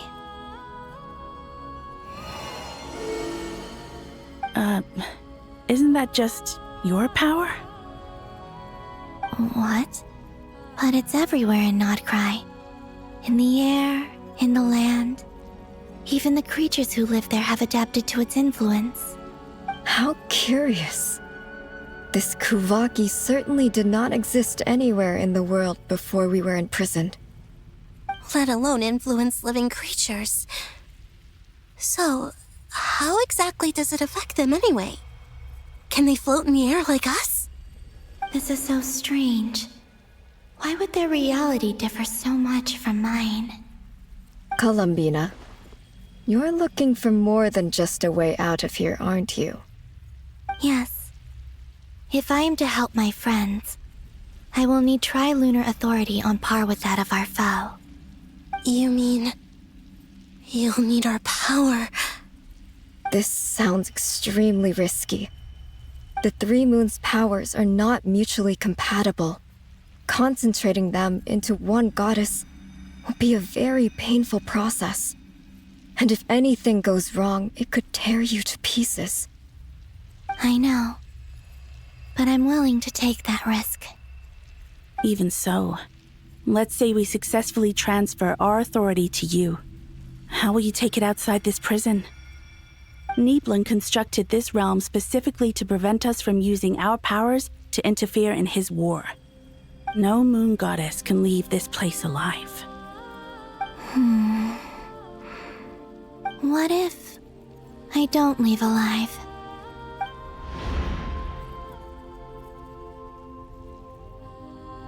Where do we even start? How are we supposed to figure out what we're meant to do to help Columbina?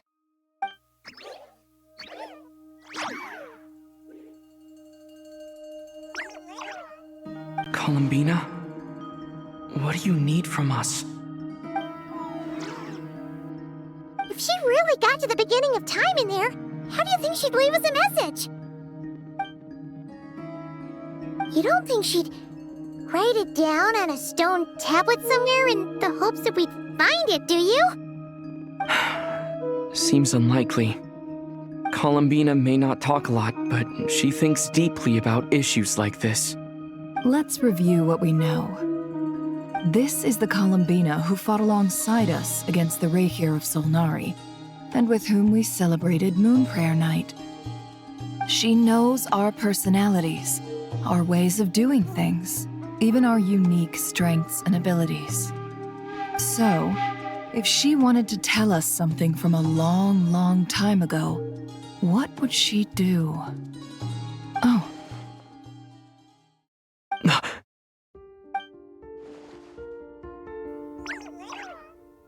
Traveler, you once said that those golden ripples also appeared when Luanatar was born. What if Columbina left Luanatar here, not just as an anchor to the real world, but for some other purpose? If she is part of Columbina, and Columbina knows that I can see past events through her... Oh yeah! Like when you peeked into Rerir's past through his heart! Nefer, wait! If you're right about this, and you can really see past events through Luanatar, your eyes, they'll... Oh, I know. Looking at Rerir's past in Conria was already enough of a strain on my eyes. Looking this far back into the past, it'll surely blind me. But it's our only chance. This is the only way. Boss. We spoke about this once, a long time ago. Do you remember what I said, Yehoda? The day I lose my sight, the Curatorium of Secrets will be yours to run.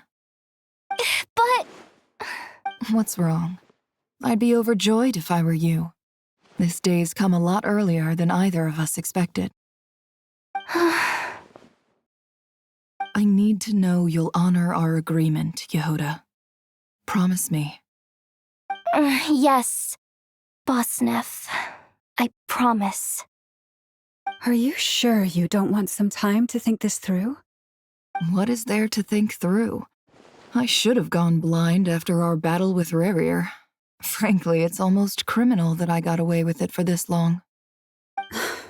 Then at least let me take some precautions on your behalf. And if you really do lose your sight, I'll visit your office every day and make sure you're well looked after. Oh, please, anything but that. I was actually ready to go through with this. Are you trying to scare me into backing out? As if I could ever scare you. I'll assume you're just joking to calm your nerves. All right, enough chit-chat. Let's do this.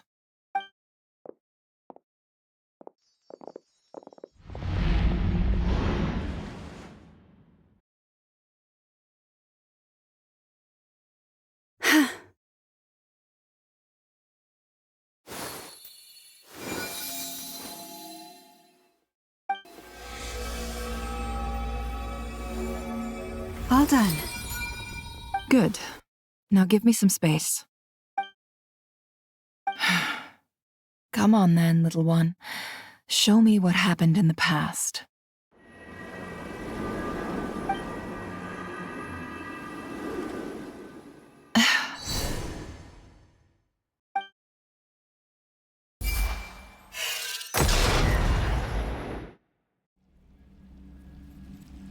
Between the Trilunar Authority, Kuvaki, and the sole-surviving moon, the Frost Moon, I think I might know how to get back. But I will need my sister's help. Time to go talk it over with them.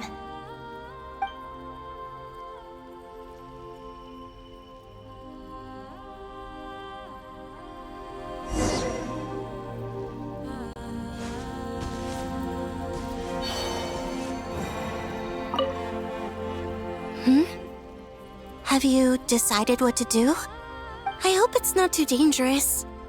You really scared me when you said that thing about not leaving here alive.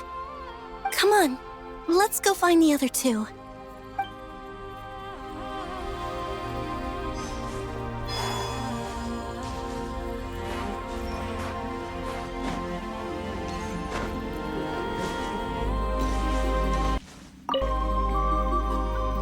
It seems you have reached a decision.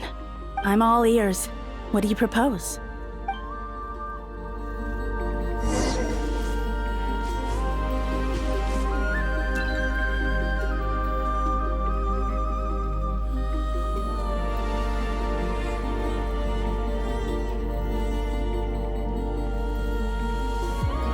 Have you figured it out, Columbina?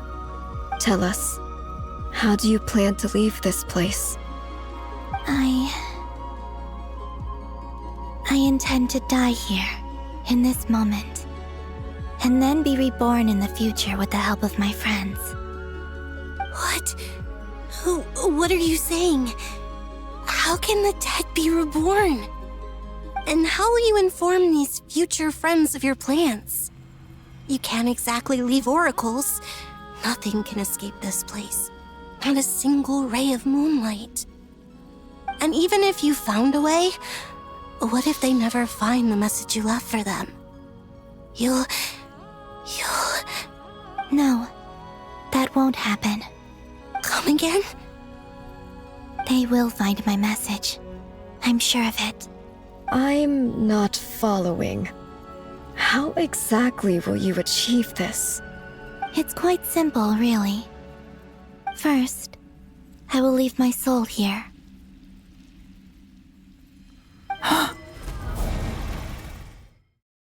I see it.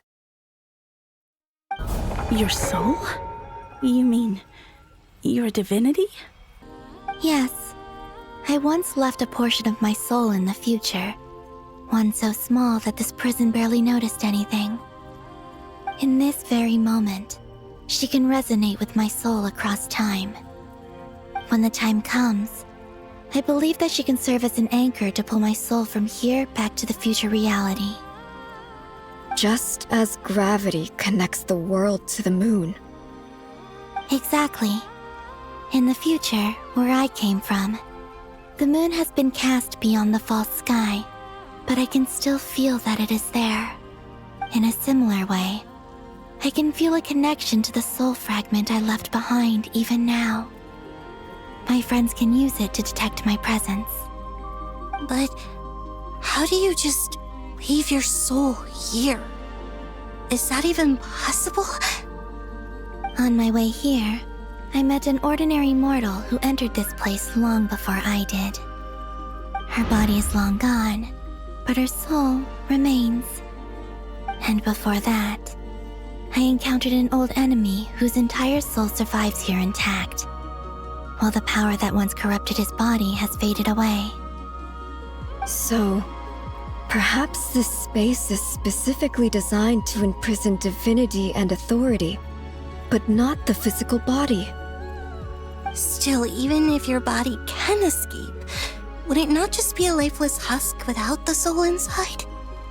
Wait, is that what you meant when you said you wouldn't leave alive? Yes. I shall turn my body into moonlight and pour it over Nod-Krai. That power shall protect the land and quietly blend into it, awaiting my soul's return in the future. However, I cannot do this on my strength alone. I would need your help to do this, so I'm humbly asking for your assistance. Oh, dear sister, you need not be so formal. As I said before, we are but remnants of a bygone age. You, on the other hand, were born alone in that distant future, and you have walked a long and lonesome road since then. How could I bear to let your story end here in this dungeon? Don't forget, we are your sisters, your family. Harry is right. Actually, I've always wanted a little sister. Can you imagine how it's been for me? Getting nagged by 2 older sisters all the time. Now, I finally get to be the big sis. And not just that, but I get to help you return to your world, too. How could I say no to that? Sonnet.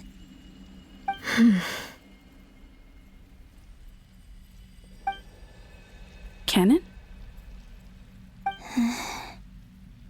I'm sorry. I know this is a bold request. The Frost Moon is rightfully yours, and it remains intact. Oh, no, please, don't misunderstand me, Columbina. I was just thinking back on the years that the 3 of us once spent together. You cannot imagine how happy I am to hear of the future world you describe. The Frost Moon Scions, your lovely, kindly friends. For the 3 of us, whose purpose in life was to maintain the peace in Teyvat, it is a great relief to know that the people of this world live in such an abundant future. If your plan can save them and save Nod-Krai, I will gladly give you all that I can. Besides, the 3 of us have been together since the day we were born.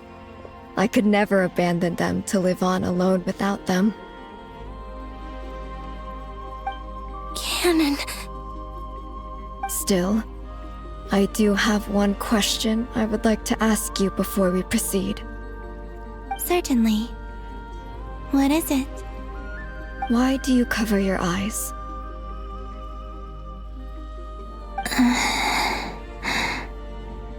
Yeah, I was curious about that too. But it seemed personal, so I didn't want to intrude. There was a time when I refused to look upon the world. I believed it was full of nothing but lies and falsehoods. I wished to hide my feelings, seal my heart, until I could return to my true home. I see. Perhaps that decision saved you from ever having to see the false sky again. But at the same time, you likely missed out on many true and precious things, like the smiles on your friends' faces. Promise me this, Columbina. When you return to the future, open your eyes, take a look at the world around you, and see your friends. I'm sure that you know this already, given that you long to return. But that is your true home. Give me your hand, Columbina. Aria, Sonnet, you too. Okay. All right.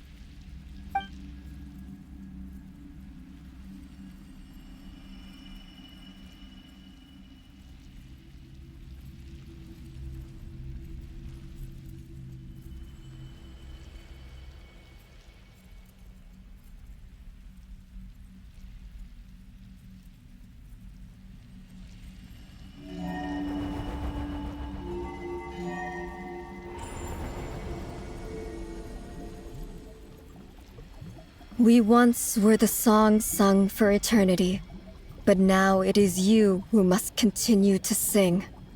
We once were the tides in the great river of time, but now we subside, and you arise.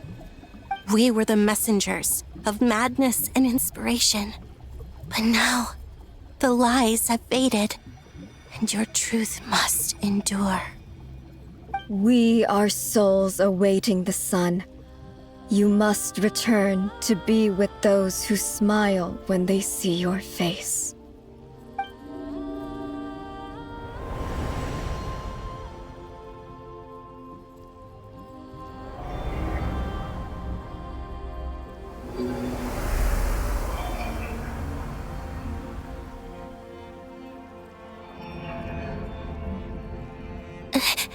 Is it done?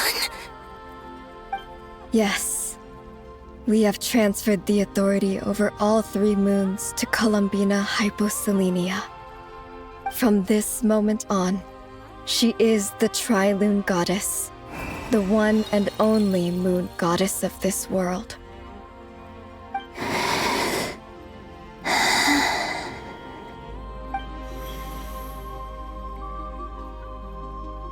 Thank you.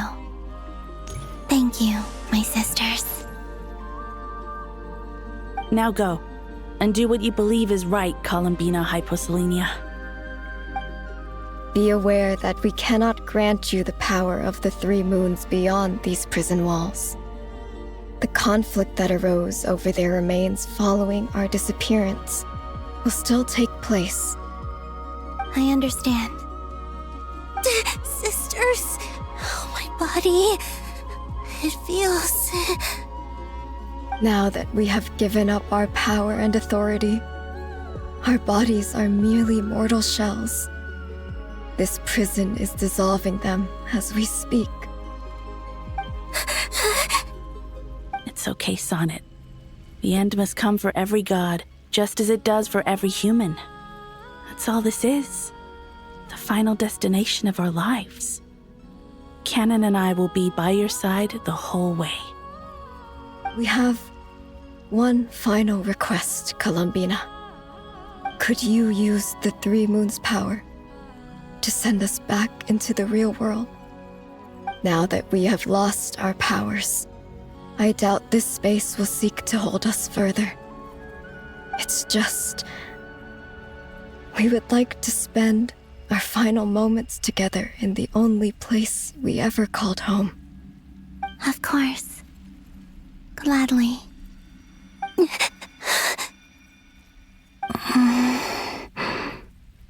Sonnet? Yes? Don't... I wish I could tell her not to give in to the abyss. Not to be afraid. But is this really what I should say at this moment? Don't forget. I'm so glad to have a big sister like you. No, Hypo... Thank you. I'm okay. I'm not afraid. As long as my sisters are with me, I won't be afraid. It looks like this is goodbye, sisters. Goodbye, Columbina. Take care of this world in our stead. I will.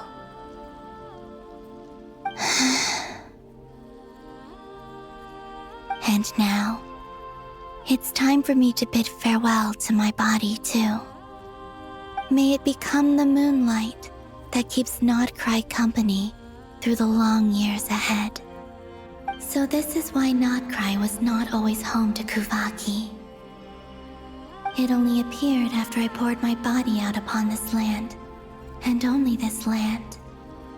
Kuvaki responds to me because it is me, my body, answering the call of my soul.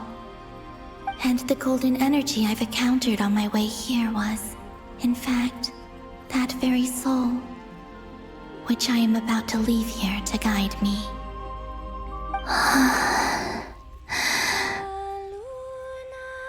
O power Tri-Lune, eternal moonlight. I, Columbina Hyposelenia, lay aside my body. Let it be cast into the dark night to illuminate the future. May it be a companion to all who dwell beneath the moon.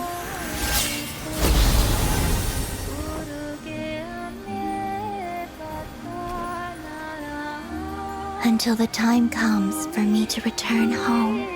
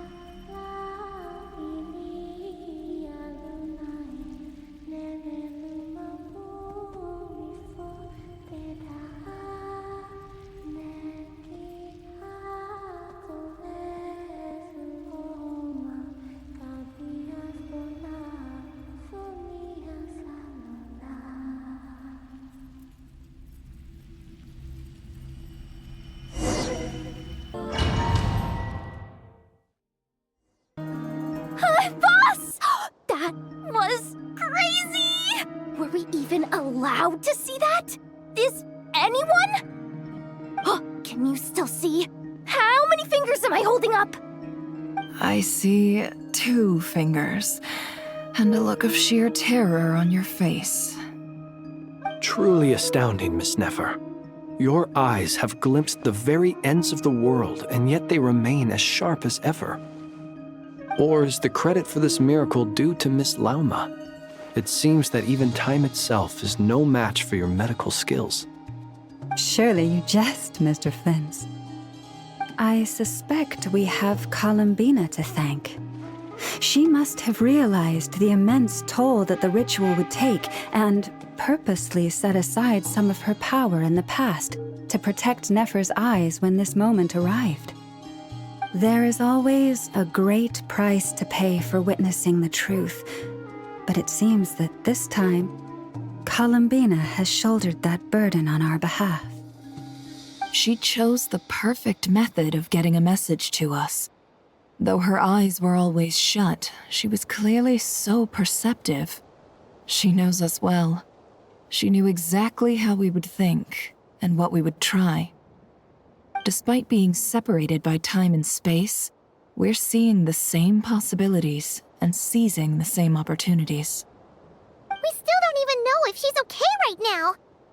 But as long as there's a chance we can do something, we'll fight to make it happen. We'll get you back somehow, Columbina.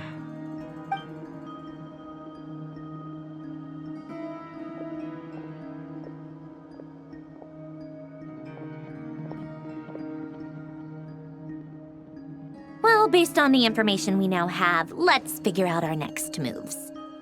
Thanks to these gentlemen, we have a much clearer picture of the situation with Dottore. The civilian population has been moved to safety, so we no longer need to hold back. Miss Sandrone, how are the calculations going? So far, so good. I'll keep seeing how far I can push the system, though. Can't have Hatman being powered down for nothing. There's still a long road ahead. Where should we begin?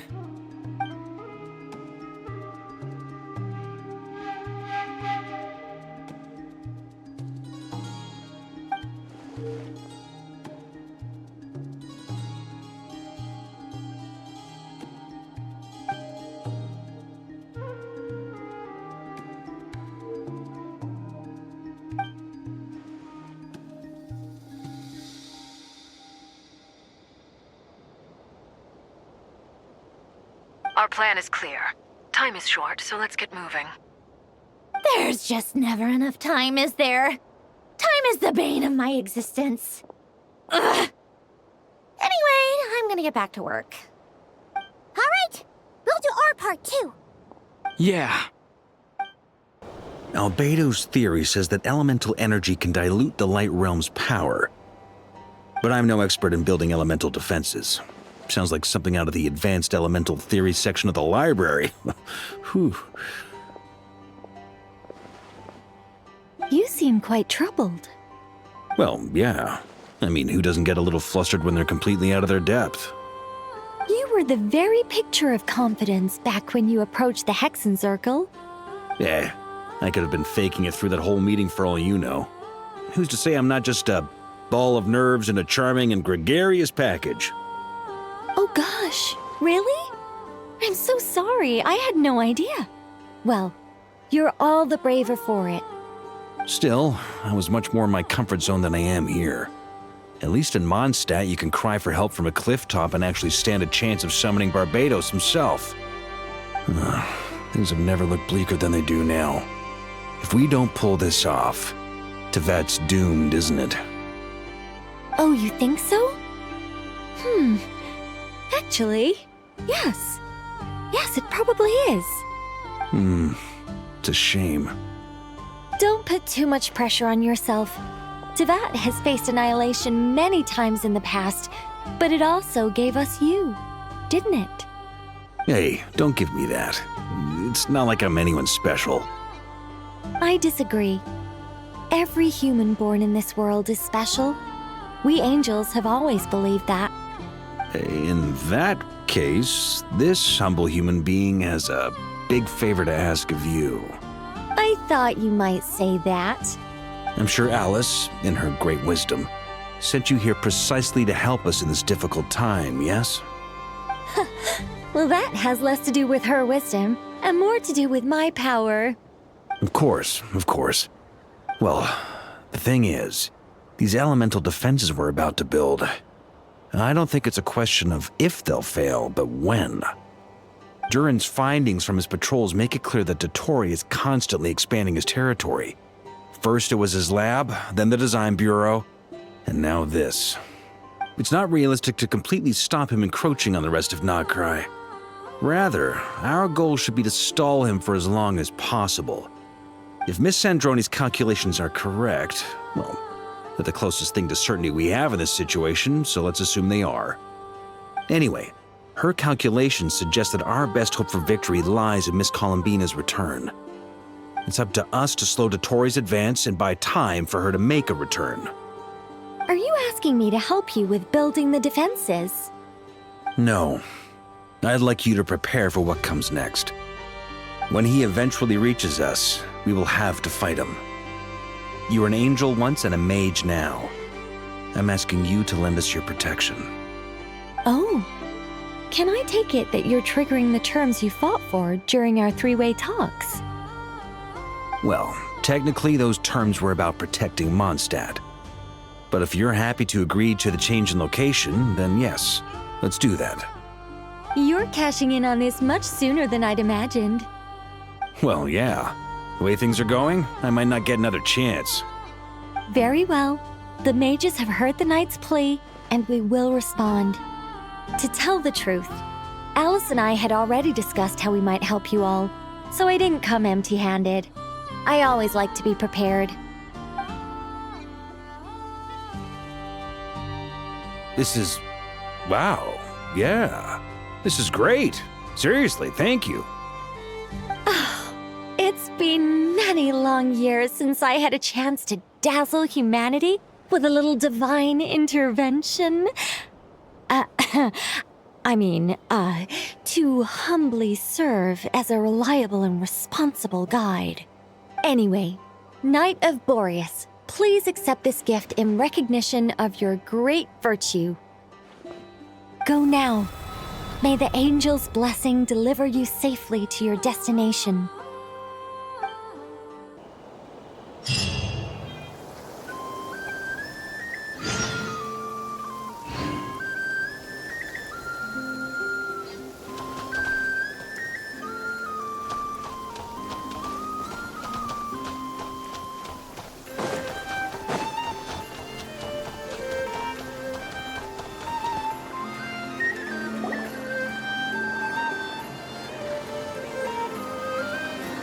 You're here. Sandrone! How are things going? Glad you asked. You two are about to become the first people to lay eyes upon my masterpiece. Or should that be the first person and the first, specter? Hey! Whatever. Come, feast your eyes on this. Wow! We've never seen something like this before! This meter displays the progress of my formula. Currently, it's still making the most important connections. Once it's finished running, I'll deliver it right to your side. And then, we can finally bring Columbina back. What do you mean, deliver it? Can't you just tell us over the Dodo communication device? It'll just be some numbers, right? Ugh, you're such a greenhorn. This isn't the kind of formula you solve in math class.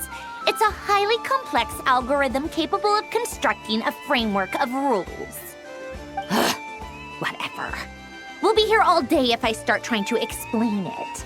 All you need to know is the formula must be completed before we can bring Columbina back. I'll share the data with you. Nicole's agreed to let me use her information channel, so we just need to use the Dodo communication device like so. And... there. Now you can check in on my progress. Wow! Look at that! You're amazing, Sandrone!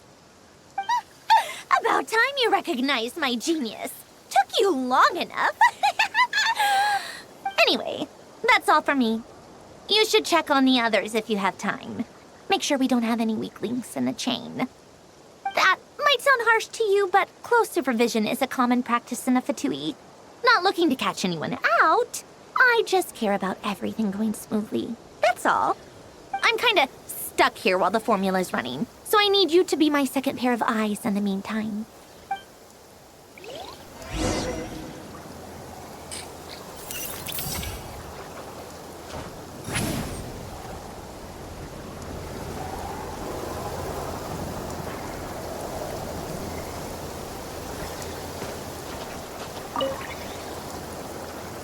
Traveler, Paimon, a pleasure to see you both.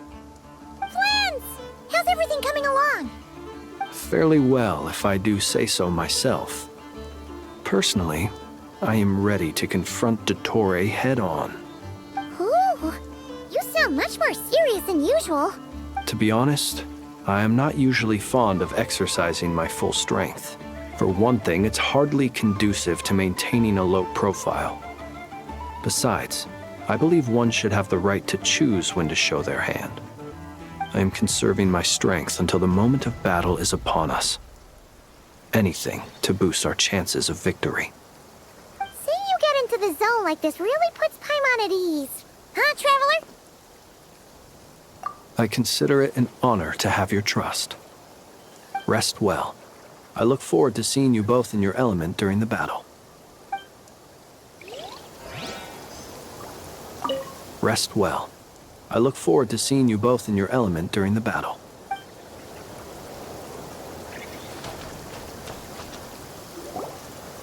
Thankfully, Miss Nicole has come to our aid. Nasha Town is now looking very well defended.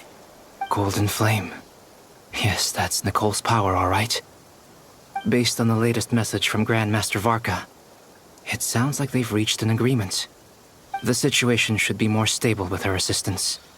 Everyone will have at least some degree of protection. Albedo! Durin! Hello there, you two. Are you well rested? That's good to hear. As per the plan, Albedo and I will be in charge of Nasha Town. As Dottore's energy field expands, it's creeping ever closer in that direction. But we will do our best to hold our position. We fought side by side many times before, and always with great success. I believe this time will be no different. So don't worry about us. Focus on fighting Dottore. As Dottore's energy field expands, it's we fought side by side. I believe this time.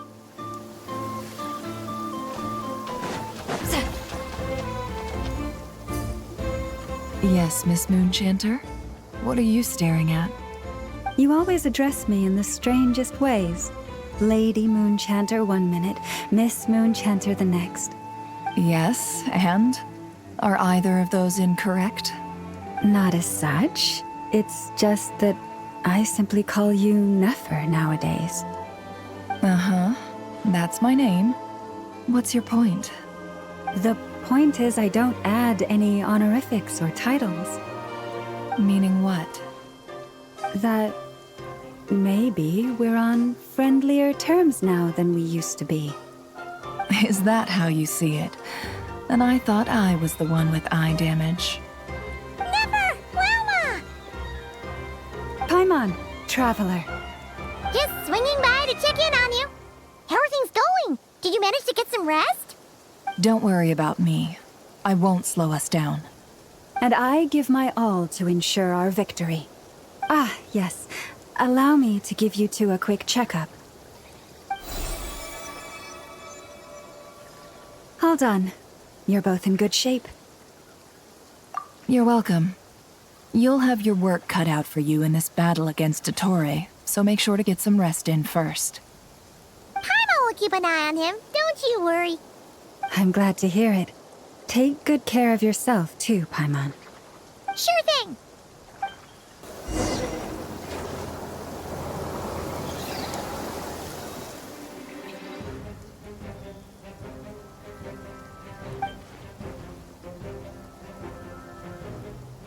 Here they come.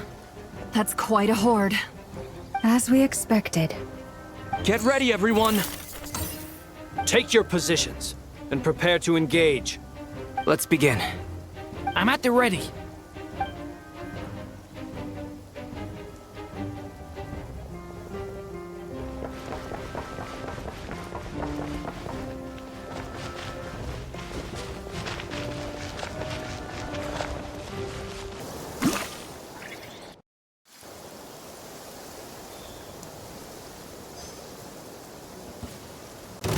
What a waste of time! It's your skull! Close your eyes. Observe. You'll sorely regret that.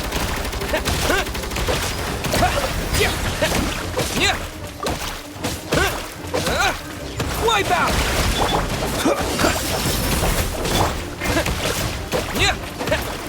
Water jet! Another one? Be silent. Observe. Night falls.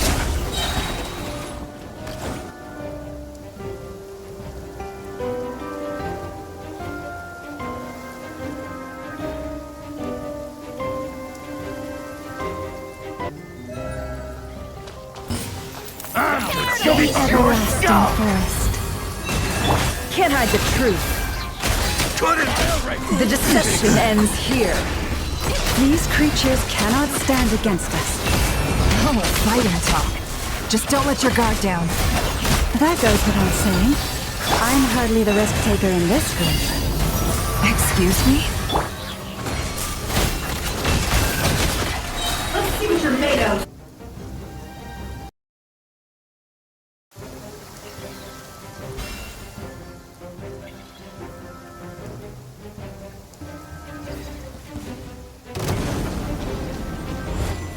Feel this ancient power.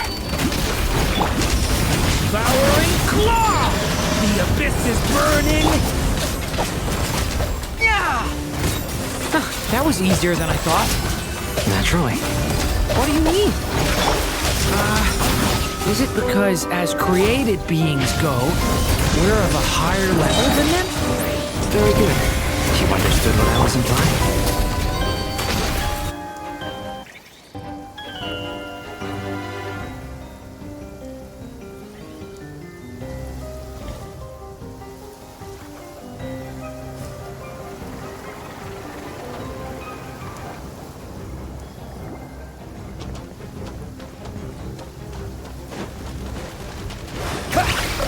For the everlasting forest. Leave with no more lies. Seek within. People have always used fire to drive away wild beasts. Wouldn't a lantern work just as well? You read my mind, my dear friend. I was just about to say that. All right then, dear friend. Bring the light!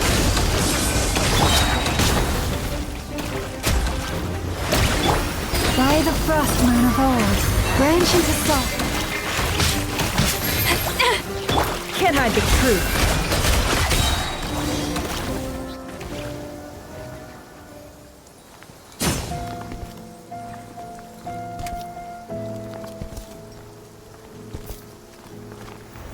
You're looking well. I trust you've had a good couple of days. Dottore.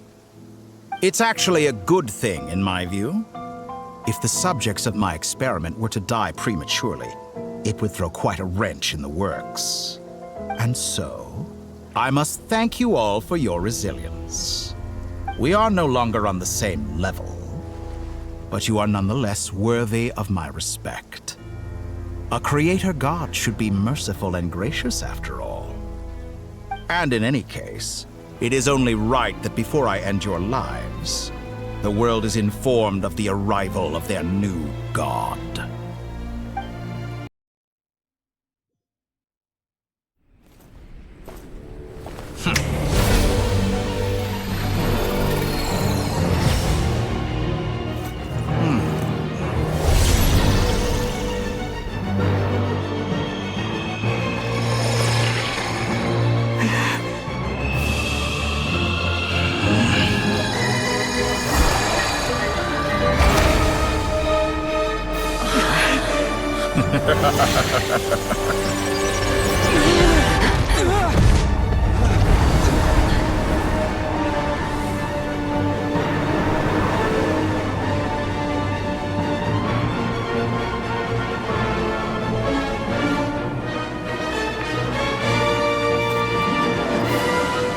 experiment begins.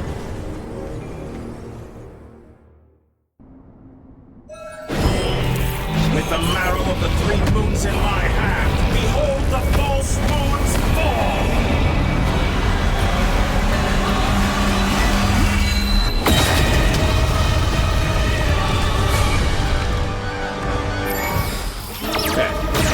Water jet! Leaving openings on With purpose. one heart, we pray. It all adds up. You can't erase me! The deception ends here. Can I the truth? Be silent. Close your eyes. Entropy! Water jet! No more I love. thought you dodged that. Excellent. You barely managed to touch my level. Pathetic. Be silent. Feel the dark. Night falls. Receive my blessings. Like an ant in my palm.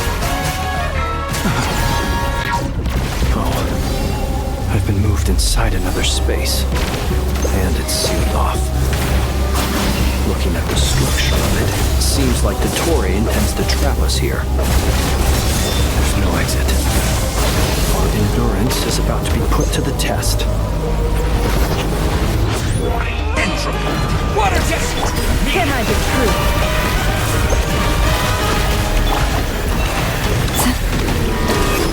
No more lies.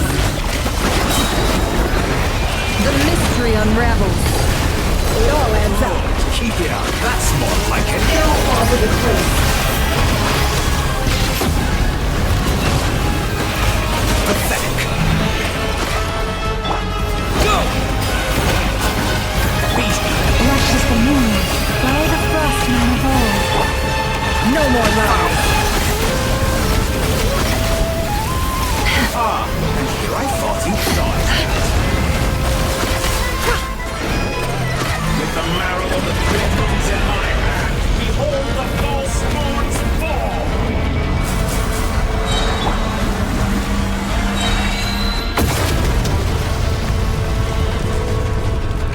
Entropy fails to me! Wipe out! Such a simple attack, and you're already struggling. Seek within. It all falls into place. Tell me, where will you try scurrying off to next? Looks like Dottore has opted for a divide and conquer strategy. But we will not allow him to triumph. Now, I shall pray for our victory.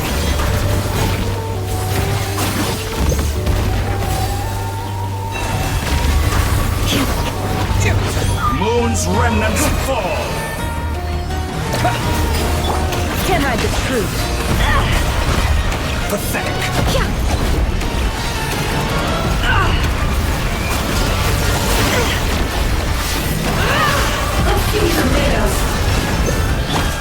Water jet! Did you honestly think that would hit me? The deception ends here.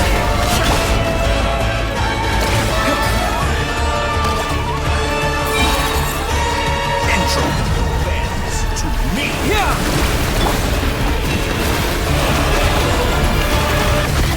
Can I the truth? Good, keep it up. I'm still Seek collecting. within. Water jet! No more lies. Time to come clean.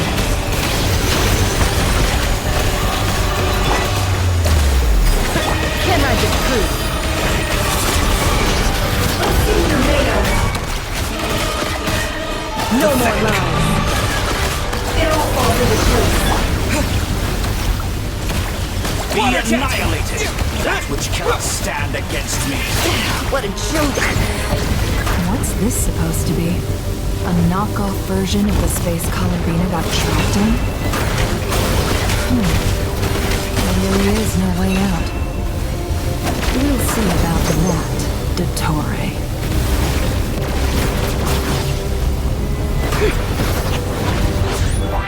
My fault. I had not intended to take your teammates from you.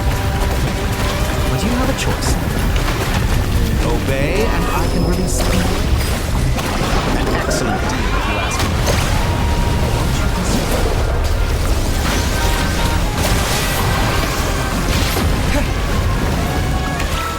Did you honestly think that would hit me? Reverse. Water jet!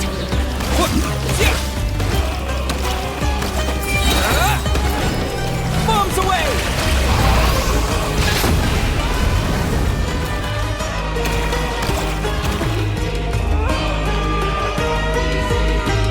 I'm aware you've been working on some little tricks to surprise me with, but it appears that none of them have come to fruition.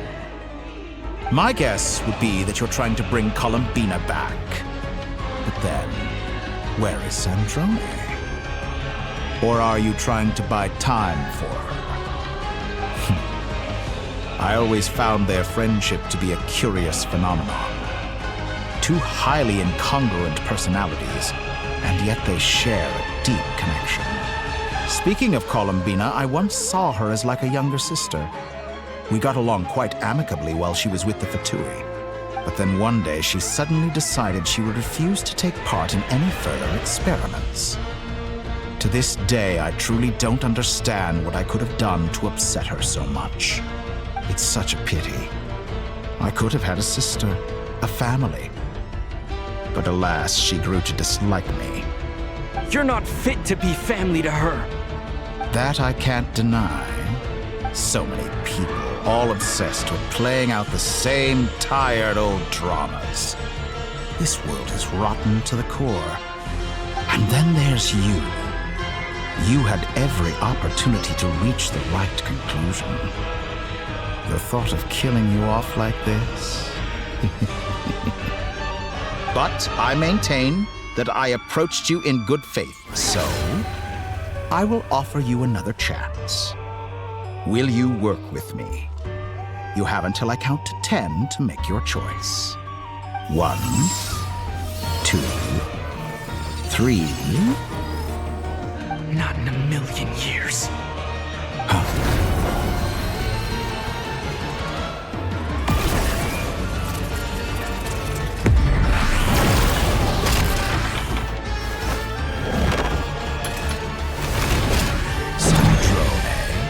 What a pleasant surprise. I didn't think you'd join us all the way up here. You're as sick and twisted as ever. Don't fool yourself into thinking anyone's grateful for the chances you're offering them. Sandrone, but the formula hasn't finished running yet. Funnily enough, I was just discussing a collaboration opportunity with the Traveler, and then I see you, who I must say is a good example of an opportunity gone to waste. Gone to waste? I said that everyone would get one chance, and you've used yours to march right back into the lion's den. So yes, it's an utterly wasted opportunity. And what makes you think I believe a word that comes out of your mouth? I was planning on disposing of your little formula after wrapping up more urgent business here. But since you've taken the trouble of serving it to me on a silver platter, I can simply bring it forward in the schedule.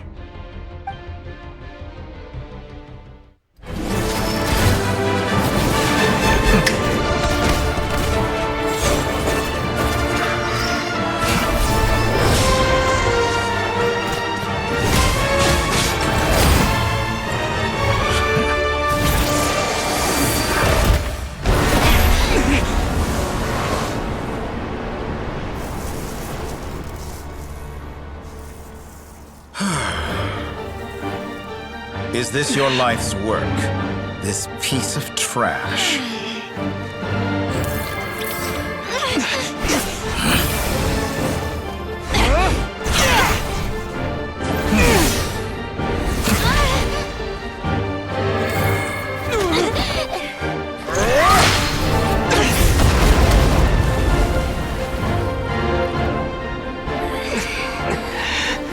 formula runs too slowly, Sandrone.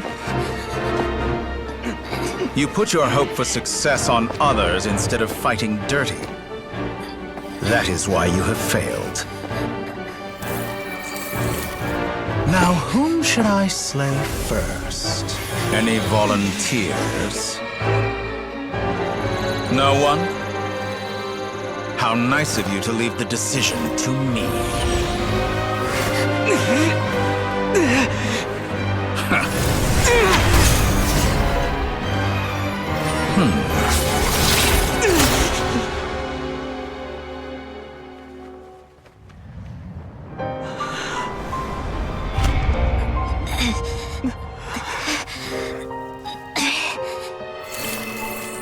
Oh, how unexpected. Sandrone, any last words for me, comrade?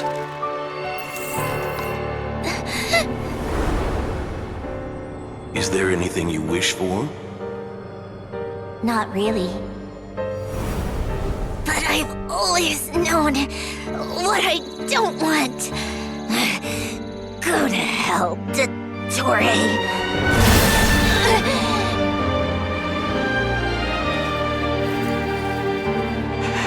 No!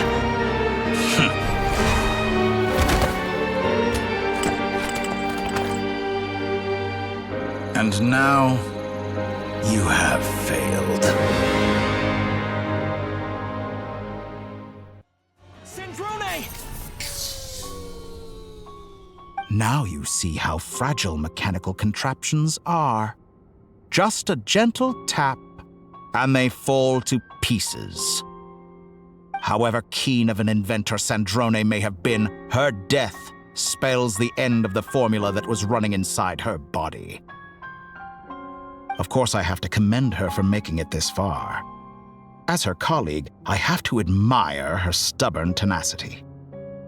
Now, it is time for you to take your place by my side. My count was interrupted, but the second chance I extended to you still stands. Once again, you are welcome to join me. By now, I'm sure you have gained a greater appreciation for the power and authority I wield. What is stopping you from embracing a new world of endless possibilities? Not in the mood to talk? As you wish. You seem less talkative than usual today. I'll change the topic to something more apropos. Sandrone was always like this, never trusting anyone, always so reluctant to share her research with them. Objectively speaking, she had her strengths. It is remarkable how she extracted and even optimized the world formula from so much data. But her inability to trust was her undoing. Had she allowed someone else to monitor or run the formula for her, you might still have a chance at victory even now. But regrettably, she was a stubborn fool. As much as it pains me, she had to go. Dottore.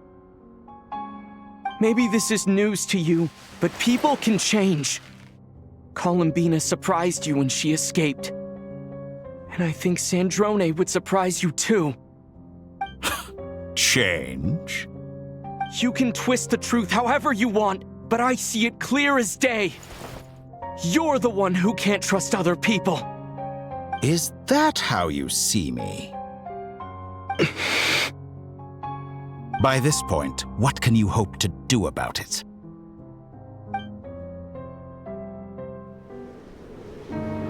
It is pointless to fight on. You've already lost.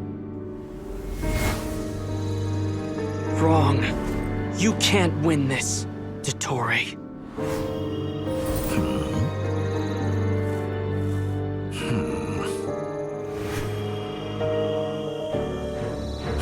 What?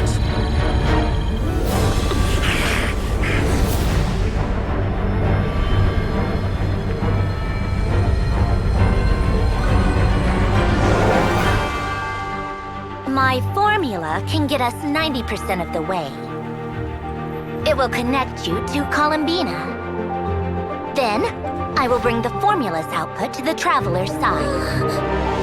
For the last 10%, do whatever it takes. Just bring the moon down.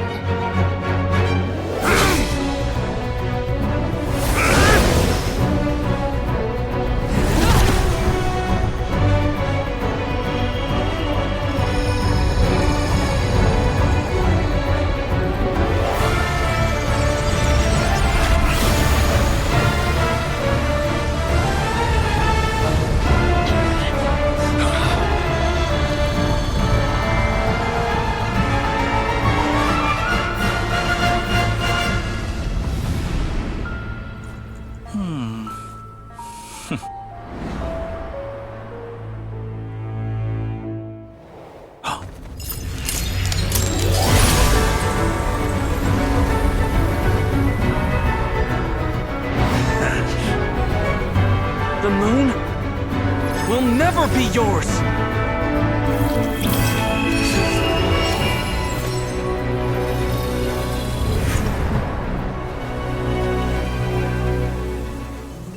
I turn my body into moonlight and pour it over Nod-Krai. My soul I leave here to inform my future friends. Lastly, I will hide the Trilune Authority within the Frost Moon. And when my body, soul, and authority are reunited, finally... Columbina!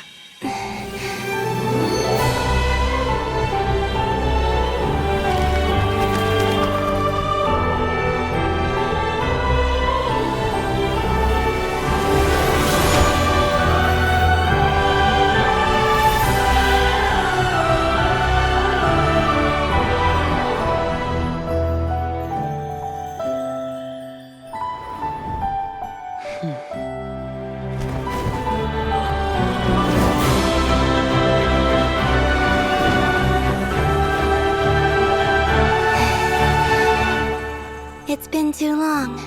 I'm back.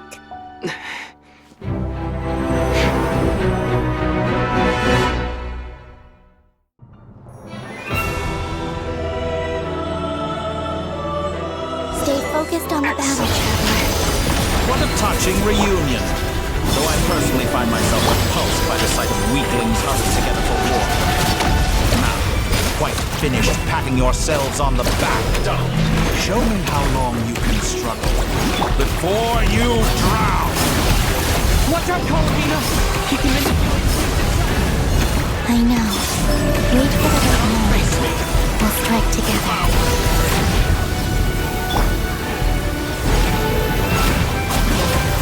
Water jet!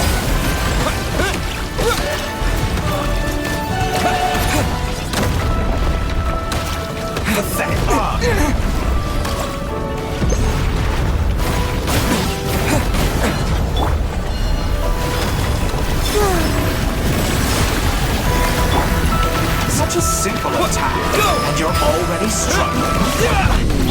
Water jet! Good, keep it up. Enough! First, like an ant in my palm.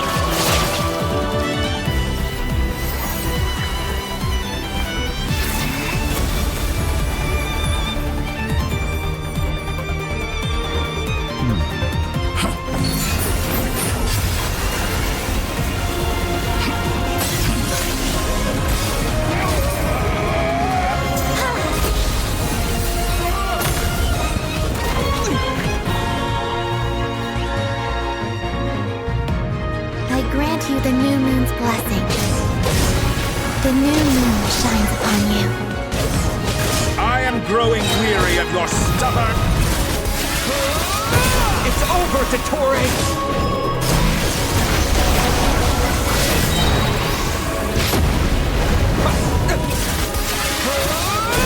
Time to pay for your heinous crimes!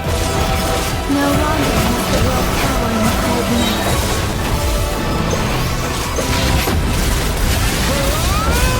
Future is not yours to command! But the moonlight dispels the darkness. I'm so close to the moon.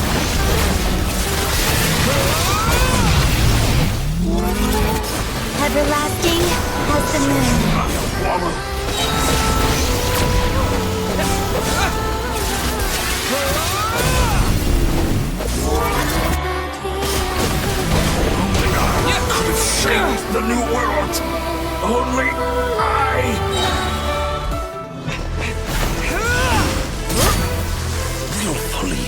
mind.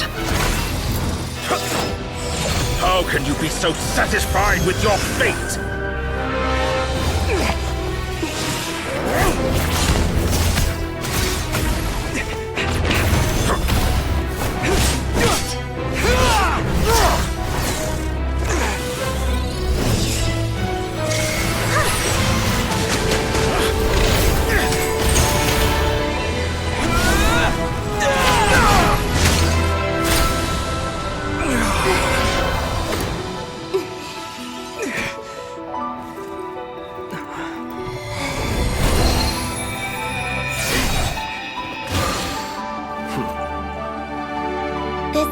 Was never about fate. It's about friends, family, and the home you stole from them. So dull. Only the weak rely on each other for comfort. You shall see. Once I transcend fate, you will be nothing but fodder for my grand experiment! That will never happen.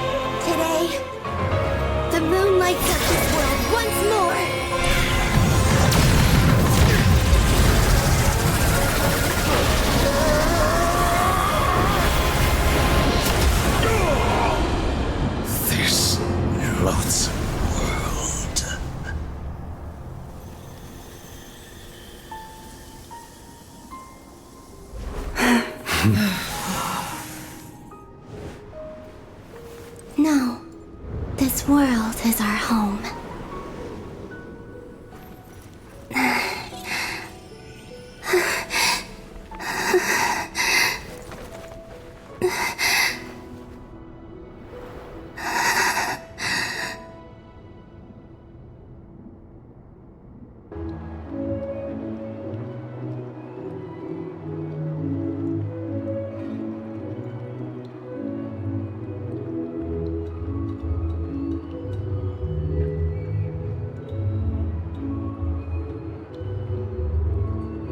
No, you're doing it wrong. The moon looks like this now. What are you trying, children? The new moon, Mom! It looks different than before, doesn't it? Also... Can I go buy a sugar sculpture today? Please? Just one? All right. I suppose today is a special day after all. Almost like a festival. Extra, extra! Get the latest Nasha Express here! Post-disaster report! Nasha Town reborn beneath a new moon! The voyage begins today! The future looks bright thanks to the League. Want a copy? I knew things would be different. But I didn't think that would include the moon. They say a new moon goddess has been born. A new moon goddess? Who's saying that? The Frost Moon Scions? I guess so. I'm not too clued up on the details. As far as I'm concerned, the moon's still in the sky and it's business as usual. Hey, since we've come all this way, shall we grab ourselves a free meal while we're here? Are you a convert now? Or are you just here for the free lunch? Oh, come on. What does it matter? After everything we've all just been through? That smells good. All right, that's it. I'm hungry. Time to eat. Come on! We gotta get there early, or there won't be any good spots left! Shh, keep it down. This is a residential area. What if people are still sleeping? Why is it so noisy outside? It's okay. Paimon was pretty much a week anyway. It's been so long since we last had a chance to relax, huh? Feels like time is moving slower than usual. What about you? Did you rest well? Still winding down from everything that's happened? Or are you wondering how our friends are doing? Or is it about what Dottore said to you? Okay, if you say so. But don't push yourself, alright? Let Paimon know if you need to talk. What we just went through was a lot. It's totally normal if you need some time to get back in your groove. Luanatar disappeared after Columbina came back. Apparently, she was part of Columbina's soul or something. Still, Paimon kind of misses Luanatar somehow. But anyway, you did great. So did Paimon. We all worked our butts off to contain this disaster, and in the end, we made it. So, chin up, Traveler. You should be proud of yourself. Hey, don't poke fun. You should be glad that Paimon's growing as a person.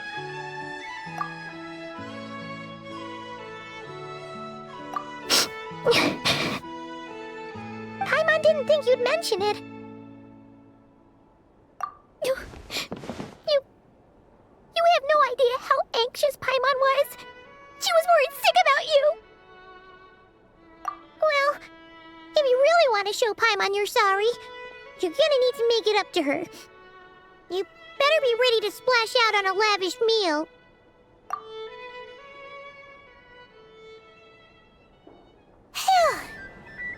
Okay. Paimon's full now. Huh? Oh, well... Hey there, Traveler and Paimon. Good morning. Morning, Yehuda. Here for some breakfast? Oh, I've already eaten. Just need some water. I was mostly worried you might forget what day it was today. So, I came over to remind you.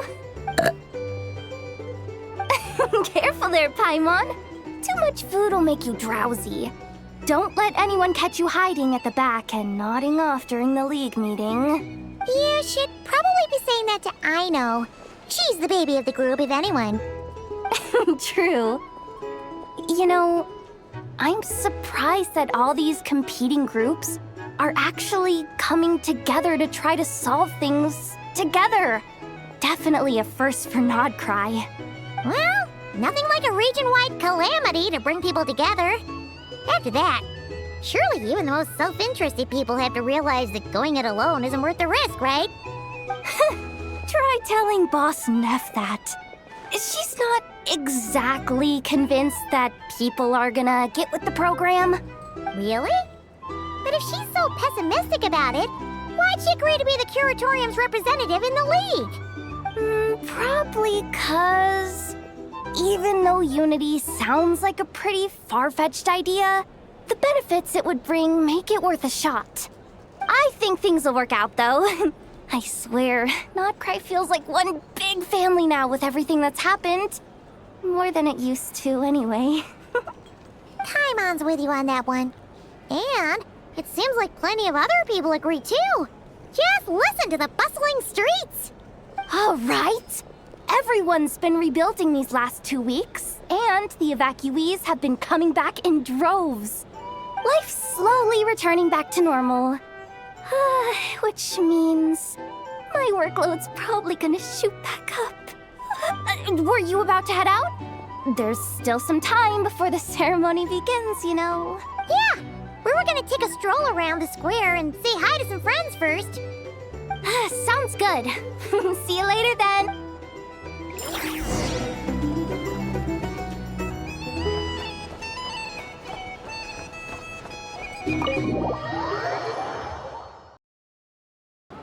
Please accept today's boon. Have a nice day. Are Paimon's eyes deceiving her? Or is that Nefer handing out food for the Frost Moon Scions? Hello there. Would you like a feast of the moon along with some snacks of the day? So, what's new, Nefer? It was only a few days ago when we last saw you, but it looks like you've joined the Frost Moon Scions in that time. And Aino too? What are you talking about, Paimon? We're just here to help. Duh. In the wake of the disaster, it's all hands on deck. We responded to Lama's request for support. At times like these, the smallest good deed can inspire others and help them through the hard days ahead. And we're using eggs and heating tubes to make that a reality. In true Honkai craft shop style! Enough! Did you hear that? The Traveler said I did good. The Traveler! That's because it's true, I know. Proposal. If you can resist eating today's dessert, I will provide you with compliments, too. No way! Well, that proposal got shot down quickly. I need something to get me through the hard times too, you know. Mom! Yes, dear. Go right ahead. Excuse me. Could I take a photo with the robot lady? She helped us get safely out of Nod-Krai, and she helped us get back home too. She's the best. Of course she is. And since I'm the whiz kid who built her, that makes me even better than best, right? But you stole my snacks, though. Oops. Shall we move to the open space near the center? The view there is better. Thank you! Aren't you the better pick for this job, Flint? You underestimate yourself yet again, Master Illuga. Not at all. I rarely come by Nasha Town. I don't know any of the big shots here. All in good time. Socializing is a step-by-step journey. But you're much further ahead on that road, aren't you? You're not seeing the full picture. You know the truth now. My friends do not understand my habits. There is no question about it. The Lightkeepers need a representative in the League. Someone who is upright, cares about other people, and can realize their self-worth through group action. You say it like you wouldn't make the cut. I am most flattered that you think I would. Sigh a little less, Master Illuga, and have more faith in yourself. All the Lightkeepers agree that you're a very promising young man. That is precisely why Starshina and Nikita felt safe delegating such important work to you. I'm sure we all also agree that we would sooner die of dehydration than manage to wrangle anything out of you in a discussion. My apologies. I am not in the habit of bringing water with me when I go out. Whatever. I'll take the job. By the way, who else is part of this? Oh, it's quite the who's who of Nod-Krai. There's the Moon Chanter of the Frostmoon Scions, the boss of the Curatorium of Secrets, a representative of the Voynich Guild, and even someone from the adorable Kromkake craft shop. I'm sure you will find speaking with them to be a genuine pleasure. If you say so. I've never done this work before, so I'm honestly a little scared of making mistakes. But I'll do it. Not only is it our duty as Lightkeepers, but because I want to make Nod-Krai a more welcoming place. An admirable attitude to take. The beacons are lit, Illuga. We're but one step away from breaking through the blizzard. We have the chance to band together and build our shared homeland into an Elysium. This is unprecedented for Nod-Krai. An opportunity not to be missed. Yeah. You're right. I'll do my best. Quite a few familiar faces have arrived. Let's go, shall we?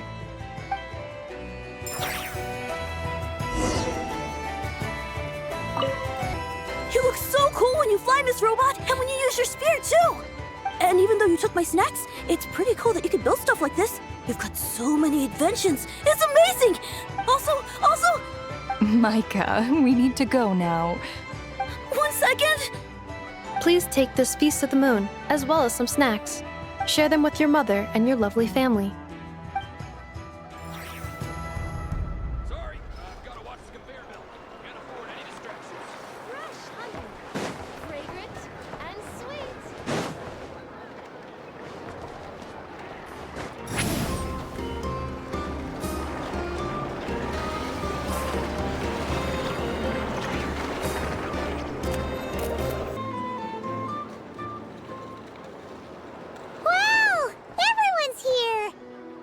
You seem well rested. I know no one's asked, but I'm sure you all want to know, so let me just say, we're doing great. Thanks. Well, great, but not perfect. I'm starting to lose my mind from boredom. Can't drink a drop of alcohol while I'm waiting for my wounds to heal. I'm sure you had a sneaky swig or two. Wait, how'd you find out?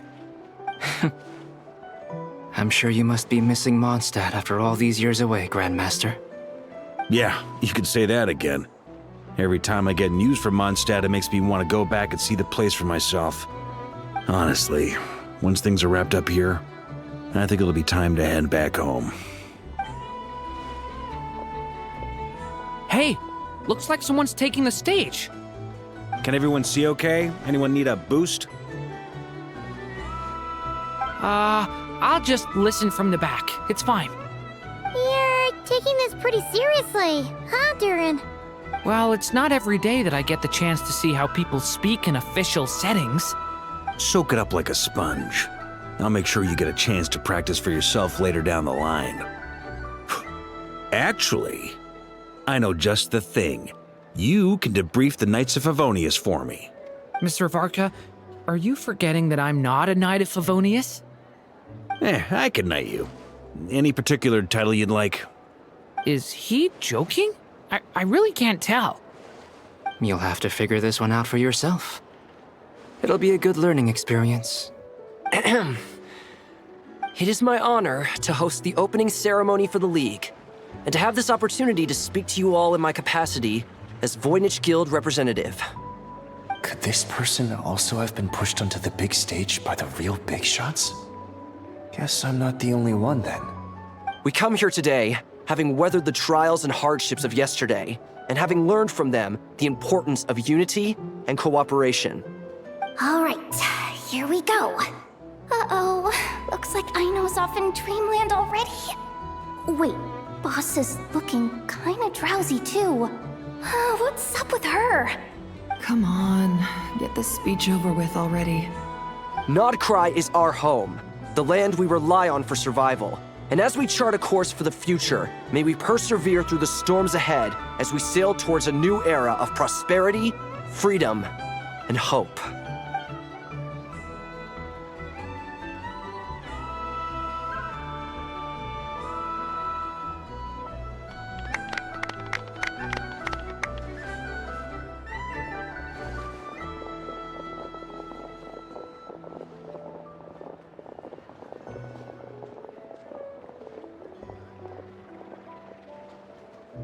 Looks like we'll have more opportunities to travel in the future.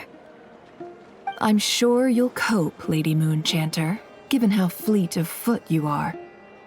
Unfortunately, I suspect I'll be too busy at the Curatorium to act as your host. We have a busy schedule, not to mention an international network of contacts to manage. It'll be all right. I'll just check your schedule with Yehoda well in advance. And if she's not available, I can simply ask Ashru. You... So giving my employees extra workload isn't enough for you? You're really going to drag my cat into this too? I thought you'd approve. Aren't you forever increasing your employees' workloads? That's a bold statement. Are all the Frost Moon Scions feeling more audacious now that your moon goddess has returned?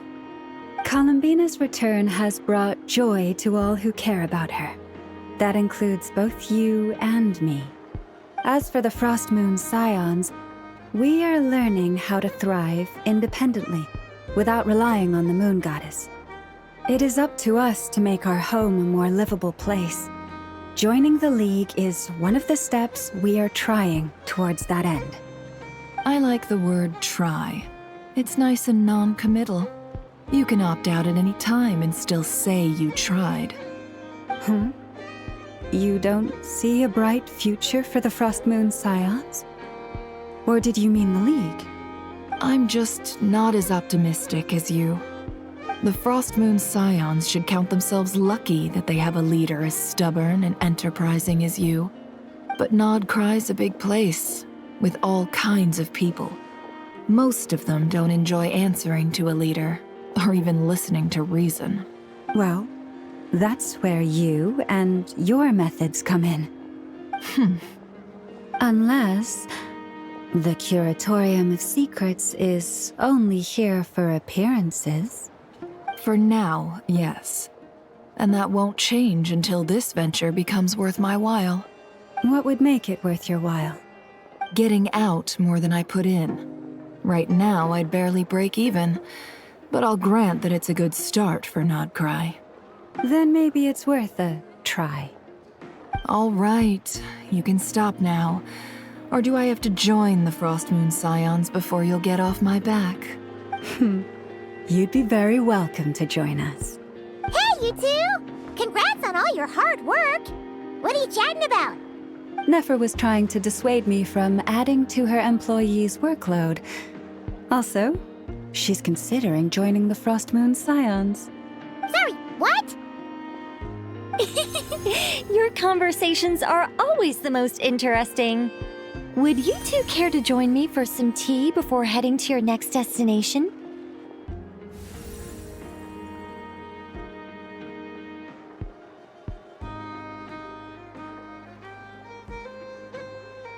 Nicole? Wait, where are you? Aren't you gonna show up today? Sadly not. I'm otherwise occupied right now. I'm sorry, Paimon. I can hear how disappointed you are. If it's any consolation, let me say that how things appear on the surface is a far cry from what they are at their core. Perhaps you'll feel better if you focus on the fact you have a special line of communication with the great mage herself. Okay? Has something happened?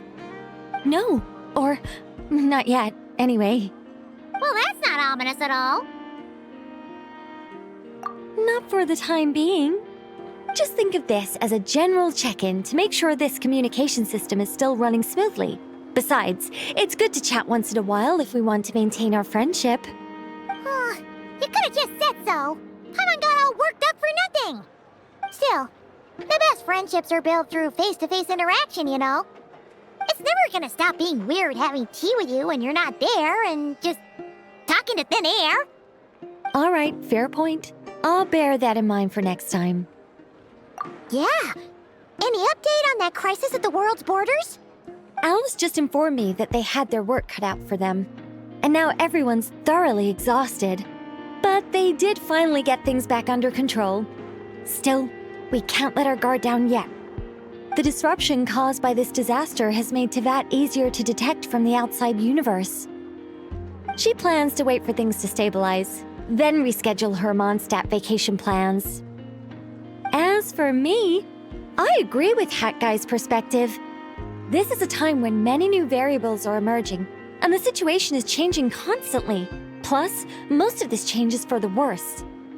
We have to remain vigilant and ensure that the embers of chaos are not rekindled.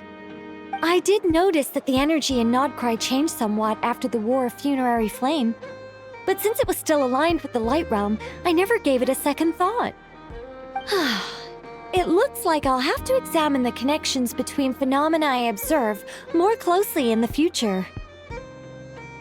Just doing my duty. It's more or less second nature by now. Of course.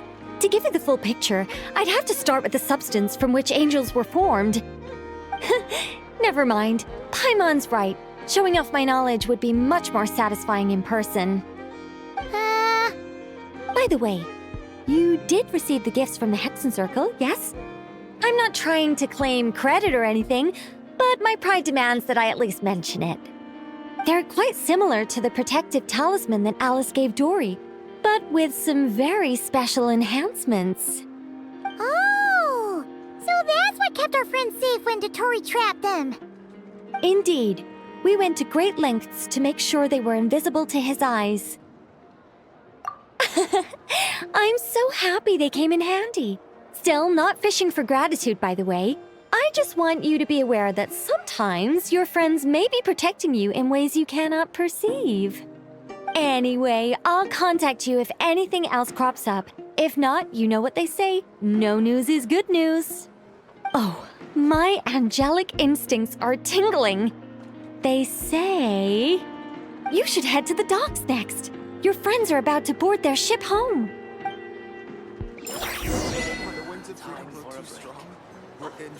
Looks perfect. Rise like smoke.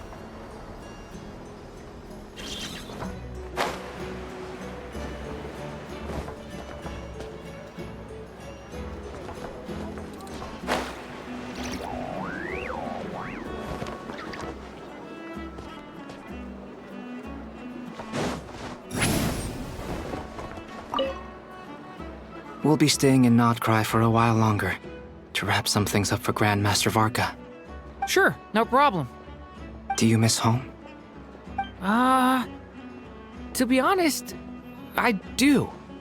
I know the Grand Master's been away from Mondstadt for much longer, but for me, this is the longest I've been away from home in my life. If there's anything you'd like to say to your friends back home, I'm sure Varka would be happy to write it down in a letter for you. There's no need. I prefer talking face to face. Seeing their expressions and reactions, it makes me feel at ease.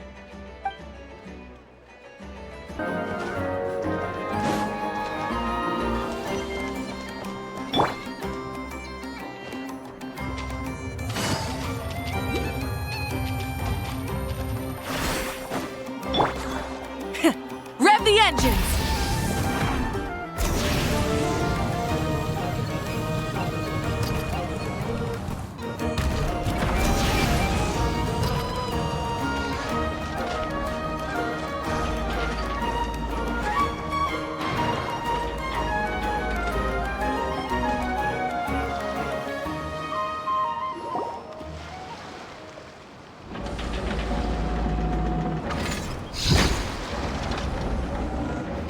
You're here.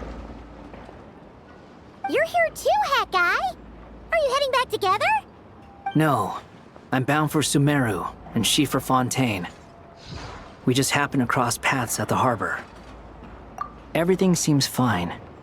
Sandrone may have an abominable temper, but she's always been very responsible with important calculations, and things entrusted to her by valued friends. You always speak as if you know us inside out, Mr. Hat Guy. Maybe I'm just a good judge of character. I certainly hope that's all there is to it. Regardless, you have been a significant help in this matter. For that, you have my gratitude. I didn't do anything special. Sandrone's the one who completed a seemingly impossible formula and turned the tide of the entire battle, even giving her life in the process. She's the one we should be thanking. Even we were unaware that Sandrone had hidden the real formula inside Pulonia's body. She managed to fool Dottore into thinking the formula was running in her system by installing an identical-looking decoy within her. She probably realized that she didn't have the strength to stop Dottore. But this way, she could at least get him to lower his guard. She always worked like that. Always had a backup plan. Well, that's why I'm traveling to Fontaine. She made a request of me long ago, and the time has come to fulfill it. Think of it as her will. She said that should she ever fail in a mission, she'd like me to deliver her core and Pulonia's to the Fontaine Research Institute. She also mentioned that she had made arrangements for people there to set her affairs in order. Some of her personal effects, such as her notes, were left to me. I've decided to take them back to the House of the Hearth, for safekeeping primarily, but also as mementos, I suppose. However, there is one book among them that I'd like to leave in your care. I'll have someone deliver it to your residence at the flagship at a later date. No, I was specifically warned not to tell her. This is her last wish, and I will abide by it. I can only hope so, but none of us here can know for certain.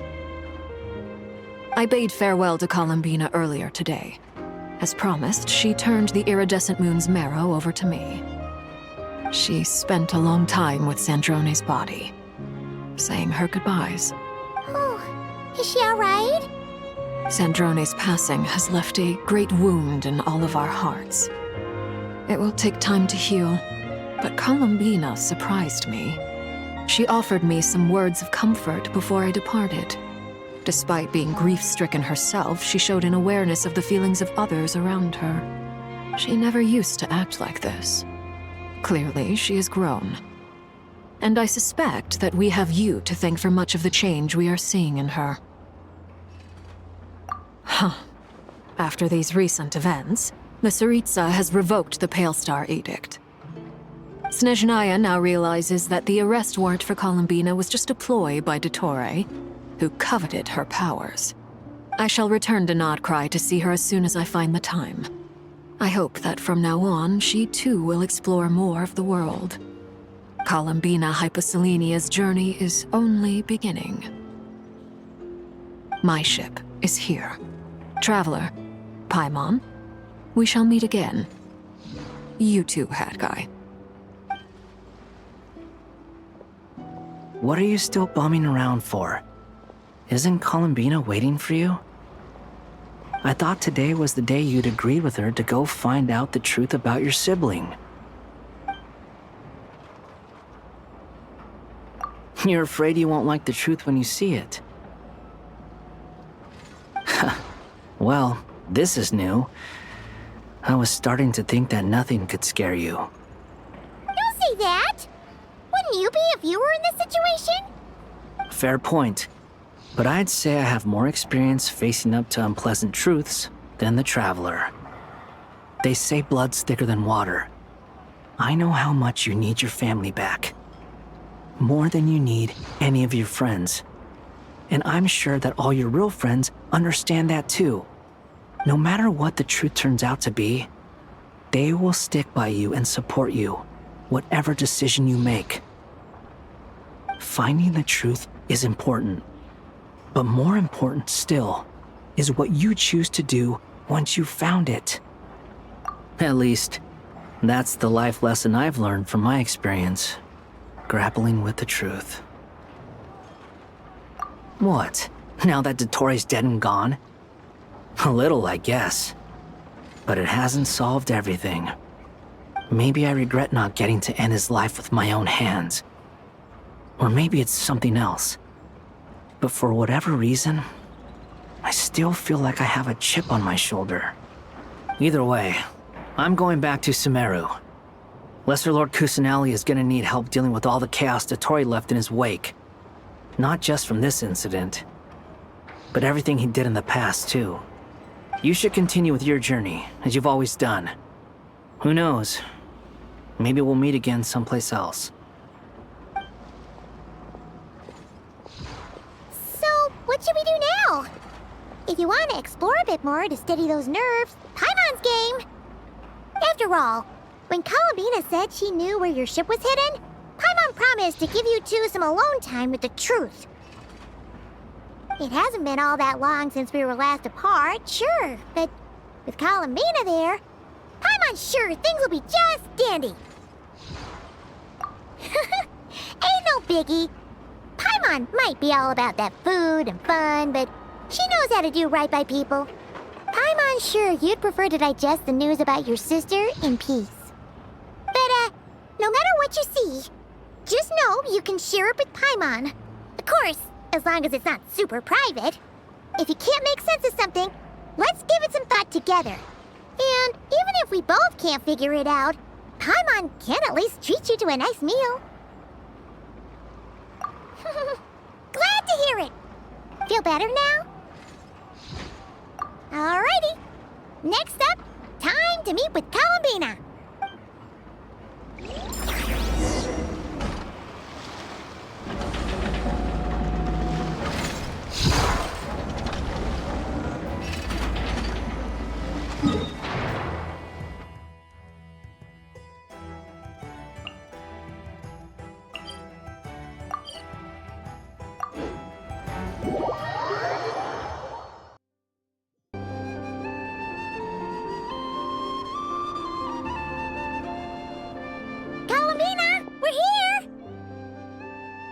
Can't quite believe we're meeting out here. We're gotten used to walking over to Silver Moon Hall whenever we go see you. Well, you're still welcome to go there whenever you want to see me. It's just, now that it's all over, I've decided to make some changes. Try and fit in with the Frost Moon Scions, like Llama suggested. The older generation are still timid around me. They don't dare get too close, and they bow their heads when I walk by. But things are much better with the children. I see more curiosity in their eyes.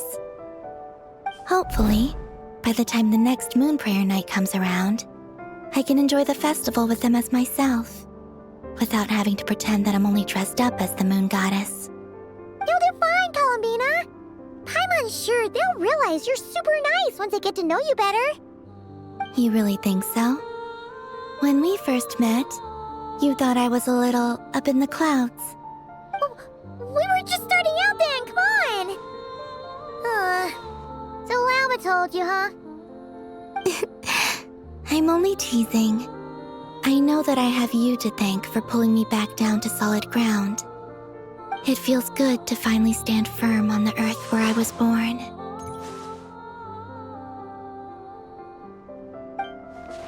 Oh, that's great!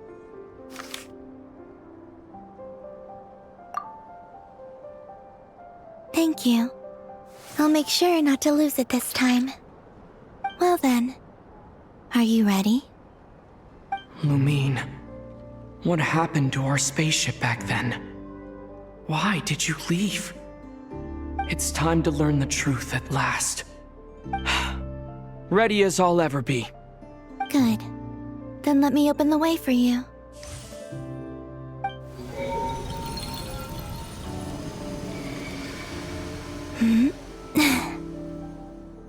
Where does this lead? To our shared destination. Huh? Do you remember me telling you about my missing prologue back when we just met? I said that my story began on the moon. But while I was inside the moon's reflection, I realized that my prologue was really hidden in the future. I just had yet to discover it at that point.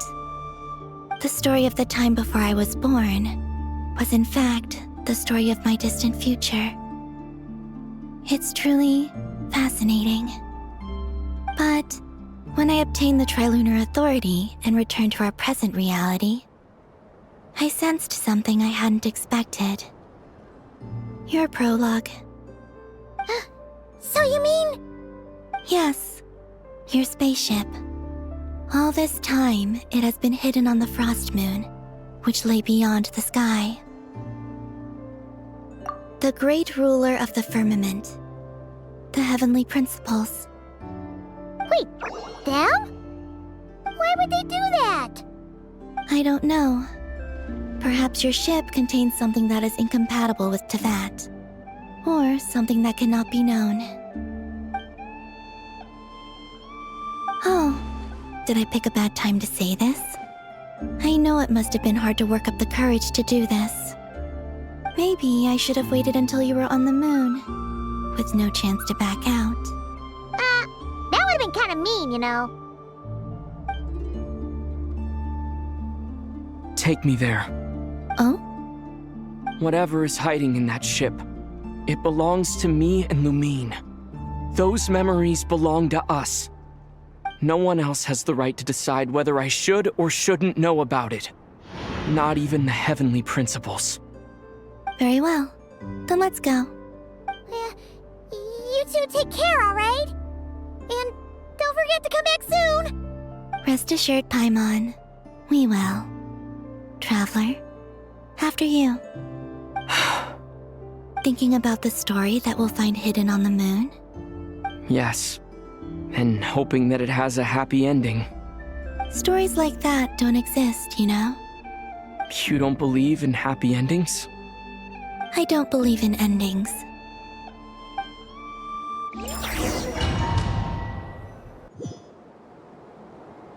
Where am I? This is the pathway I built between Teyvat and the Frost Moon.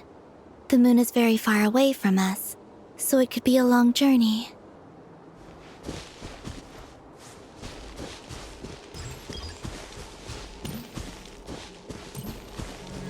after I obtained the Trilunar Authority, I unwittingly saw past events from many of my friends' lives.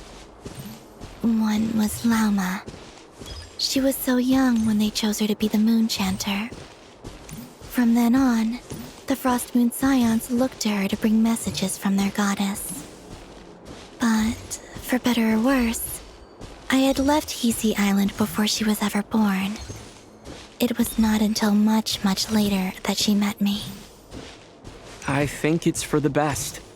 Because of the way things turned out, you had the opportunity to become friends. You're right. In that sense, I think we were both very lucky.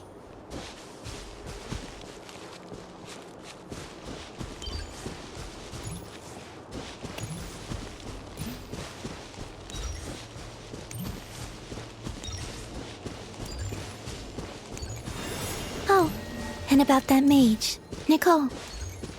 I only recently learned that she has lived in Teyvat since the time of the Three Moon Sisters. The Moon Goddesses always had a good relationship with the angels. I suppose our friendship continues that tradition.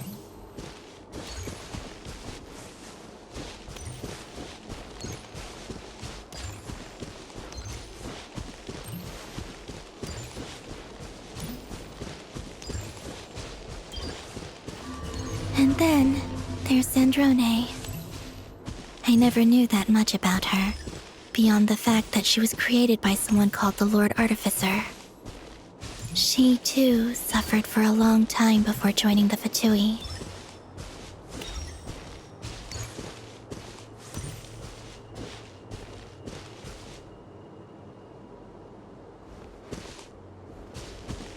How I wish I could talk to her again. Even if only to hear her say nasty things to me.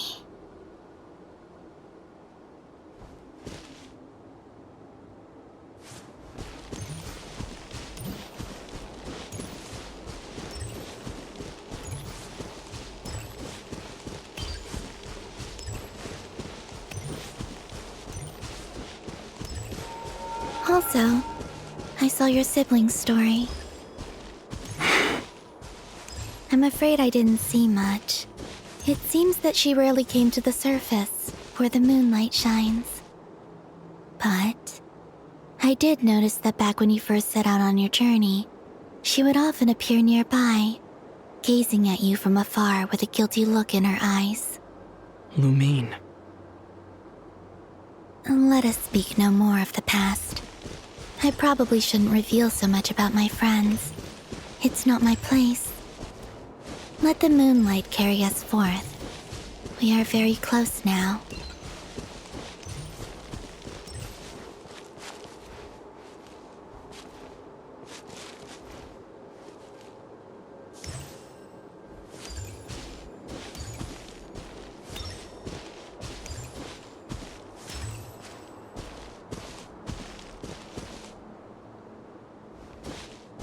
After this, I'd like to bring some Kuhenki to the moon as well. If they're willing, of course. What about your other friends? Will you bring them to visit too? Certainly. But I'll need to tidy the place up first. This home hasn't received any guests in a long, long time.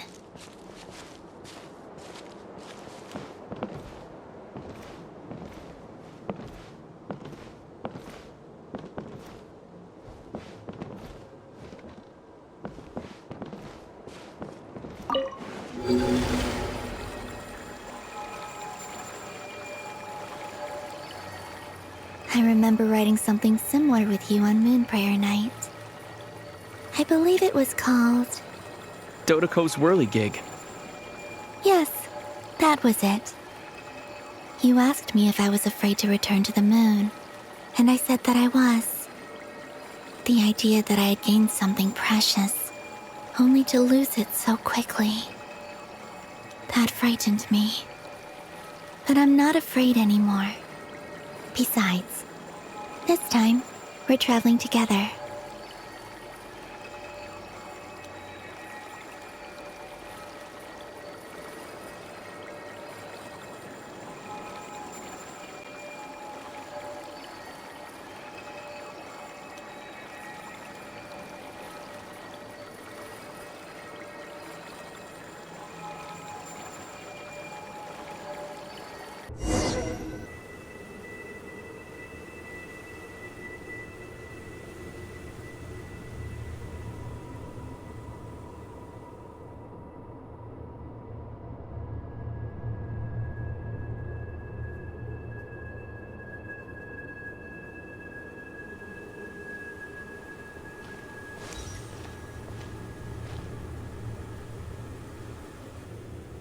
We're here.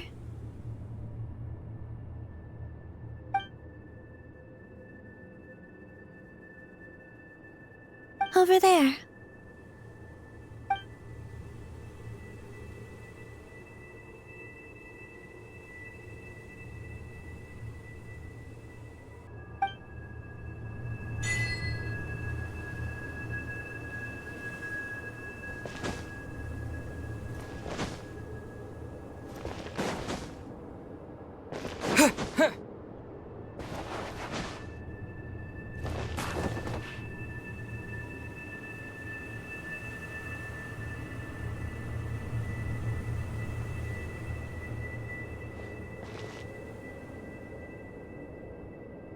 Our spaceship.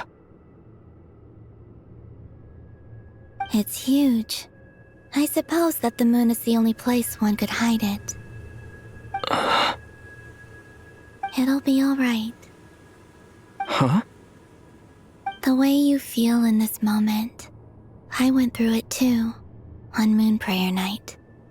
The door was right in front of me, but I struggled to find the courage to step through. Solitude for me once meant living a life in which even I was absent. Before I met you, that was the only life I knew. But that night, solitude meant throwing away the life I had gained after meeting all of you. Columbina. Go. Retrieve the part of your life that was once lost. Trust me, you will lose nothing by doing so. Look, Teyvat is right there. All of our friends are down there, waiting for us. You're right. Thanks, Columbina.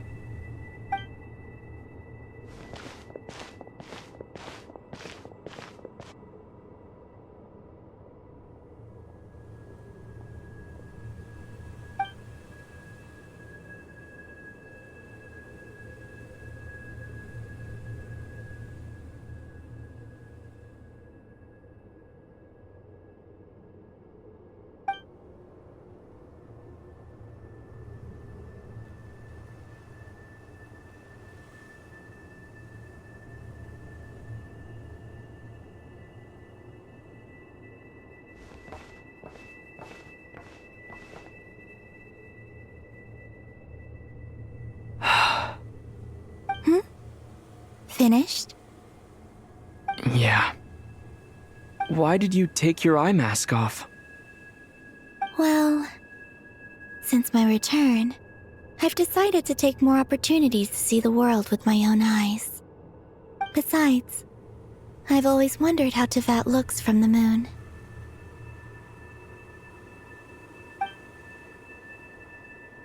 And what do you think? It's beautiful. I could spend a whole day here just gazing at it. What about you? What do you think of the truth you found? Hmm. I haven't looked at another person's expression in a long time, but I think yours is saying it was neither good nor bad. Keep this up, and it won't be long before you give Nefer a run for her money. Oh, I don't think that's going to happen. I'm much more used to sensing what's going on around me with Kuvaki.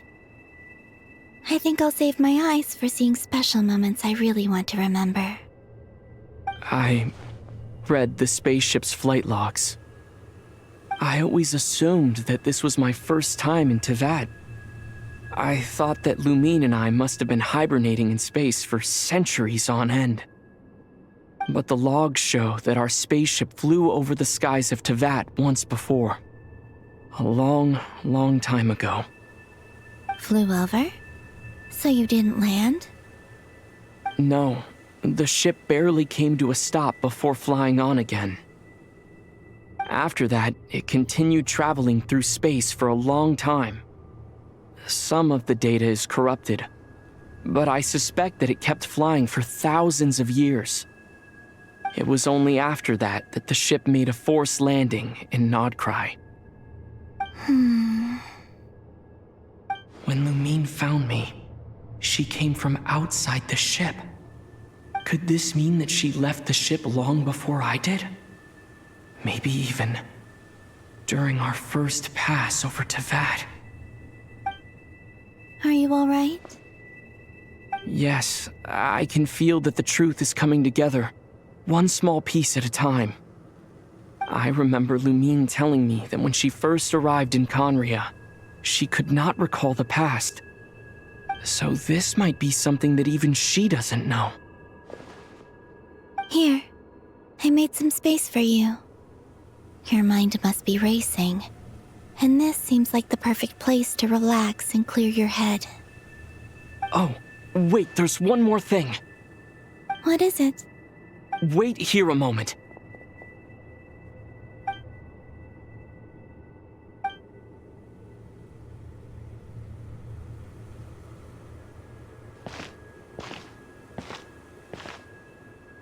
Hey, Columbina.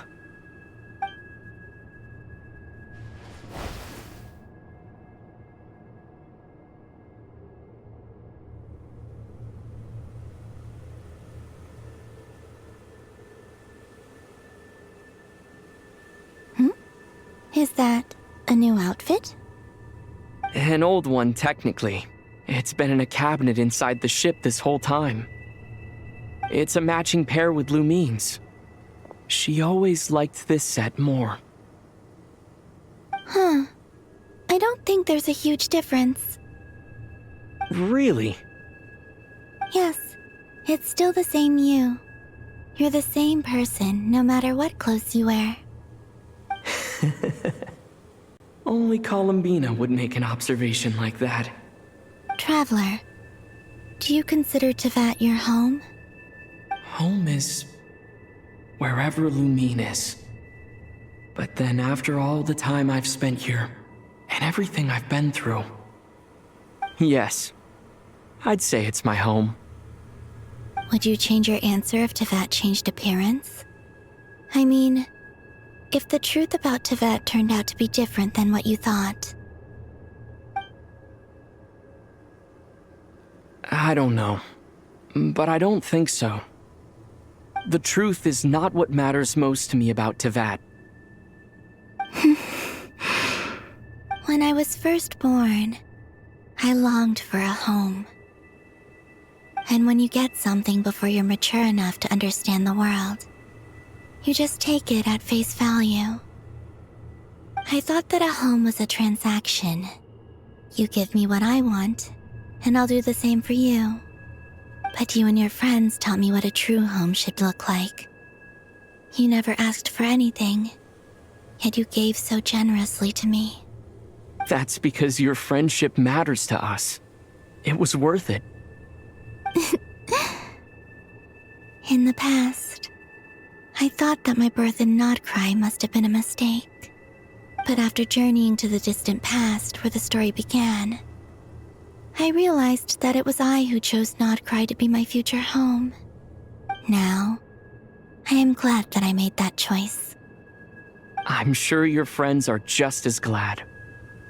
In fact, I intend to make the same choice today as I did back then. What do you mean?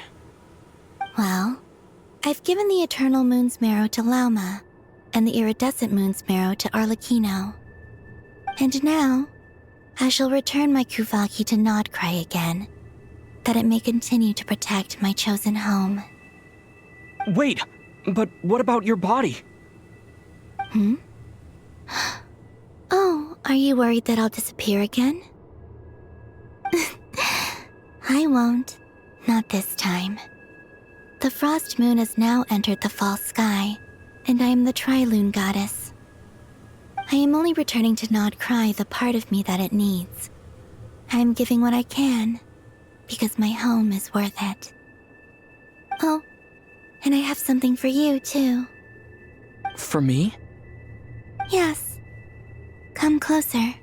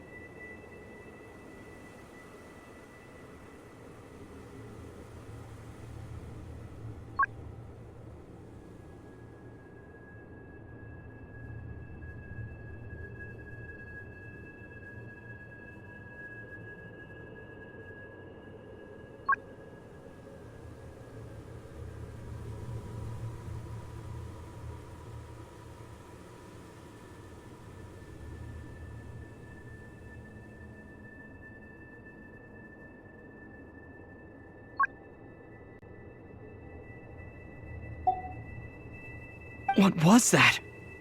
I lifted some of the restrictions this world placed on you. I trust this will help in your future adventures. My power. It feels like it's grown. I can use the elements more freely now.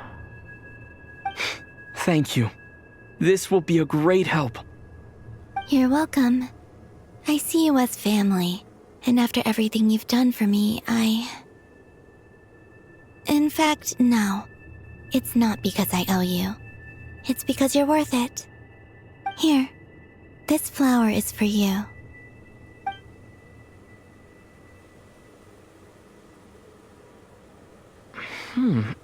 Isn't this a moon prayer blossom? Yes. Don't worry. You will never see these flowers lose their color again. I'm finally discovering the joy of giving. How I wish I'd learned this sooner. Hey, better late than never. What are you thinking about now? Why don't you take a guess? You get 1 shot. I don't think I'll get it in one guess. But I'm sure it's a happy thought. That's kind of a sneaky answer. I can't say you got it wrong. Down into that, the moon seems so far away. I felt it might always lie beyond my reach. But on the moon, everything feels so close by. The haze that once enshrouded the skies has finally been dispersed. I feel like a traveler on a winter's night, starting a new chapter in my tale by the warmth of a bonfire. I don't have a lot of luggage, but I do have a lot of hope for the future. Well, what's next? Next? To start with, I want to stay here just a little longer. After that, let's return home and continue our journey.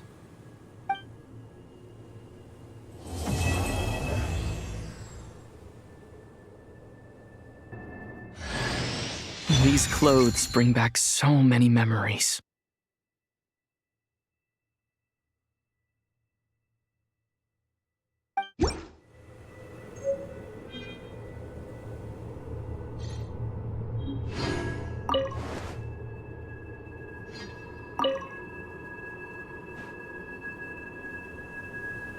The journey goes on, for you and for me. Like I said, this is not the end. I don't believe there has to be an ending. Oh, is that your next destination? Most people would probably tell you to pack some warm clothes. But I experience things differently than most people, so I can't know how cold it is. In fact, it is home to quite a wondrous heat source. I think they call it Kreshnik's torch. Every city in Snezhnaya is built around one of those. I sensed the energy it gave off as I was passing by on a railway train. It felt grand and distant. I also recommend the Korolievsky troupe in Snezhnograd. They give performances quite regularly, and entry was free for harbingers. I liked them a lot. Ice cold and sharp. Crystal clear in some ways, yet profoundly unfathomable in others. Like the thick layer of ice on top of a frozen lake. That's just the impression that Tsaritsa gives me. I was never able to glimpse what truly lies beneath that icy exterior. In fact, I don't think the people of Snezhnaya even know what kind of power their god wields. Maybe that's because the Tsaritsa herself has never acknowledged, nor accepted that power. There's Regrator, the Rooster, and the Jester. Between them, they control a lot of what happens in Snezhnaya, but I can never wrap my head around how exactly power is split between them. I just know they are each responsible for many specific domains. I noticed that the Rooster and Regrator often appear to get along on the surface, while working against each other in secret, and theirs is not a friendly rivalry. but I wasn't particularly interested, so I tended to keep my distance. Now that I think about it, the term Mistelton often seemed to come up in connection with Project Stuja. Once things settle down in Nod-Krai, I'd like to explore the world beyond Snezhnaya. You've told me so many stories about the other places you've been to, and all the friends you've made there. I'm curious to visit those nations and see them for myself. It would also help me learn more about the journey that has made you into the person you are today. Okay. As you continue on your journey, don't forget to gaze up at the moon once in a while. It is, after all, no longer an illusion. It shall cast down its true moonlight, connecting us in truth.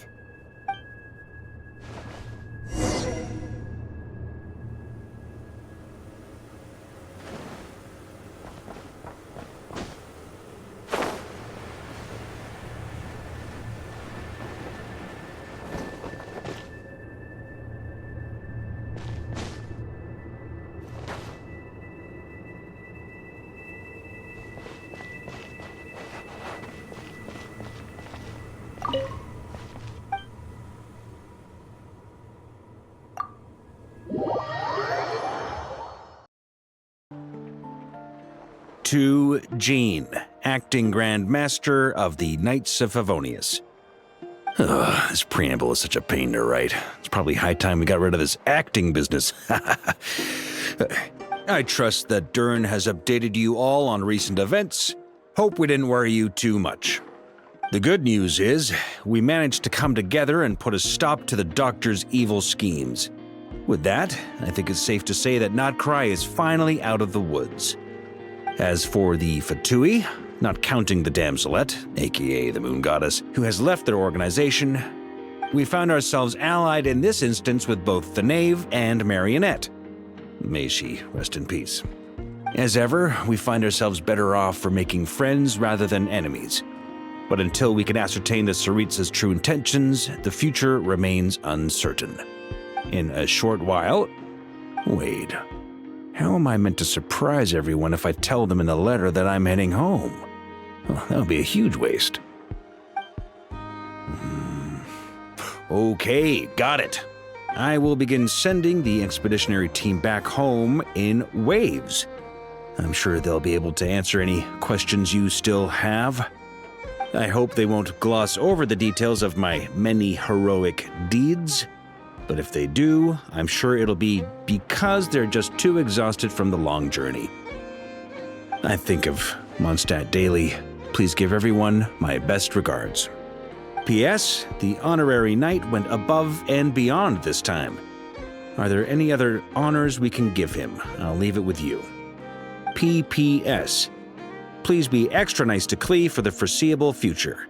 I cashed in on the last favor that the Hexen Circle owed us, so we need to earn some more goodwill. If there's any serious problems, feel free to stick me in solitary confinement when I get back. I'll do the time for her. Whew. And that, as they say, is all she wrote. End of an era.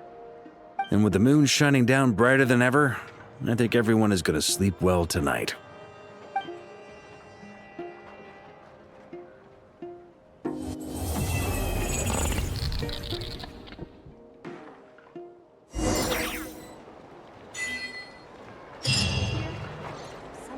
Trust me, when it comes to local delicacies in Pyramida, everybody knows more than me. It's perfect.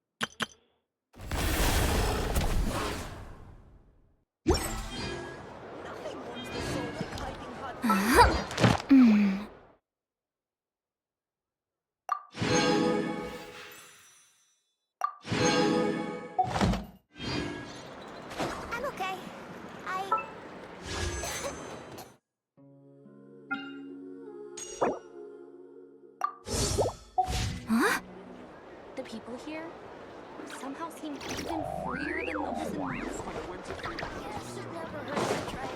Show no mercy! When it comes to local delicacies in Pyramida, nobody knows more than me.